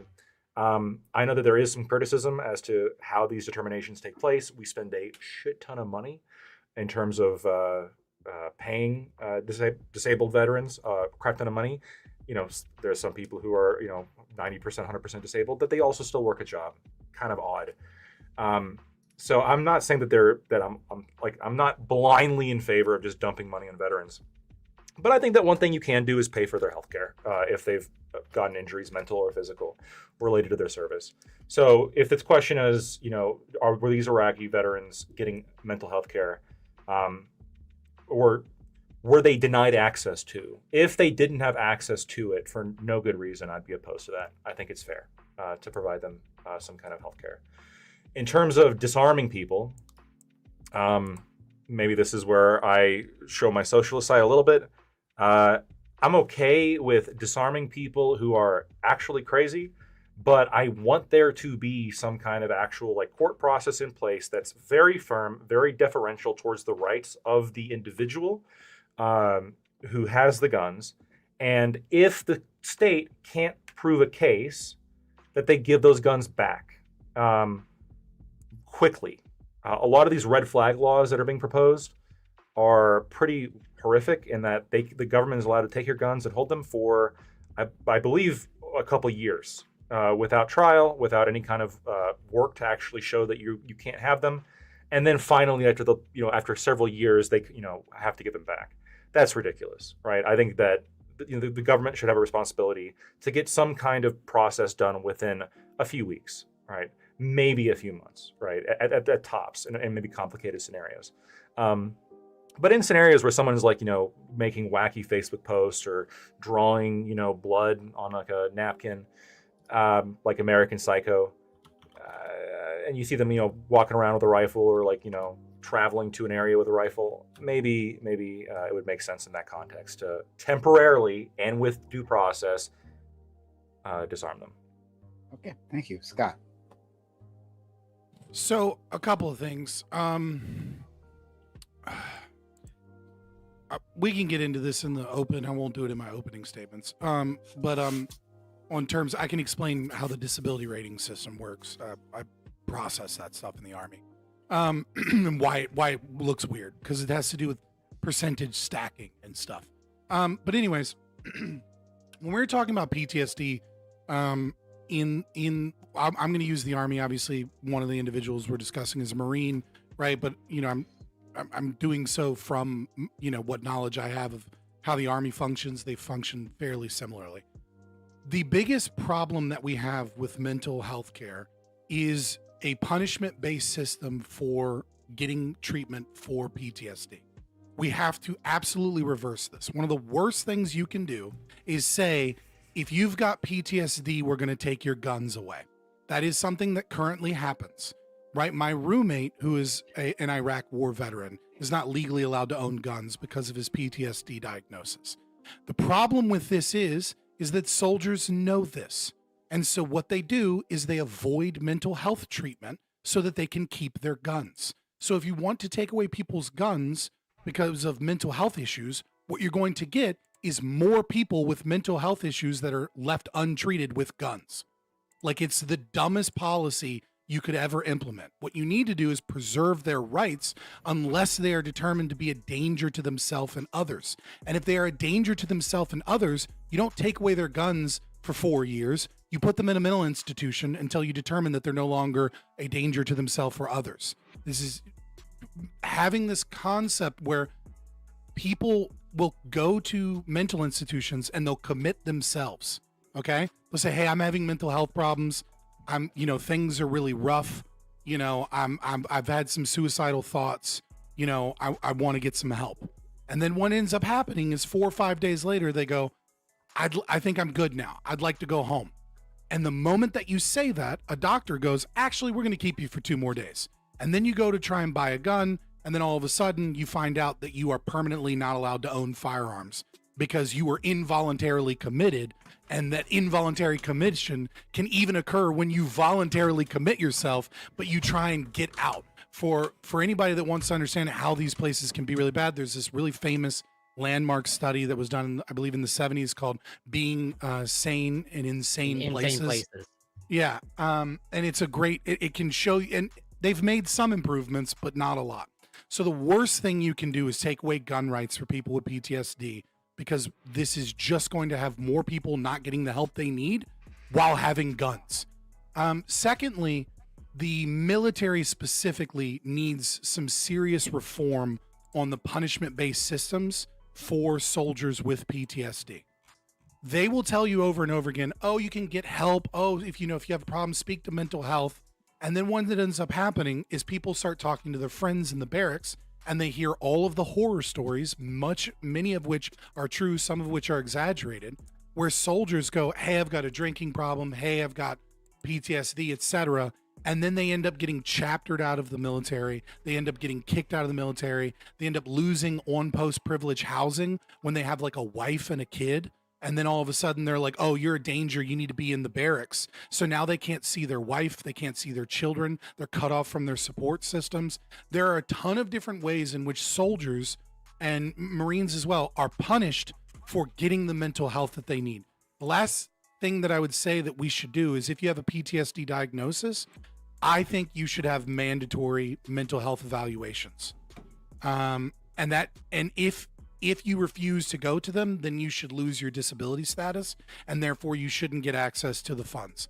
I think that if you are going to get a check for PTSD every month, then you ought to also make sure that you're in contact with mental health so that these people are getting help. And if you feel like you don't need that help, then you don't need that check from the government. And if you feel like you do need that help, then you should be getting the help, because the systems for veterans with PTSD are there for them, right? You can go drive to the VA. You can be seen the very next day. You can go check in a behavioral health clinic. They're right there whenever you want them. But the fact of the matter is that people that are suffering with post-traumatic stress disorder, and a lot of times it's paired with concussions, right? So the two are very similar, and there's a lot of issues with that. What ends up happening is they get home, they get into a depressive state, and then they don't go to the VA, because the VA is a fucking nightmare. Because you can say it's socialism's fault, or we'll just say socialism hasn't been done right. There's nothing more depressing than having mental issues and going to the VA and looking at somebody with like a colostomy bag and no legs, and then feeling like, I don't deserve this. Other people deserve this more than I do. I shouldn't be here. And then there's this, incredibly long wait period. You go in to check into the ER or behavioral health, and they'll give you an appointment for 6 hours later. And then you have to come back 6 hours later. Like, there are reforms that could be made to make the situation better.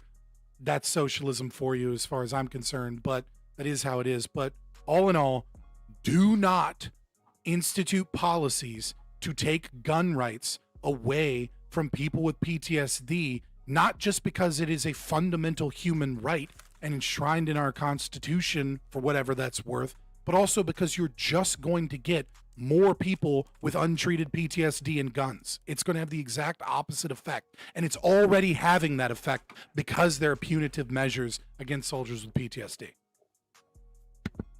Corey. I'll try to keep it brief. But actually, so I agree with a lot of the sentiments that Scott just laid out, at least within the framework that he operates in. Obviously, the fundamental differences, like Lactoid, I'm Canadian, and so I don't revere the Second Amendment, and so I don't view guns as a human right. But that would be like definitely the fundamental difference. But within his framework and his logic, like I can totally see where he's coming from. I also agree with the sentiment in terms of poor incentives, where, from what I understand, I don't know if it's an issue currently, but I think at some point it was an issue of doctors having mental health issues or issues with substance use disorder, and it's like one of the issues, like, well, they're not necessarily going to come forward because if they risk losing their medical license, it's like, well, there's literally you are disincentivized to actually come forward and seek the treatment that you need, and so I also understand I think that perspective as well, and so. Aside from gun control, I also, since I'm also Canadian, I believe in universal healthcare, and people should be able to access, especially veterans, should be able to access the healthcare that they need to address their mental health issues. And on the aspect of institutionalization, again, Scott brings up that great paper, which is a great paper. I encourage everyone to read it and seek it out. Going or being sane in insane places, or insane in insane places. But yeah, I have the same concerns in terms of. Until we have a perfect way, if ever, of screening people for mental health issues, I'm concerned of actually institutionalizing people that don't actually need it, or we don't have good ways of actually screening them of like when to actually let them go. But I'll leave it there for now. DB? Yeah, obviously we need to do more for people's mental health, people in general. But what I'm curious about is, like, do we even know that this was a mental health issue with these veterans? Like, what were the motives for the shootings and burning down the churches or whatever? Like, I feel like there's a tendency to just say, oh, this is like a mental health issue, it's a gun issue. But I think in many cases there is like an actual ideological reason for doing a thing, right? That's separate from any mental health issues they might have. So I haven't dug deeply into at least one of these cases, but I'd be curious to see if that exists. Because, for example, the Charlie Kirk shooter, people say, oh, there's a mental health issue, yada, yada. But there was an ideological reason to do this, right? That was, I don't want to call it rational, but it made sense, right? This person is pushing this ideology that you think is bad for your society, for people you care about, so you get rid of them. That makes sense. I wouldn't call that crazy, right? It's bad, sure. And I think the same could be said for a lot of these ideologically motivated attacks. And I think just tossing it up to mental health might leave it's like we're throwing the baby out with the bathwater. Okay. And our good friend Ali. Yeah, so I agree with a lot of what Scott said, particularly in terms of like the disincentives to seek out or follow through with treatment. Right, like if it is true that like you go in and they, if you go in voluntarily and then they commit you and now you're involuntarily committed, but now you can't get a gun, so on and so forth. Because I don't think this is a gun access issue. Because at the end of the day, if like we take away the guns, they'll find another weapon. That's kind of like my thought with this. So I don't know. Yeah, you can laugh, but I mean, you can get the gun illegally, whatever it may be. Like, they're gonna find a method to enact this like type of action. So I think it's more of like we need to see healthcare rights as the same way we see gun rights, right? As much as as strongly as people fight for gun rights and so on and so forth, fight for the healthcare rights, particularly and specifically for these soldiers, right? And then like the biggest issues is that I think like no one cares. Well, not no one. Most people don't care outside of the virtue signaling, like for like the fact that they care for soldiers. So like Frogan says that like soldiers deserve PTSD, and you just see the entire internet lose their mind for a week.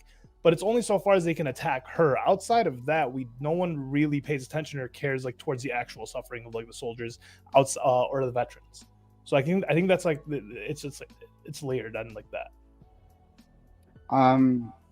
Of course, this is a a gun problem. Of course it is. Of course it is. There is no other, like, okay, there are other problem like societal ills that intersect with this, of course, right? But of course, like, the guns are the big issue. Because like, this is a uniquely American problem. This endless amount of gun violence, right? It simply doesn't happen in any other nation. It happens in a nation with the most guns, right? Who could have guessed? Yes, it's a gun problem. Access to guns are absolutely part of the problem. Other countries have mental health disorders. People walking around. No, not up here in Canada. We're all perfect. Well, in the UK, everyone's getting stabbed. So I mean, like, I understand that guns are a bigger method. Guns are a bigger method, but the actual issue isn't the weapon being used. It's why the weapon's being used, right? This is my response. Excuse me. Right. Yeah. Like, so,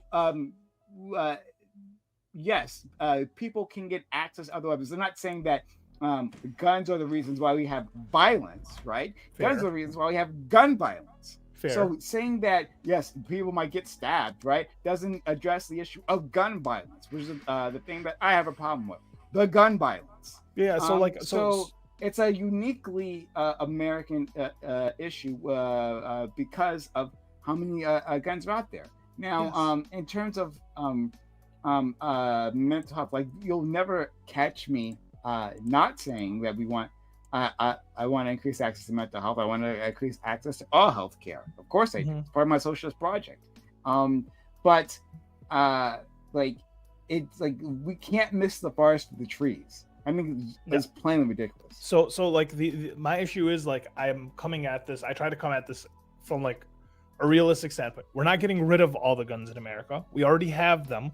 We've been, like, this country's everyone here, not everyone, but a lot of people will fight tooth and nail for the Second Amendment. So, like, I have to understand that guns are here. They're somewhat here to stay. I can fight for reform, but we're not going to get reform as fast as we need it, and we're not going to get the type of reform you want, especially, like, with any immediacy, right? So, like, in a realistic standpoint, I think if you focus in on, like, making this a healthcare and just mental health issue in general, taking care of those issues, and, like, I think economic issues for a lot of people. This is beyond vets, but, like, I think there's a lot of if you focus in on that, you can at least prevent the problem from like triggering, right? You stop the problem from the root, because the root cause isn't the weapon. The root cause is that these people feel like they have to do this, or like they're crazy, whatever it may be, and they're using this weapon to enact, like, their thoughts. That's No. Are you going to get rid of guns with any immediacy or haste? Hold on. Don't worry. I can respond. I heard what you said. First of all, you're shifting the goalposts, right? The thing that I responded is you saying there's not a gun violence issue previously, right? Now you're qualifying it, and it's fine if you do. So it's not a gun access issue. Access issue. Yeah, sure. That's what okay. Sorry. Maybe I said something differently. All right. It's not a gun access issue. Fair, right? But that's what I was responding to.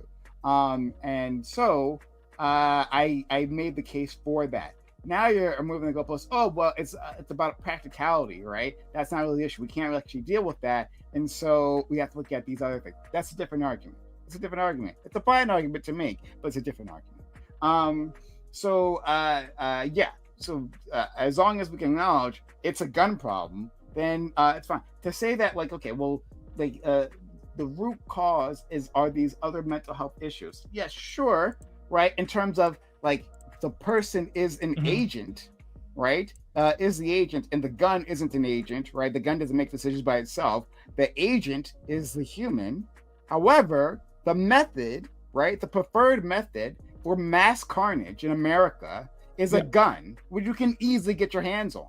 So that's why it's a gun access issue. There are plenty of people outside of the United States have the exact same issues. I understand. Right? They exist there. And so that's why it annoys me when people try to minimize this. So that's what I'm responding to. So my issue, it's a gun violence issue. And the last thing I was going to say, one last thing, if I can remember quickly,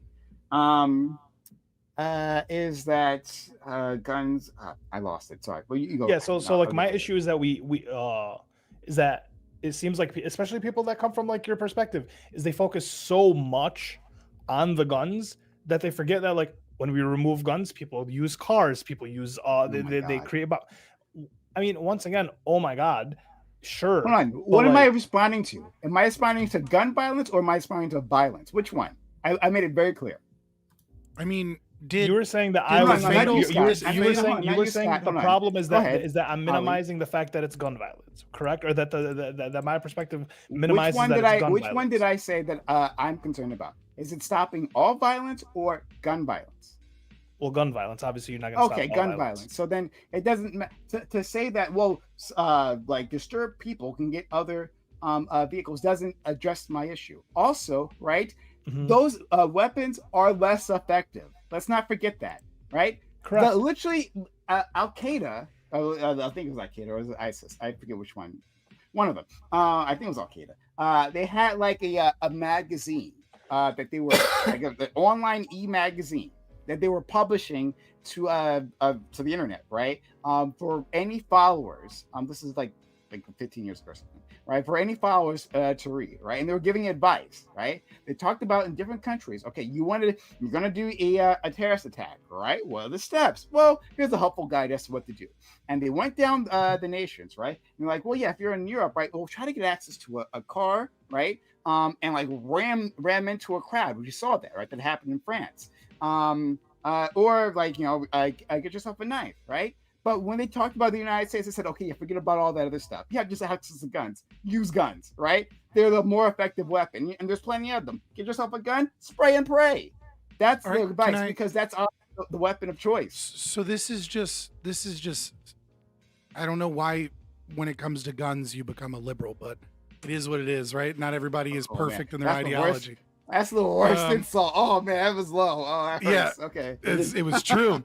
But like the thing is that like the UK banned guns in 1997, and fatal gun deaths plus fatal shootings has gone up about 20 to 30% since then, despite the fact that homicides have been trending down since the 90s.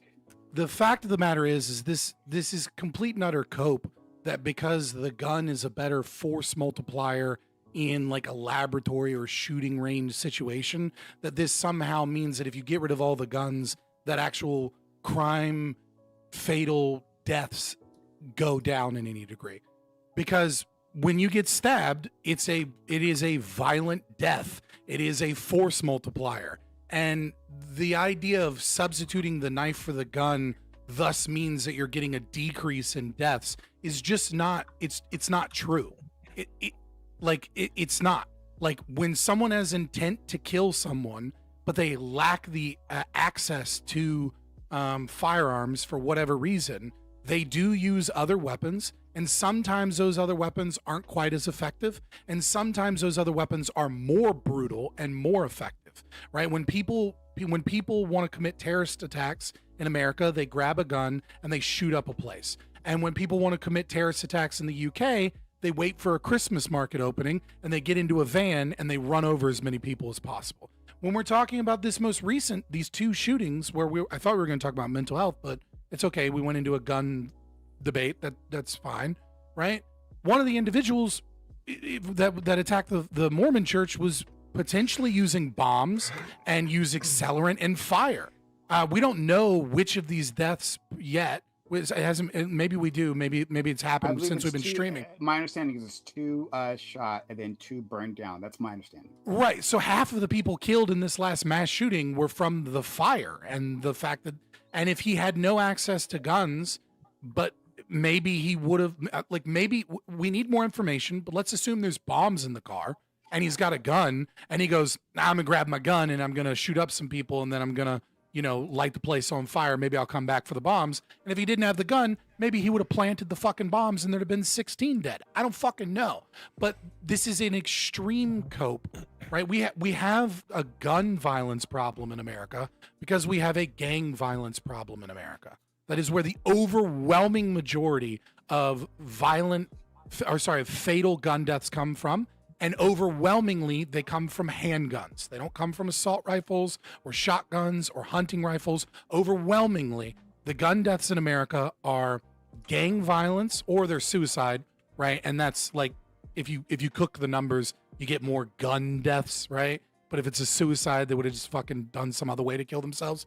But assuming we're just talking about murders, it's overwhelmingly handguns. It's overwhelmingly gang violence. yes, mass shootings is a problem that is relatively uniquely American, right? They're mass shooting. Obviously, there's these little pop-ups that occur, like Christchurch shooting and things like that. But most of the time when we talk about a lone gunman that is trying to create as much damage as possible because of a political ideology or because they went crazy or whatever reason, it's usually in America, it's usually a white guy, it's usually like some type of sometimes assault rifle, sometimes it's, a fucking bolt action or some other hunting mechanism. But this idea that like, oh, guns are the problem is just a fundamental misunderstanding of statistics and the problem. When really, Doobie, you're right. Some of it's political ideology. Some of it I would attribute to statism and the fact that we force people to pay for and live with people they don't share values with. That might be a small portion of that. But a lot of it is mental health issues. And, it's a sad state of affairs, is my opinion, that every time this happens, you get people on the left, not communists, but people on the left that go, it's a gun problem, it's a gun problem, it's a gun problem, which does nothing but try and erode our fundamental rights and doesn't actually do anything to solve the problem. And you get people on the right that go, it's a mental health problem, it's a mental health problem, it's fatherless problem, but then they don't actually do anything to alleviate or fix that problem, and we wait till the next one occurs. Let's let in Galactic. So I'm sorry, I'm using Grok right now to do a little bit of formulate an argument and get some thoughts. No, well, it's in real time, right? I don't have time to like do full research. So that's I'm fair. doing, That's fair. It's fine. I accept. Anyway, it's telling me that gun deaths in the UK are not going up. I didn't say gun deaths.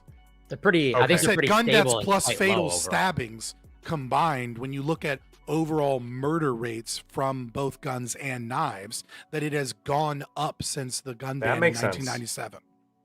That makes gun more deaths, sense. Gun deaths in the UK are like 30 a year or something now because it's very difficult to get guns. Very low. But it's like a couple Yeah. hundred fatal stabbings.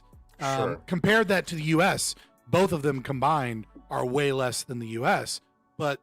And that's even per capita. I think per capita we're like 25 that's fine. times more murders, Yeah. but we have a gang violence problem in America. Well, yeah, I misunderstood then. So, yeah, I think it's, and I've seen studies like from Rand on this that have done kind of broader analyses, and yeah, I mean, my position, I sort of knew this was going to go into a gun control thing. My position is the same. Is it true that having more guns will lead to more gun deaths? Sure, we just have to accept that. Where things get a little bit where things get a little bit more Don't eat it. dicey, where things get a little Not bit more Asian, dicey, Al. is when we start to like take a look at that and say, well, why should we care about gun deaths as opposed to homicides generally, right? That's like the initial question. The question should be on homicides generally as opposed to just gun homicides. The method of killing to me is less important than the actual danger of being killed. And the other thing is, yeah, you're right. Having more guns leads to more gun deaths. And you can say, well, this happens to us. Like, it doesn't happen to any other nation in the world, any other civilized nation, I'm not going to use the word Because there's a civilized, lot of but, third world nations with a lot world, more right? gun deaths. Mexico, for example, has a lot more gun deaths, despite the fact they have much stricter gun control. Same thing with a lot of other kind of poor countries. But if let's say Ali here, our friend Ali, had one of his friends from Saudi Arabia here. It's one of his friends from Saudi Arabia said, you Westerners, like you guys have over 12,000 in the U.S. alone, over 12,000 deaths from drunk driving every year. That's not our problem. We don't have that here. We just don't allow alcohol. We have negligible deaths from drunk driving. You guys have over 12,000 a year. That's not a problem in our country. And he'd be right. It's not really a problem in Saudi Arabia because they have complete prohibition. Drunk driving is not really a problem in Saudi Arabia. I don't think that's true anymore, but yeah. It is. I know because I Okay, wanted to make sure it hit, right? Well, so there have been I don't know. Yeah. No, that's fair enough. There have been like a few cases like here and there, but it's negligible, right? Especially not 12,000 a year. And so the question is, well, well, then we can just go ahead and, this, since it doesn't happen anywhere else, we should follow Saudi Arabia's lead. Or we lower the speed limit to 25 miles an hour. We can get rid of 30,000. we could do that too. car deaths every We could do year. that. No, 1 mile an hour. Or we say that, and this is the thing that Charlie Kirk said that everybody, like, for some reason thinks is like a meme or thinks is a dunk. But it's just, you can say the same thing about speed limits. You can say the same thing about alcohol consumption. You can say the same thing about guns, which is that when you allow people to do things, there are consequences that result from allowing people to do things. And that those people, sometimes you do the things that you allow them to do irresponsibly, recklessly, maliciously sometimes. And that can lead to death. And that can lead to tragic death, but death nonetheless.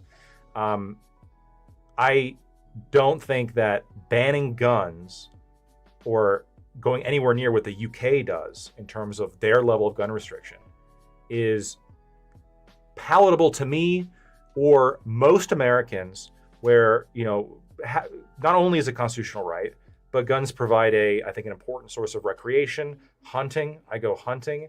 There's no recreation in the UK. That doesn't happen. Well, not with guns. And there's recreation in Saudi Arabia too, but they don't allow alcohol, and we do. True. And I don't want to ban that. And I don't want to ban that, and I don't want to ban guns, and I don't want the speed limits to be 15 miles an hour on the highway. I want speed limits to be 80. Yeah. So,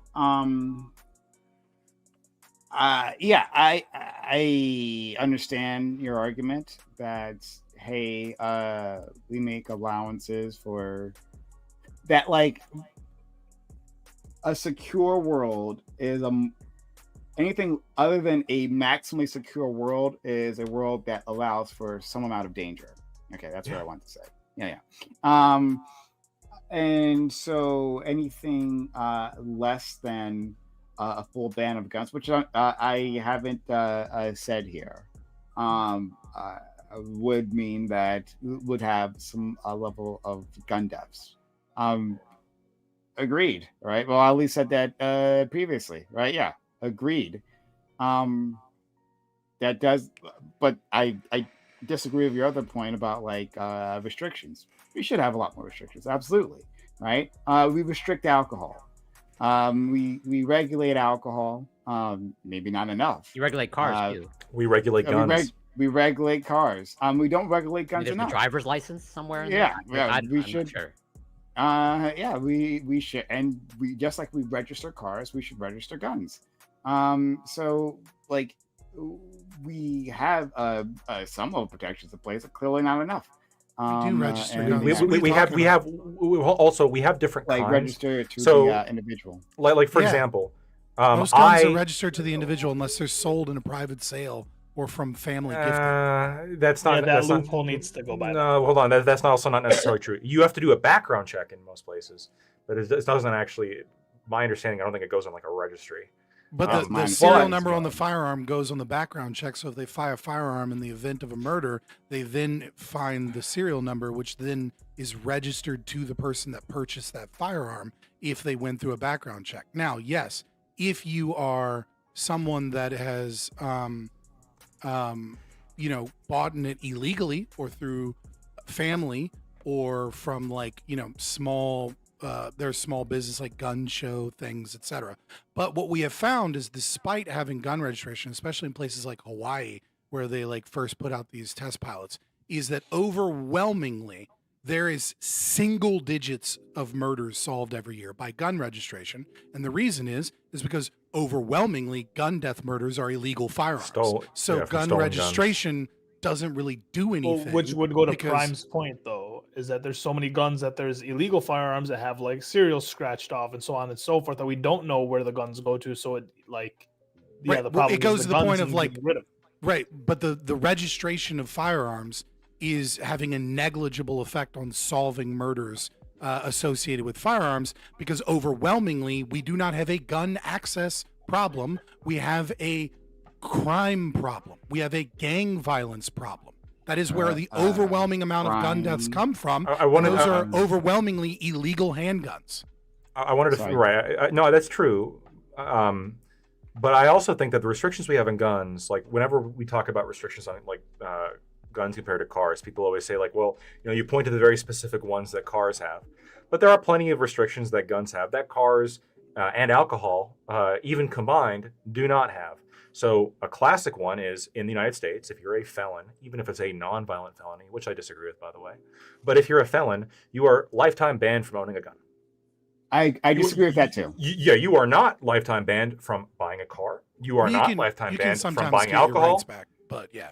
It's possible. It almost never Super happens. expensive, yeah. The process to do that is not only very expensive, it's also a massive pain in the ass, and there's no guarantee of anything. It's like a 5-year, like $100,000 fucking thing. And felons, and honestly, like the vast majority of people with a felony are probably just not going to be able to afford that. I would agree with you there. Yeah, and background, I can walk in and buy a bunch of beer, or even they might do like a criminal credit background check, checks, but they're not going to do. Work. Yeah, they're not going to do it like a criminal background check on me for when I'm going to go buy beer or liquor, or even when I buy a car, they're going to run a credit check, but not my a felony background. Right. And so you can like cherry pick. Yes, but we also design. We don't do it well, but we design the restrictions for the item, right? That's my point. Sure. Guns are killing machines, right? Is that also your point? Guns are killing machines. Cars can be killing machines. Drunk driving is killing machines. Any tool, yes, but it's not designed for it. It's not the intended purpose. It's designed to kill. It's literally designed to kill. Why is that substantively different than something that can be used to kill but isn't per se explicitly designed for killing? Why is that substantively different? Why does that pragmatically make a difference in regulation, or morally make a difference? You'll probably bite this bullet, but I think most people would probably agree of in terms of locomotion, okay? You can get around in a car and a tank, okay? I think most people would be against the average person owning a full-blown tank that's like armed to the but teeth. you've just stepped aside my question, right? Like, then can you rephrase I'll bite the bullet. I know that you should be able to have the tank, but that's neither here nor there to my question. What is the substantive difference between a knife that can be used to kill people, but isn't per se designed to kill people? Obviously, there are knives. Fish. Obviously, there are knives that are designed to kill people, but setting that aside, right? Like, why is it the argument? Well, guns are designed explicitly to kill people. Therefore, what? Why is that substantive different? Why does that make a difference? I think that's different because it's pretty much, ultimately it boils down to a values question. Like, do you value something that its explicit design is to kill people? Okay. Whether that's, for self-defense or for active murder, I think that actually changes the calculation. But that's just a fifis. That's just, I feel because of my values. I'm asking in terms of stopping violence, in terms of regulating out deaths, in terms of saving lives, etc. Why is it important to denote that this is designed to kill people versus something that isn't designed to kill people? Sure. One, I don't think that what Corey said previously about the tank in the car was a sidestep at all. I think it's directly addressing the issue. It is if I ask a question and then you ask me a question so that you hope the audience will bite a bullet instead of answering the fucking question. Oh my God. Oh my God. Calm down. Please breathe. Thank you. Much appreciated. Right. No, it's with how this item will be used, right? Will the vast will people use this item for killing? Well, no, most people will use a car for driving, right? Deaths will happen. Do you think that's not true for guns? Most people do not use guns for killing people. Overwhelmingly, most gun owners use them for sport, for hunting, I'd say or killing for people. or I for said killing defense. machine. Period. Right? They are for guns are for designed to kill, right? And they can kill anything, even if it's hunting, right? Like that's the design is to shoot an object, a dangerous object, to have some sort of lethal or near lethal effect on the target. So why does that matter? Because go ahead, Brian. Go ahead. No, you go ahead. We'll try to maybe try to link it to. Do you believe? I don't know, actually know for sure, but do you believe intentions matter in terms of do you make a distinction between murder and manslaughter? So you'll answer that question by asking me another question. You're going to try this tactic twice in a row? Yes, I am. Yes. Well, then don't say you're going to answer the question when you're not going to. I'm going to try to attempt to. So yeah, I'll answer your question. I'll answer your question. Yes, I will answer your question. Mens rea does matter in certain circumstances, but we're going to get into a big rabbit hole of like when mens rea matters and when it doesn't matter. I know. So it doesn't matter for. That was my question. I asked a simple question. I just said, do you factor in intention? Well, it needs a complex answer, regardless, because you asked me. So it matters. It does not matter for restitution, as far as I am concerned, from my philosophical worldview.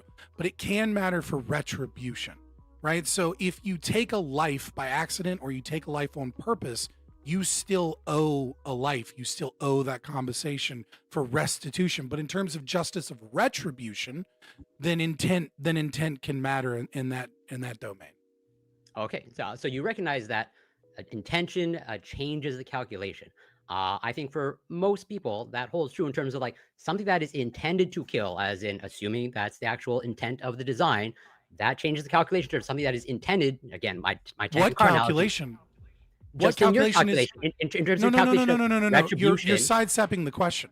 The question is, why is it that it's designed for explicit killing is an imperative difference in how we treat the law of that item? And what you're saying is intent changes the same calculation. Reason why that's not the an intentions answer. of manslaughter and murder are different, and that is reflected in policy. So I think the difference. I think the confusion here is there is an intention of action is like wholly distinct from like the intended purpose of an object. If I yes, the intention would matter for the murder with the gun, is there not the fucking gun. And you might not recognize like there might curious, but there's an intention behind a design. It's coincidence sure, but what we're saying is the intention behind the design doesn't matter. The only two questions that matter is the danger posed by the object and the intention of the operator. Those are the only two things that matter. If I am more deadly with that's the fundamental difference. So like that's where. Right, but you're making an argument from feelings. Like that's not a real argument to say that because this thing is designed to kill, or because this thing is designed for multiplication of force. Yeah, there's a difference between fucking granite and slate. That doesn't mean we need different rock laws because there's different rocks. Okay, like there needs to be a reason for a law. And when you were talking about intent and mens rea, you're not talking about mens rea of the design of an object. It means a guilty mind. It means that, I mean, literally from Latin, right? It means that you intend to kill someone versus you were doing something and accidentally killed someone. That is the difference of intent. That has no application to the intent of designing a knife or designing a gun to, have more multiplicative force or fire more rounds per minute or, cut up somebody's guts because it's serrated so it's more painful, et cetera, et cetera. Like these are fundamentally different things. You haven't answered why that intent that you are identifying I answered why. Why it should be. Agree with it. And you can disagree with my reasons. You're just saying they're different. That's not a reason. That's just a description of a difference. I highlight how they are different, as in I try to pinpoint it and distill it as best Why is it, okay, that we ought regulate firearms as opposed to other things that can be used to kill them based solely on the design of the craft? I'm curious if you'll bite this, but you probably will. When we get to the place, just answer the question. I've answered two of yours. I've bitten two bullets for you.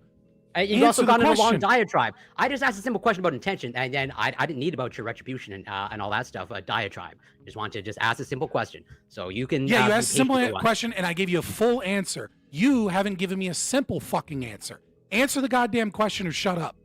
I'm trying to. Yes. Go. Because I want to see what your positions are. I already answered my question, why, in terms of I highlighted a difference to me.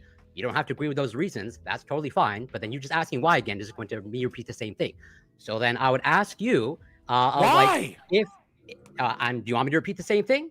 I want you to give me a why, not just a description. No, you want a why that you will buy that fits into what you want. But that's a fundamental. No, I'm not going to fucking agree with you. What I want is for you to actually make the argument, so I can tell you why you're wrong.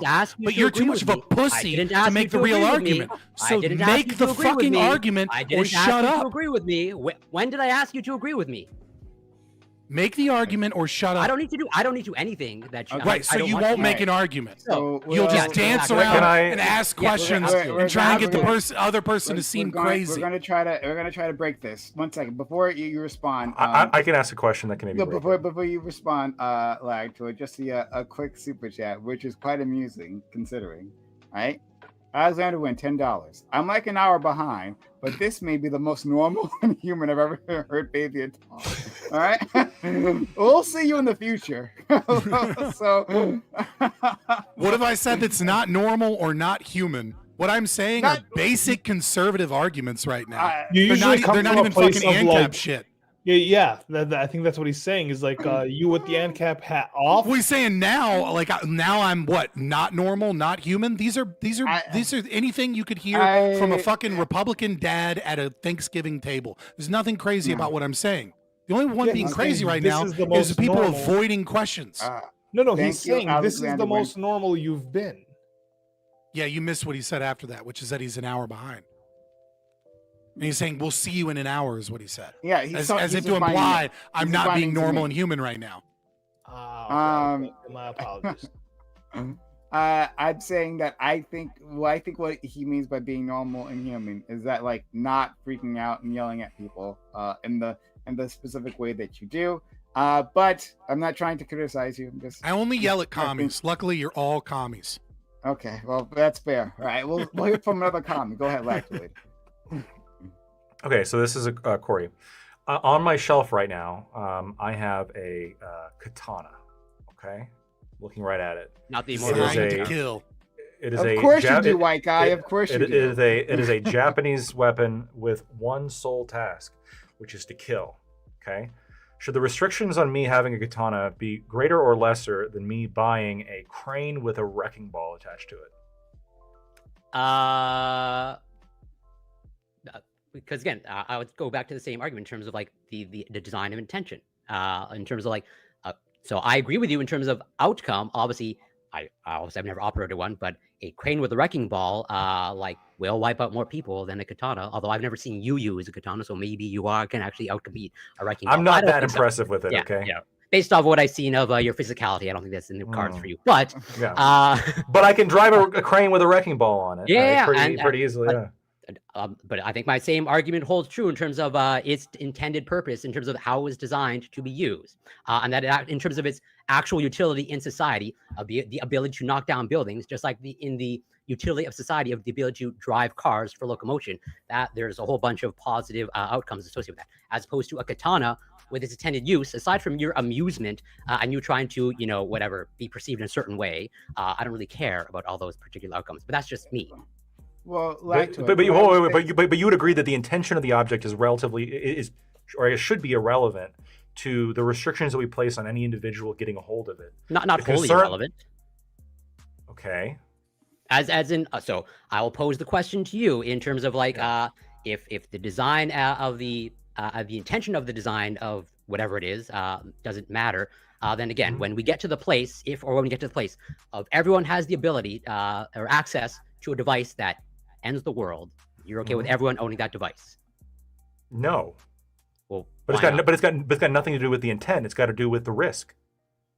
Well, then I think that would be separate you probably from Scott's argument potentially.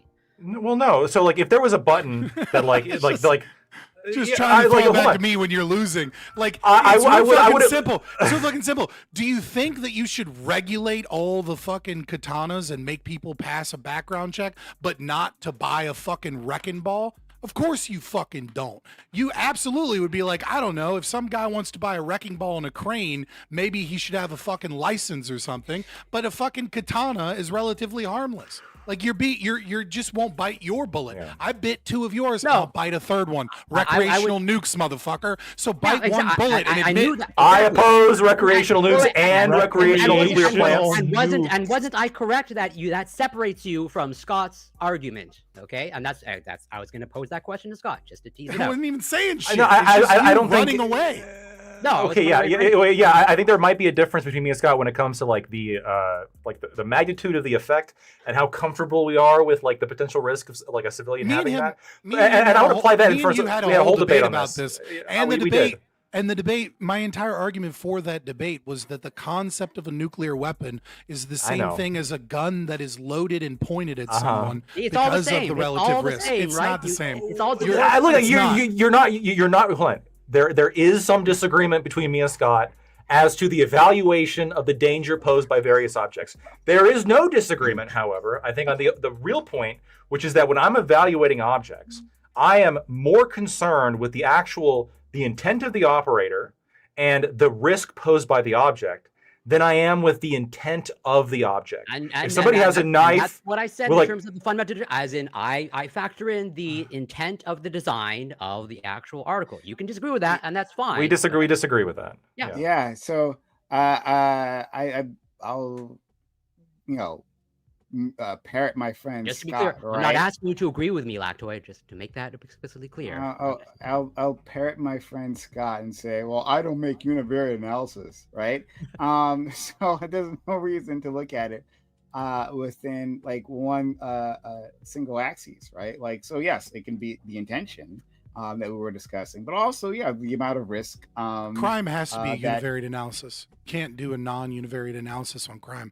It's either true or false. You're either guilty or innocent. You can do a bunch of different things to try and determine state of mind or look at evidence, but it is either true that the person committed an act that they are guilty of and need to be punished for, or they did not commit or that does that act. have to do with what I just said? I'm sorry, I really don't know. What does that have to do with what I just said?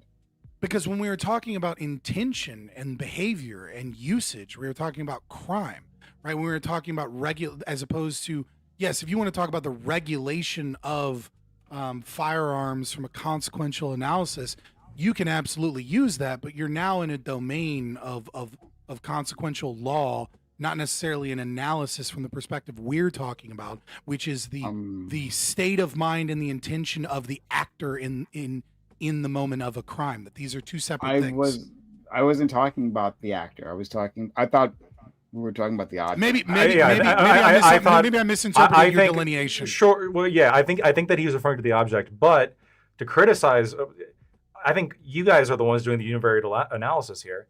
We're talking about all the various non-killing people things that people use guns for. Like guns kill people, like in the sense of they are an object that can kill people. Sure. But which is a they're good also thing. used. It's morally for good sporting. to kill some people. They're and used, you're evil if you're against Twitch. I'm not saying this. I agree. If you self-defense. Twitch, Self-defense. it's not me. It's not me. Twitch. It's not me. Twitch. It's not against Twitch's TOS to say that self-defense is morally justifiable. For sporting, Twitch, sporting and hunting, whatever and, game, sporting in Minecraft and hunting, which I go hunting. Hunting politicians or animals? The largest game, right?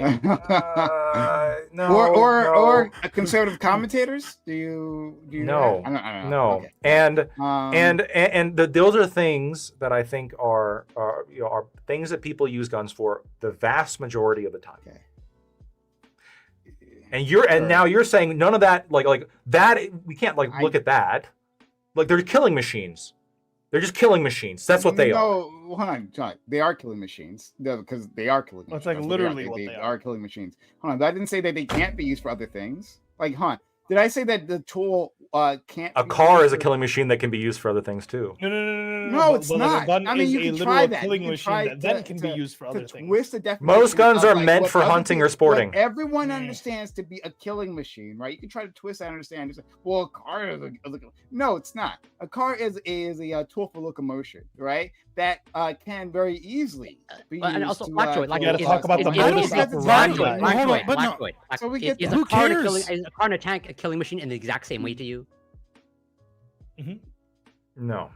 Okay. So you do recognize that there's effect. I just want to say, yeah, I'll like, bite that you bullet. understand I'll there's a bite that difference bullet. between I don't care if I know you you call it a killing machine or not a killing machine. Sometimes it is both morally justifiable and not just justifiable, the right thing to do. We don't need to go down to, this argument. to use a gun not to relevant. kill a person. Twitch. If I'm open carrying, or let's say I'm concealed carrying, okay, in Richmond, Virginia, Not really okay, argument. and I find a man who is raping a woman at gunpoint. Is my it God. morally wrong for me to Friend, use a firearm to stop this rape? Hold on. We agree. Hold on. I didn't call it a murder machine, did I? Right? I call it a killing machine. Right? Okay, Yes, and right, some okay, so killing you is agree. So justifiable. some killing Yes. is not only justified but morally good. 100%. I've So never said why anything why otherwise, right? if a tool within the boundaries of the law, right? if a as stated tool by is Lactose. Is alcohol a liver killing machine? If a tool is Yes, it is. capable, Pretty much, if a yeah. toul is capable Literally a poison of being used, Don't run that for experiment, Lactoid. If I a care about your tool, liver. if a tool is capable of being used in a not only a morally justifiable but morally good action, and that without that tool, I am less likely to be able to engage in this morally good action, then how can it be right for the government to restrict my ability to do something that is morally righteous and good? How can that be good? It is the antithesis of of the risk good. of you using it in other ways, right? We regulate that risk. We understand that yes, it can be used in a legitimate. So this is the ways, argument of right? the lesser And of so- two evils. It is okay to engage in evil, which is the regulation of good, morally good activity. Yeah, I can't wait for because you Alexander believe- Wynn's follow-up super because chat. you It's believe gonna be great. because you It's gonna be believe solid. this is not. This is, I'm fucking cooking your asses, and you keep yeah, okay. interrupting me because you know that I'm cooking your asses. It is very simple. There is an action. The action, the tool facilitates the action that is morally good. You're saying that it is good and right for the government to restrict righteous and good activity and to reduce good in the world because you believe that it will lead to less bad in the world. You are choosing something that is definitively, that by definition is evil, and saying that you are good by being evil. Oh, okay. True. I've never We said all that said was that. good. I'm I actually remember pretty I remember sure. Prime saying these words exactly. And by the way, a I'm tank is not- only I'm more of a killing actually- machine because it actually, in effect, poses more danger. If a car did, a car would be more of a killing machine. 1 second. So I want to look. I honestly didn't want to turn it to just a gun debate. Like I was just responding to. That's like, the first thing you hold on. did. No, hold on. Right after opening statements. Motherfucking Ali said a thing that I had to respond to. It Okay, is I responded to the opening. thing. You're very. And You then- were the first person to talk in the open and immediately Yes, went and into then- it's the and then guns. The people who had the biggest problem with it was not Ali, right? That was you, right? That was you. That was Scott Lactoid. I'm just saying you can't so be like listen. it's not my fault, even though I was Hold the on, first hold one to on. But I'm talk and saying that immediately in- went in this direction. I acknowledge it was going to be about the guns. I didn't say that we're not going to talk about it. In the remaining time, right? I'd like to try to do some mental health stuff. We all agree with like. Well, one second. Hold on. I think No, I the might- I veterans might- should not have hold any on. mental health. I think I might have won in the opening on the mental health. Is real reason why we went into guns. Super chat. But I have one question about that. Fairy Queen for $2 says recreational war has let's go. Bam. True. I trust Elon Musk with nuclear energy more than I do the United States government. Oh my god! All right, Isn't that like one and the same at this point? Oh my god, the failure. They're pretty close. Okay, They're it's pretty okay. close. It's Yeah. fine. We just have to leave that alone. But Alexander Wynn, $5. Thank you, Wynn. Maybe caught up. Corey, if I write a book intended to destroy minorities, but actually did nothing because it sounded like satire, should it be regulated? Well, depends on what you mean by intended. Like, if this book actually has a nuke inside, but like if it's just words, like. No, like No. what if he genuinely and deeply believed, and there was some scientific evidence to support the notion that a certain combination of words would kill only black people if read because of the specific type of neural pathway. And he wrote this book, and it was Like the based mind on virus. science designed And it was written by Margaret to kill Sanger. blacks. But it was right, you got it. And then it turns out that the science wasn't good on that, and it actually didn't kill any black people. Would you regulate that book? Well, okay. If I actually had access to his thoughts, and like I saw those thoughts, and he actually knew the information of like if these people read these words, they will die. Oh, yeah, I would regulate that. Yeah. So you would only regulate it once we have Minority Report under your lovely liberal, totally not fascist. Wait a minute, far hold on. away. We're not Would you necessarily far away. regulate? Wait a minute. Would you regulate access to the tape from The Ring, right? Where like you watch the tape and then you watch the video and then you die? Would you say like Depends hey, on how, maybe depends on we what you should, mean by regulate. deny? I would regulate the videotape from The Ring, just to be clear. Okay, Well, yeah. I would say that if you disseminate it, right, then you should be publicly hung and then skinned alive. But I wouldn't regulate the book itself. Or the tape okay. itself. What? Yeah, like if you give someone a copy and you commit He's just trying to fraud or an break your- aggressive act, Wait, that's your punishment? Like hung and then skinned alive? Yeah, I mean, like if you, it's The Ring. This is a serious offense. All right, we need a serious punishment to fit this crime. If you are intentionally trying to spread and not telling people the dangers of this item in the hopes that they will die from a murdered ghost that crawls through the screen, and it's true and it works, we need some draconian shit to make sure that motherfuckers don't do that. I agree. I think I would go as far as to ban the videotape.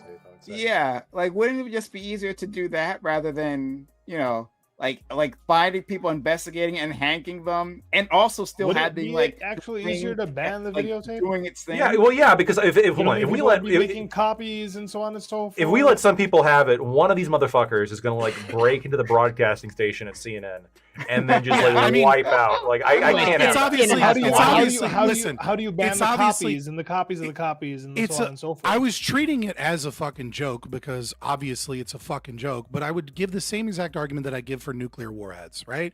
Which is when you have Let some people have type them. of some type of object, Recreational right, ring copies for that everybody.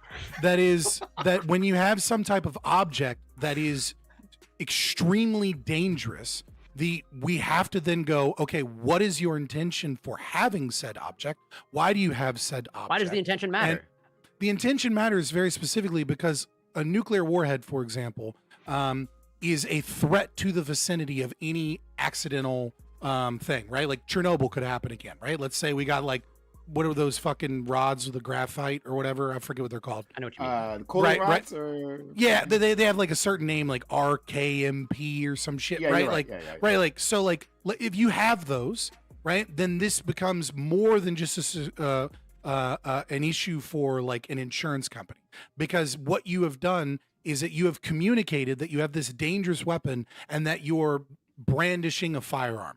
Right? Like it's no different than pulling out a gun and waving it around with bad trigger discipline. Is that you are in effect threatening my life by having nuclear warheads and not proving to me that you are engaged in safe activity, right? So for example, if Elon Musk had a nuclear facility that didn't have active warheads that was for power generation, and he showcased, like he built it on a mountain somewhere away from people, and he showcased that he had these, all of these great safety regulations and things like that, then he is effectively communicating via his actions that he has no intent to harm me and that he is doing everything to ensure that this product doesn't harm me. But if he were to build a cheap one right in the suburbs of Chicago and it had like that graphite problem, then what he's communicating is I'm playing with fire and at any moment you might get burned. And so that becomes the same thing. It's the same reason I can defend myself if a gunman points a gun at me but doesn't actually pull the trigger. I can defend myself against that threat of aggression. The nuclear warhead would be the same thing. And a videotape that, if disseminated, could wipe out the human race if it got on too many computers would also communicate that same thing. Unless, for whatever reason, it was like a science lab somewhere that was like blocked off from the internet and was studying this videotape for scientific purposes to try and understand how this works for future technologies. And like they had air-gapped machines in Antarctica, then I'd be like, yeah, you should be able to have that because you're not communicating a threat of like playing with fire. So I wanted to ask, and this is the thing I wanted to do previously. Hold on, there's a super chat. So $20. Better be Alexander Wynn. Alexander wins. Indeed. And I very much appreciate you. Thank you so much. And Fairy Queen for being so kind as to help out. And there might have been someone else. Assuming a supernatural video oh, okay, we're on this one. Assuming a supernatural Already video starting off crazy, yeah.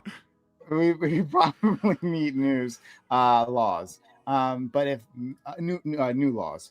But if magic turned out to be real and you could curse people to death by it, and it was impossible to trace, would you arrest people trying to learn it? Scott and Lactoid? It's like you could curse a person like it's a very fantastic. Right? Like I don't know, because the fantastical nature of the question like really brings in like a lot of fundamental questions of reality. I don't know that I feel like I've given an answer on nukes and the tape to an extent that like my opinions are known. I don't know that I have a good enough answer on this, because like I have a million other questions of how this world works. Yeah. I understood. My answer is pretty straightforward. It depends on how the mechanism of magic operated. If you could just curse somebody like from the privacy of your like the Etsy witches, or the Etsy curse, witches to Charlie Kirk, something like that, yeah, like curse. By the way, there's an interesting a lawyer confronted me on this. There's like an interesting legal question as to whether or not technically they should be considered accessory, guilty of attempted murder, under the definitions of attempted murder, because you don't actually need to if you believe that it might cause somebody death, they have motive, but they don't have means. Technically, intentions matter. Well, hold on. But means only matters if you believe you have the means. So, like, if I point an empty gun at you and I pull the trigger, and there's like a click, that's attempted murder. Right. Even though the gun was always unloaded, but I believe the gun to be loaded, and I intended to kill you with it. And so, if I believe the magic will kill you, and then I curse you.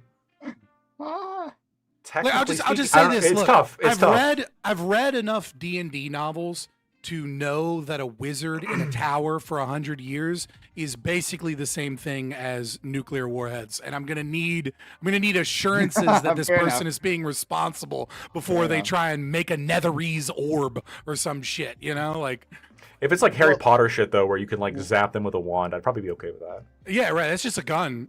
Except not as good as a gun, and that just goes to show that just like Harry Potter had like an awful like battle system, just awful, just like so stupid. But some other time. But the thing I wanted to ask you, Scott, it was more about like your opening statement. Anyone else can jump in here as well. We are over time, so if someone has to leave, then you can. But you talked about how. And I think it's a very reasonable statement that you made, that, if someone's a danger to society, then we should like lock them up. We should put them in to like some mental institution or something like that, right? Yeah. But I'm thinking of like domestic violence and domestic violence protection. So let's remove the guns just for a second, right? Like, we know in these situations there's very scant evidence, right? There is there's text messages maybe, right? Maybe someone, it's the same with like rape, right? It's an incredibly difficult thing to prosecute because the evidence is often he said, she said. Yes. But still you can, let's say you can, I don't know the term in law, right? There wouldn't be a preponderance of evidence, but like amass some level of evidence, right? So some sort of evidentiary standard. That is not Isn't it like a balance of probabilities in civil court? Is that the term? Maybe. Lactoid? Like the standard is balance of probabilities versus rocket. No, I'm sorry, for what? Talking about preponderance? Well, yeah, like what would be the legal? I think he's looking for like we have sufficient evidence to assume that this might be true, right? But isn't necessarily definitive proof that it is true. Isn't that balance of probabilities in civil law usually, not criminal law? So in civil litigation, it's preponderance of the evidence, which is 50+1. Like, is it just more likely? Is it just more likely to be the case? Than not, right? With criminal, it's obviously beyond a reasonable doubt, which is a higher standard. Right, and then for like grand jury, it's like anything, pretty much. And then there's also a clear and convincing standard, which is I don't fully like. That's like another one. I don't fully understand how that is distinguished. I think it's somewhere in between, but Okay, well, so I'm gonna get out of here. Okay, have a good one. All right, brother. Charlie, Peace, be well. Sociologic. Yeah. Follow Sociologic with 2 L's on Twitter. I had to remember that when I was looking for your Twitter, because I was going to include you in that tweet from last week, right? And I'm like, because I know he elected was on that, but I was like, You're a Muslim now, right? Ali has a thing. He always says like, "Hey, follow me," and he's like spells it, and I'm like, what does he always say? What has he been saying for like a fucking year, right? And I'm like, it's the 2 L's, yes.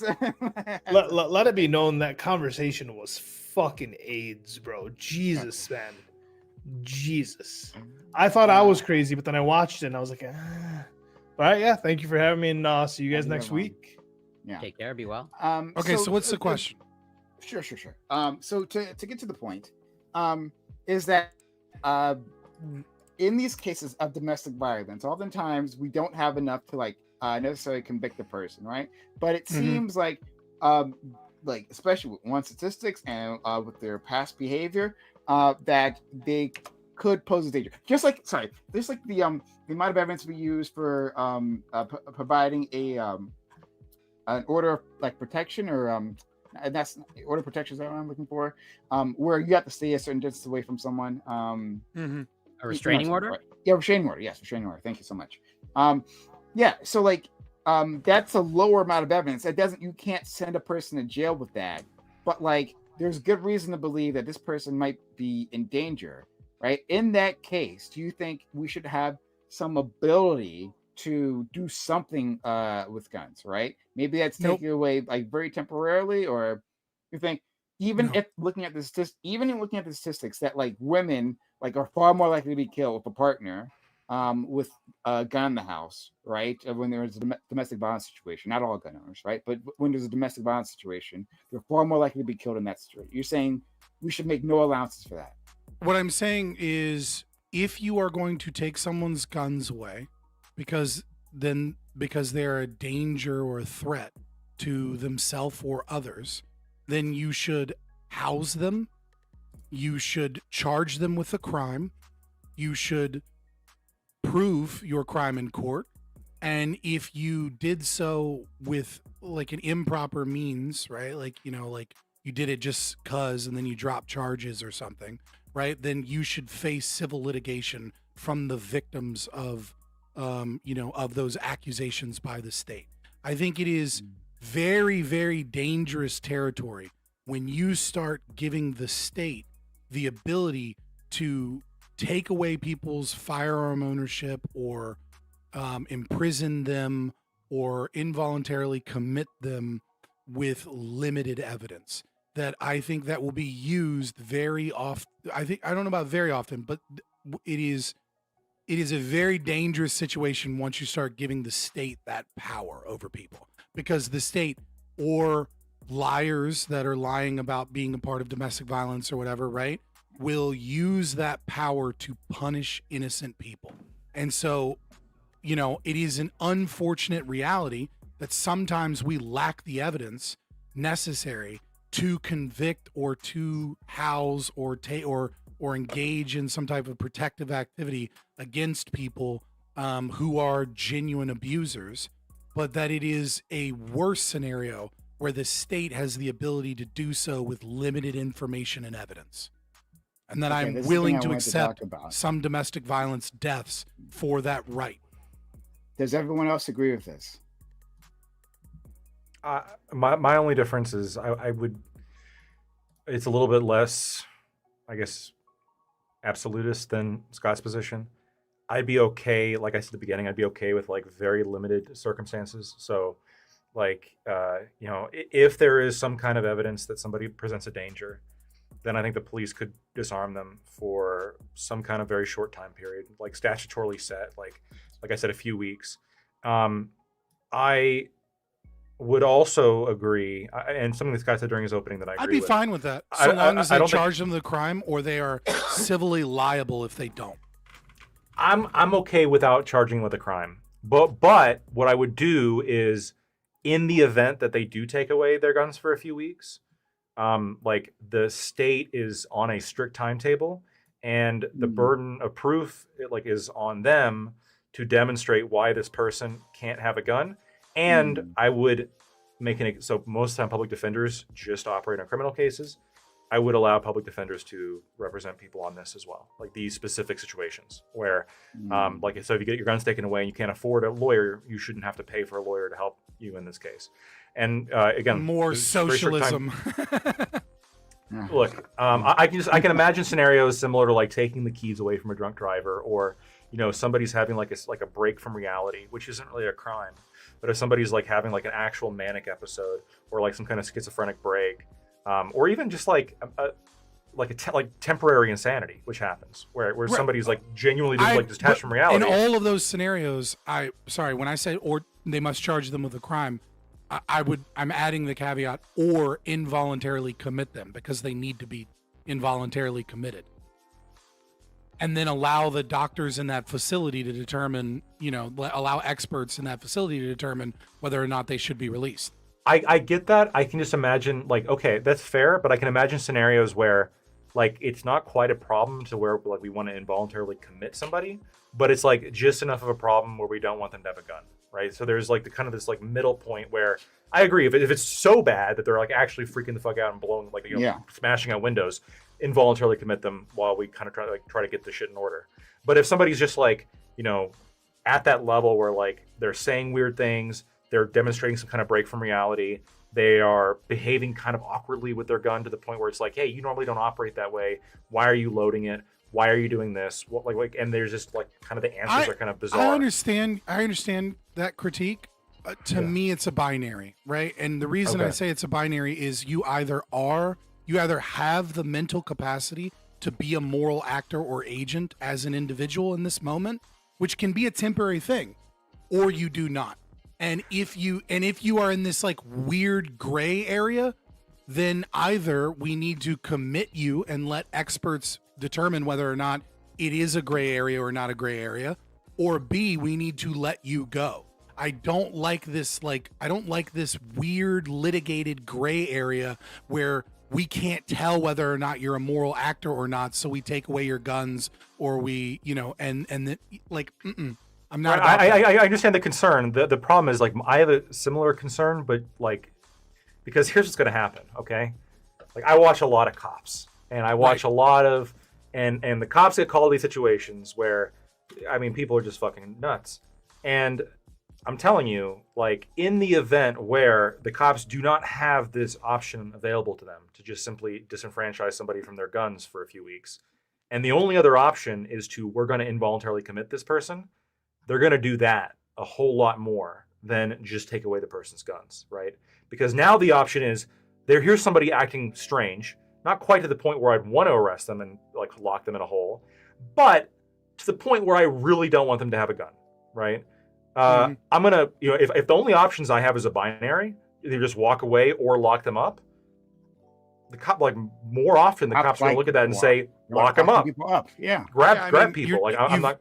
And you've just explained one of the many reasons why we should not have police that are under. Okay, sure. Okay, but we do. Yeah, fell into his trap, lactoid is all. No, it's not a trap. It's not a trap. But we do. And so what I'm saying is, as long as we're operating within a rule-based system, as immoral and evil as it is. Okay, but see, here's the trade-off. Here's the real trade-off, right? Is we have two. We have option A, option B, both with the state police. The police being the monopoly on justice and violence, right? Option A is they have a binary decision. Now, this can go in one of two ways. Either we can handle it appropriately, where that binary decision requires evidence and requires a strict standard, and we punish police officers that violate this consistently, or option A can turn into what you described, right? Where we don't punish officers and we don't do anything about it, because that tends to be the trend. It's probably the more likely scenario. I will admit that, right? And a lot of people end up getting involuntarily committed based off of no evidence, and we have to figure that out through civil litigation or weak evidence. Begin to figure it out, right? Or weak evidence. Option B is they have three choices. They can do nothing, they can take your guns away, or they can involuntarily commit you.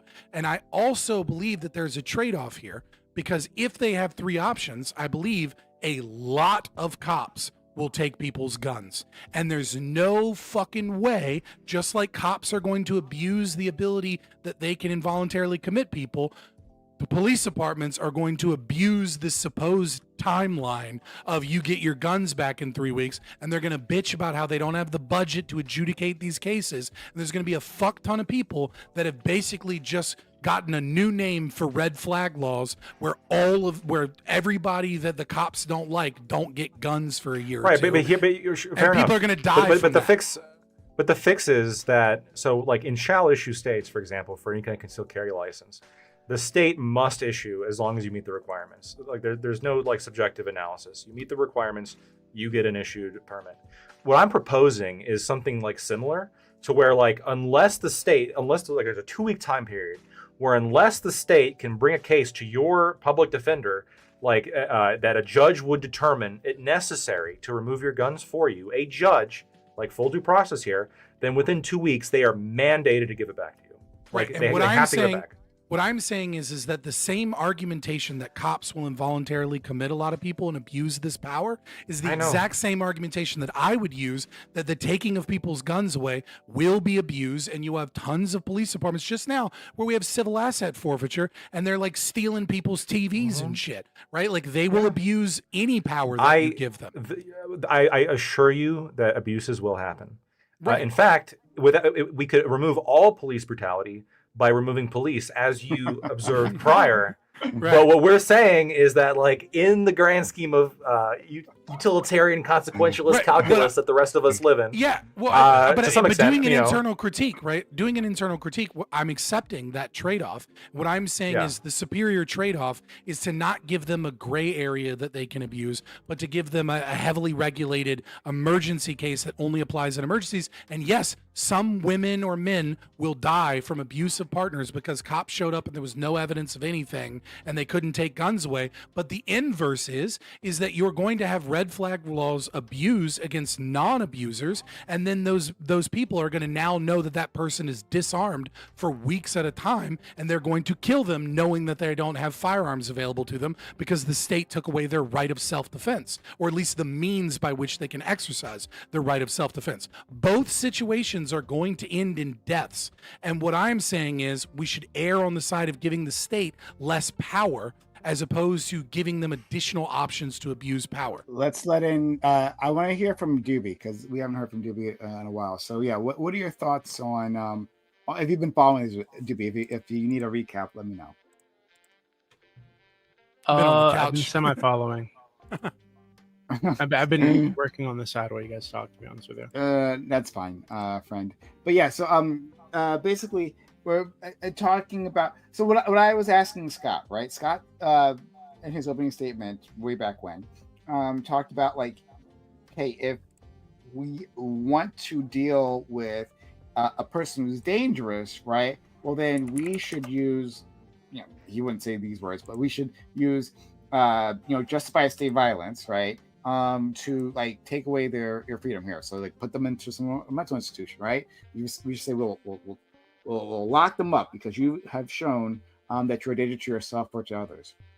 What myself and what Lactoid have been responding with is that there seems to be a spectrum here, right? Our friend Scott saying it's a binary, but I think there's a spectrum in which there's a level of danger or there's a level of evidence available, right? That is below just for the the record, threshold. it's not my argument that there isn't a spectrum when it comes to investigation and evidence. It is my position that there is a binary in reality, whether or not we can determine that, but that there is a binary of whether or not someone is a moral actor, moral agent of mind and body to make moral decisions or not. Okay. But I totally agree that it can be difficult to determine that, right? Psychology is like one of the worst soft sciences, as much as I love it, and the ability of humans to psychoanalyze, especially retarded cops, is very low. So understood, friend. So but anyway, what I was asking is like, well, should we have some sort of allowance below the threshold of literally locking someone up, right? Sending them to a health institution? Should we have some sort of system in which we can remove guns from the home temporarily? Now, I agree with my friend Latchwood when he talked about a very systemic, a very regulated way of doing this, right? That has to involve a legal process rather than the cops just saying, "Hey, like, we're going to take away your guns," right? I actually agree with what the way he put it. But yeah, do you agree with that? Do you say that, hey, like it's either one or the other, right? Either they like we remove the person from society, or do you think there might be another option might be to use? I think you should do both. I think you should remove them from society until they are stable, and also take their guns for a prolonged period. No, we should let them have guns in the asylum. Let them take each other out, right? We're gonna have being sane in insane places. Shall 2.0. not be infringed. I think the bar for being out, walking around in society, should be lower than the bar for owning a weapon that could kill people easily. It's fair. Yeah, but I definitely from a consequential perspective, I mean, I understand the logic behind that. I disagree with it, but I mean, then it just becomes a philosophy debate, right? Yeah, so and I totally disagree understand your on position too. Like that person could just run over someone with a car or something, right? Like I get it. Like I understand what you're saying. It's just I'm just saying my biggest position like doing the cost benefit analysis, right? Doing the internal critique is we should be very wary of any powers that we give the state to use against people. And that we should be very cautious in that regard. And so this concept of like, oh, we don't have enough evidence to determine that you're crazy, but we have some reason to believe that we can take your guns away is, in my opinion, a very scary thing to institute into law, and that we should be very careful of engaging in that behavior.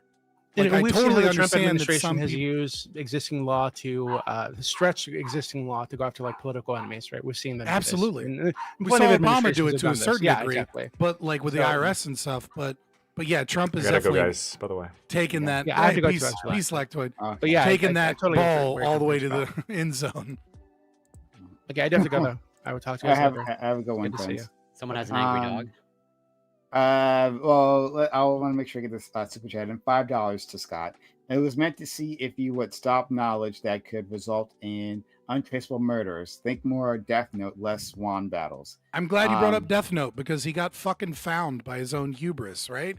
Like it's like it's that's why I was like, dude, I need to understand the world better before we get into things that are so fantastical. And I hope you don't think I'm like refusing to bite bullets and run away when I gave that whole fucking diatribe on nuclear weapons and things. I'm not running. It's just I would genuinely need to know more about the world, right? And the ability to commit an action, I say, is not something that should be regulated. What should be regulated is aggression, and this includes the communication of threats. And so certain situations are a communication of threat through negligence. Brandishing a firearm, having a nuclear facility that is like, poorly maintained and like near population centers, and a wizard in a tower that's a crazy old kook that's cooking up magic, Death Note magic might also be that. But I'd need to understand the world better to give a substantive answer. But that's the point of that's the distinction that I'm making, is that your actions are communicating a threat, and sometimes that communication of a threat can be an extremely dangerous weapon or ability that is not taking the intersubjectively communicated necessary precautions, right? So as technology progresses, what is considered sufficient regulation is going to increase, right? If we go 100 years into the future, we're going to have all types of new technology that would prevent a nuclear meltdown like occurred at Fukushima or Chernobyl. And so what is the standard of sufficient regulation that shows a good faith attempt to ensure the safety of your weapon is going to change based upon technology. A question for you now.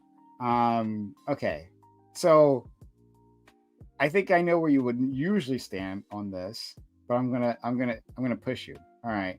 Mm-hmm. Mutants, right? X-Men style mutants, right? Exist, right? And we got a bunch of kids, right? If you don't know, right? Rogue should be locked up. Rogue should be Everybody else. Rogue should be locked up. Fucking what's the guy with the fucking sunglasses? Cyclops? No. Scott, Cyclops. Yeah, Cyclops. There's a few like S-class mutants. I wouldn't consider Magneto because Magneto has control over his powers, right? But S-class mutants without control over their powers are the same thing as brandishing a firearm. If they have control over their powers, it changes. Okay, so that's interesting that you would say that. All right, that's super interesting because I didn't think you would go that far with it. Okay, so like what I was just about to say is that because Rogue be kissing dudes and shit. Like Rogue has shown that she can't control her powers responsibly multiple times. I will only agree if Rogue is locked up, specifically in my basement. But anyway, do you have a basement? You're not gonna have a fun time. You might be able to make an OnlyFans, but that's about it. Yeah. Right. I would make an Andrew Tate style, like a webcam model type. Sorry. I get whole nother set of abuses occurring. You brought this out way too much. Delete the bot. Okay. But anyway, so what I was going to say is that in Marvel, in terms of the mutants, right? Your mutant powers, like talking about Rogue, right? They typically express themselves when you're a teenager. You suffer some sort of emotional.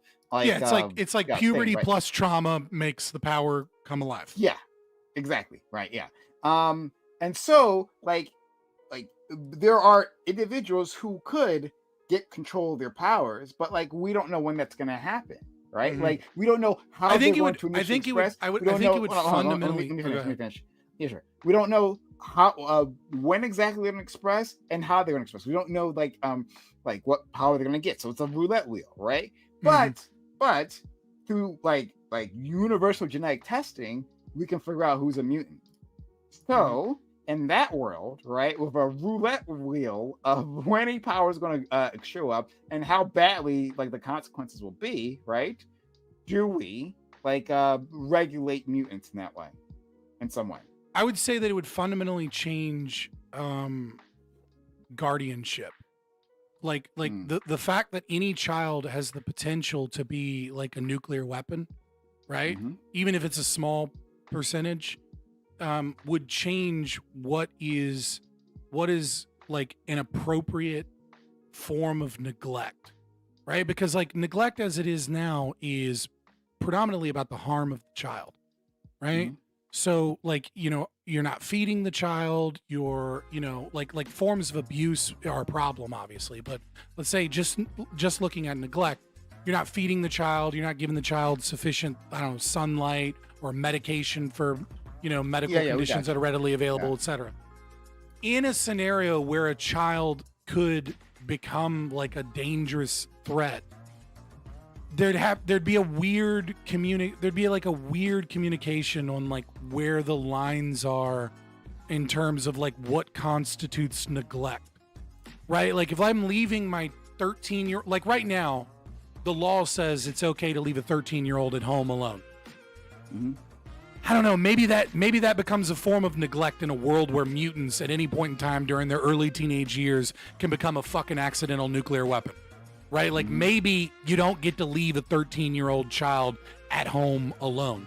So how the government or how a society would handle that requires a level of understanding of that universe that I don't have. But I will say that there would have to be some changes to how we perceive neglect and guardianship rights in a world where children can become potential. Like, because like Cyclops, right? If Cyclops awakens his powers in an apartment building and nobody's there, right? Like 17 people might die.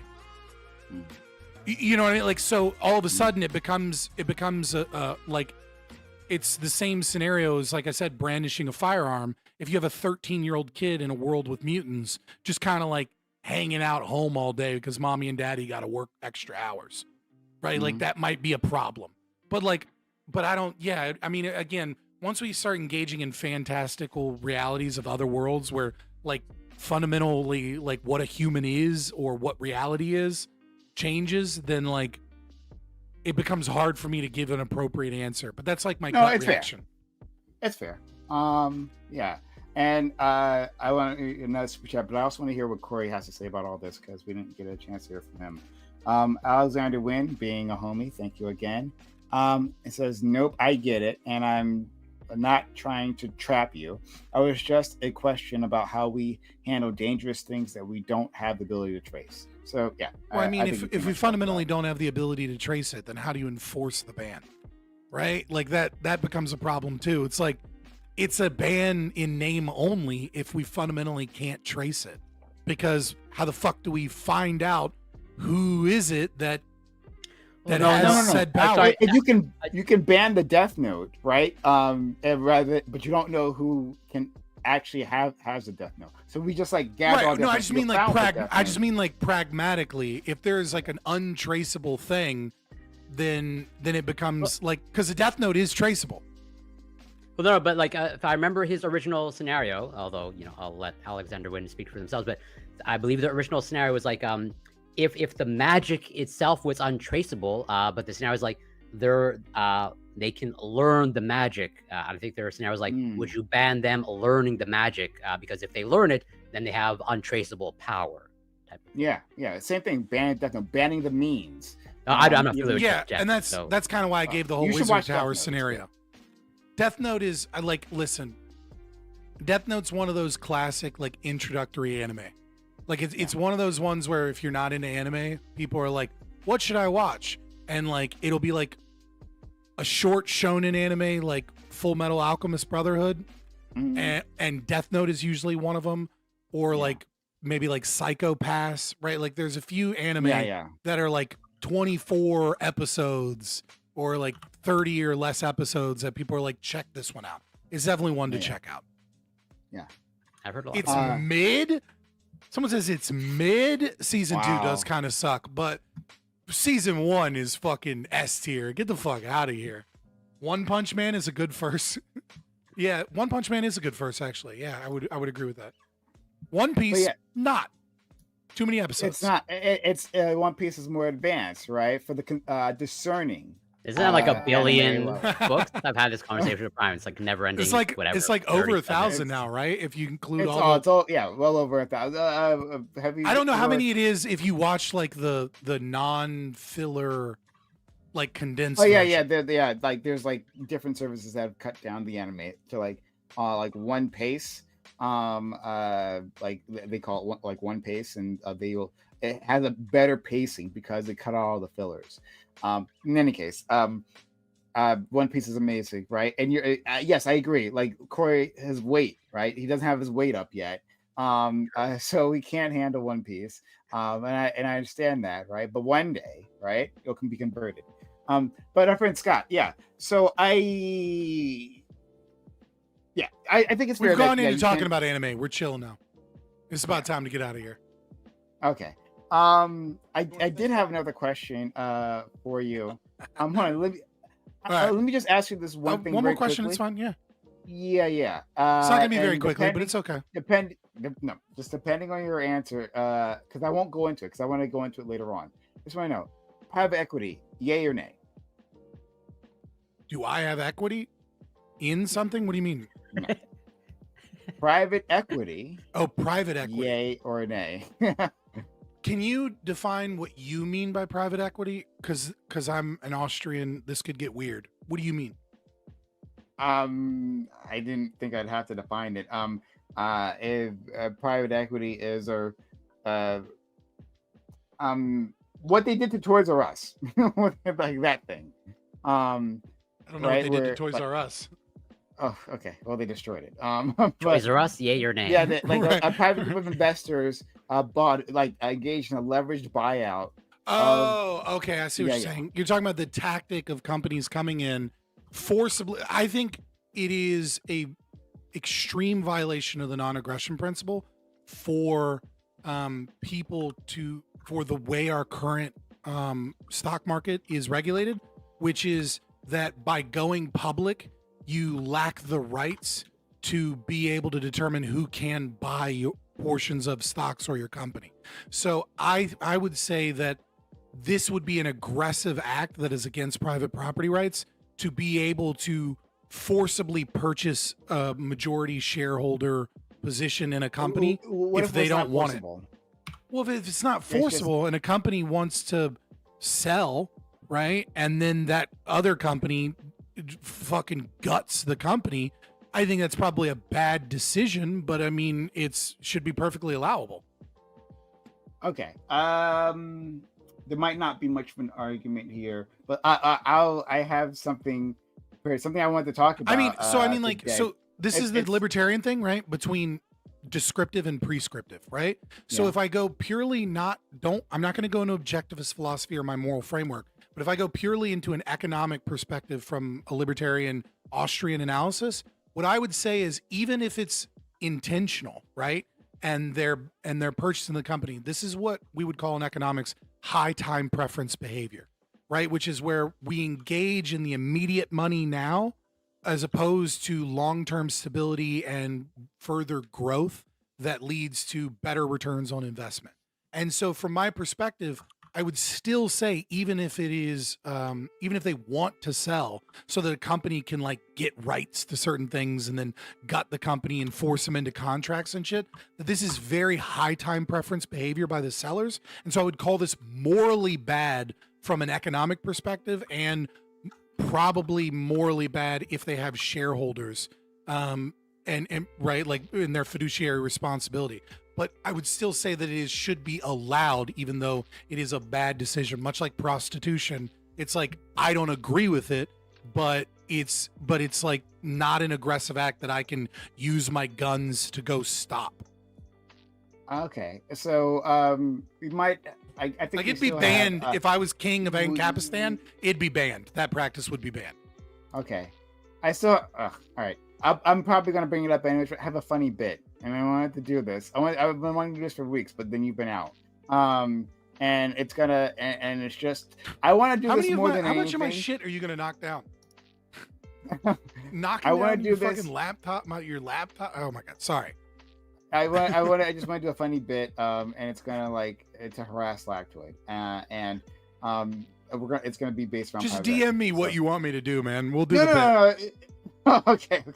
I'll stay within the confines of my principles, but we'll do the bit. All right. All right. I think I might actually do that. I'm seeing what he's saying. I feel like we kind of already answered this question. Yeah. Well, I appreciate it, and we'll head out. $20. Thank you, Alexander Wynn, for the kindness. I didn't mean to make this about Death Note. I mean, the killing is nigh untraceable, but the means to learn it isn't. If you see someone with the book, arrest them, or do we arrest them, or wait until you can prove they did harm? Yeah, I'll answer very quickly because I've already kind of answered this, but just to condense it, right?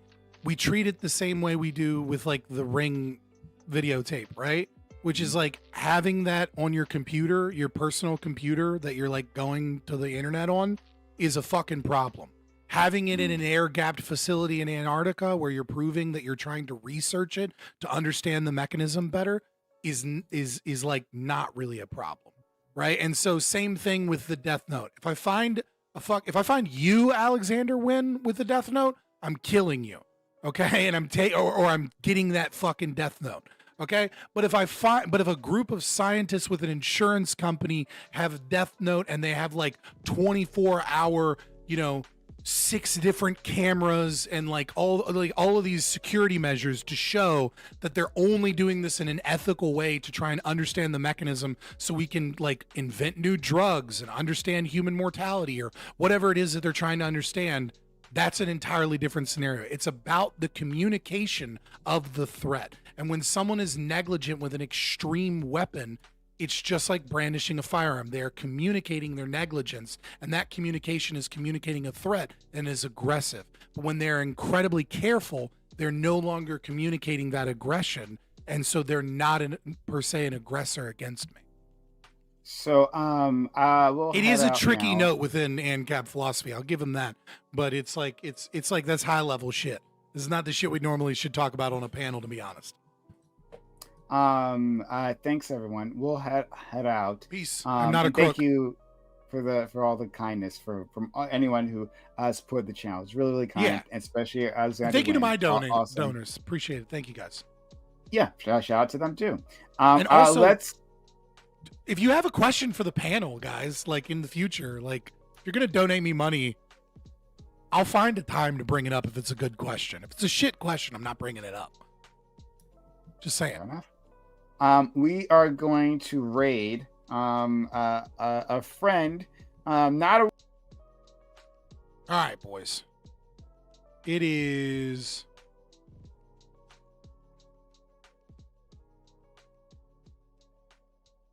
What time is it? It's 12:11. It's past midnight, boys.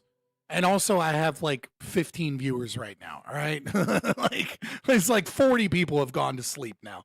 All right, like it's I will see you. I'm gonna work on making a bunch of shorts and stuff tomorrow and cleaning up that section and whatnot. But did you use water for that? Water for what? Why don't you bot your channel? I don't wanna bot my channel, man. Like I don't want to do that. No, that's just an random AI thing I found. I don't want to bot my channel. I understand that like basically everybody's already fucking doing it, and like it is what it is. But like, I don't know. I feel like in the long term, having a botted channel can lead to a lot of problems. And like it can help you in the short term, but in the long term, like I love the community that I have with you guys, and I love that so many of you people found me and are like honed and like are like warriors for liberty when some random commie comes into chat. And like if I botted my shit and I had like 200 viewers and then like I got like 50 new viewers, it would be like this shit show of like non-organic growth that I feel like would actually harm the community and harm the channel in the long term. And so, you know, that's one of many reasons why I don't bot. Another reason is because I don't want to get caught, even though I know everybody's fucking doing it. I don't want to get caught. I don't want that to be a fucking problem. Another reason is it feels fake. And even though I know that a lot of other people are doing it, I don't get to, like, it would feel dirty, you know? Scott, you can love us, but we all hate you. I know you hate me, but I don't know about we all hate you. Like, I don't think Poval hates me. Yoshi doesn't hate me. Silver doesn't hate me. Who else is in chat right now? Fucking Mad Gentleman doesn't hate me. Like, what are you talking about? Shrek Guys hates you so much.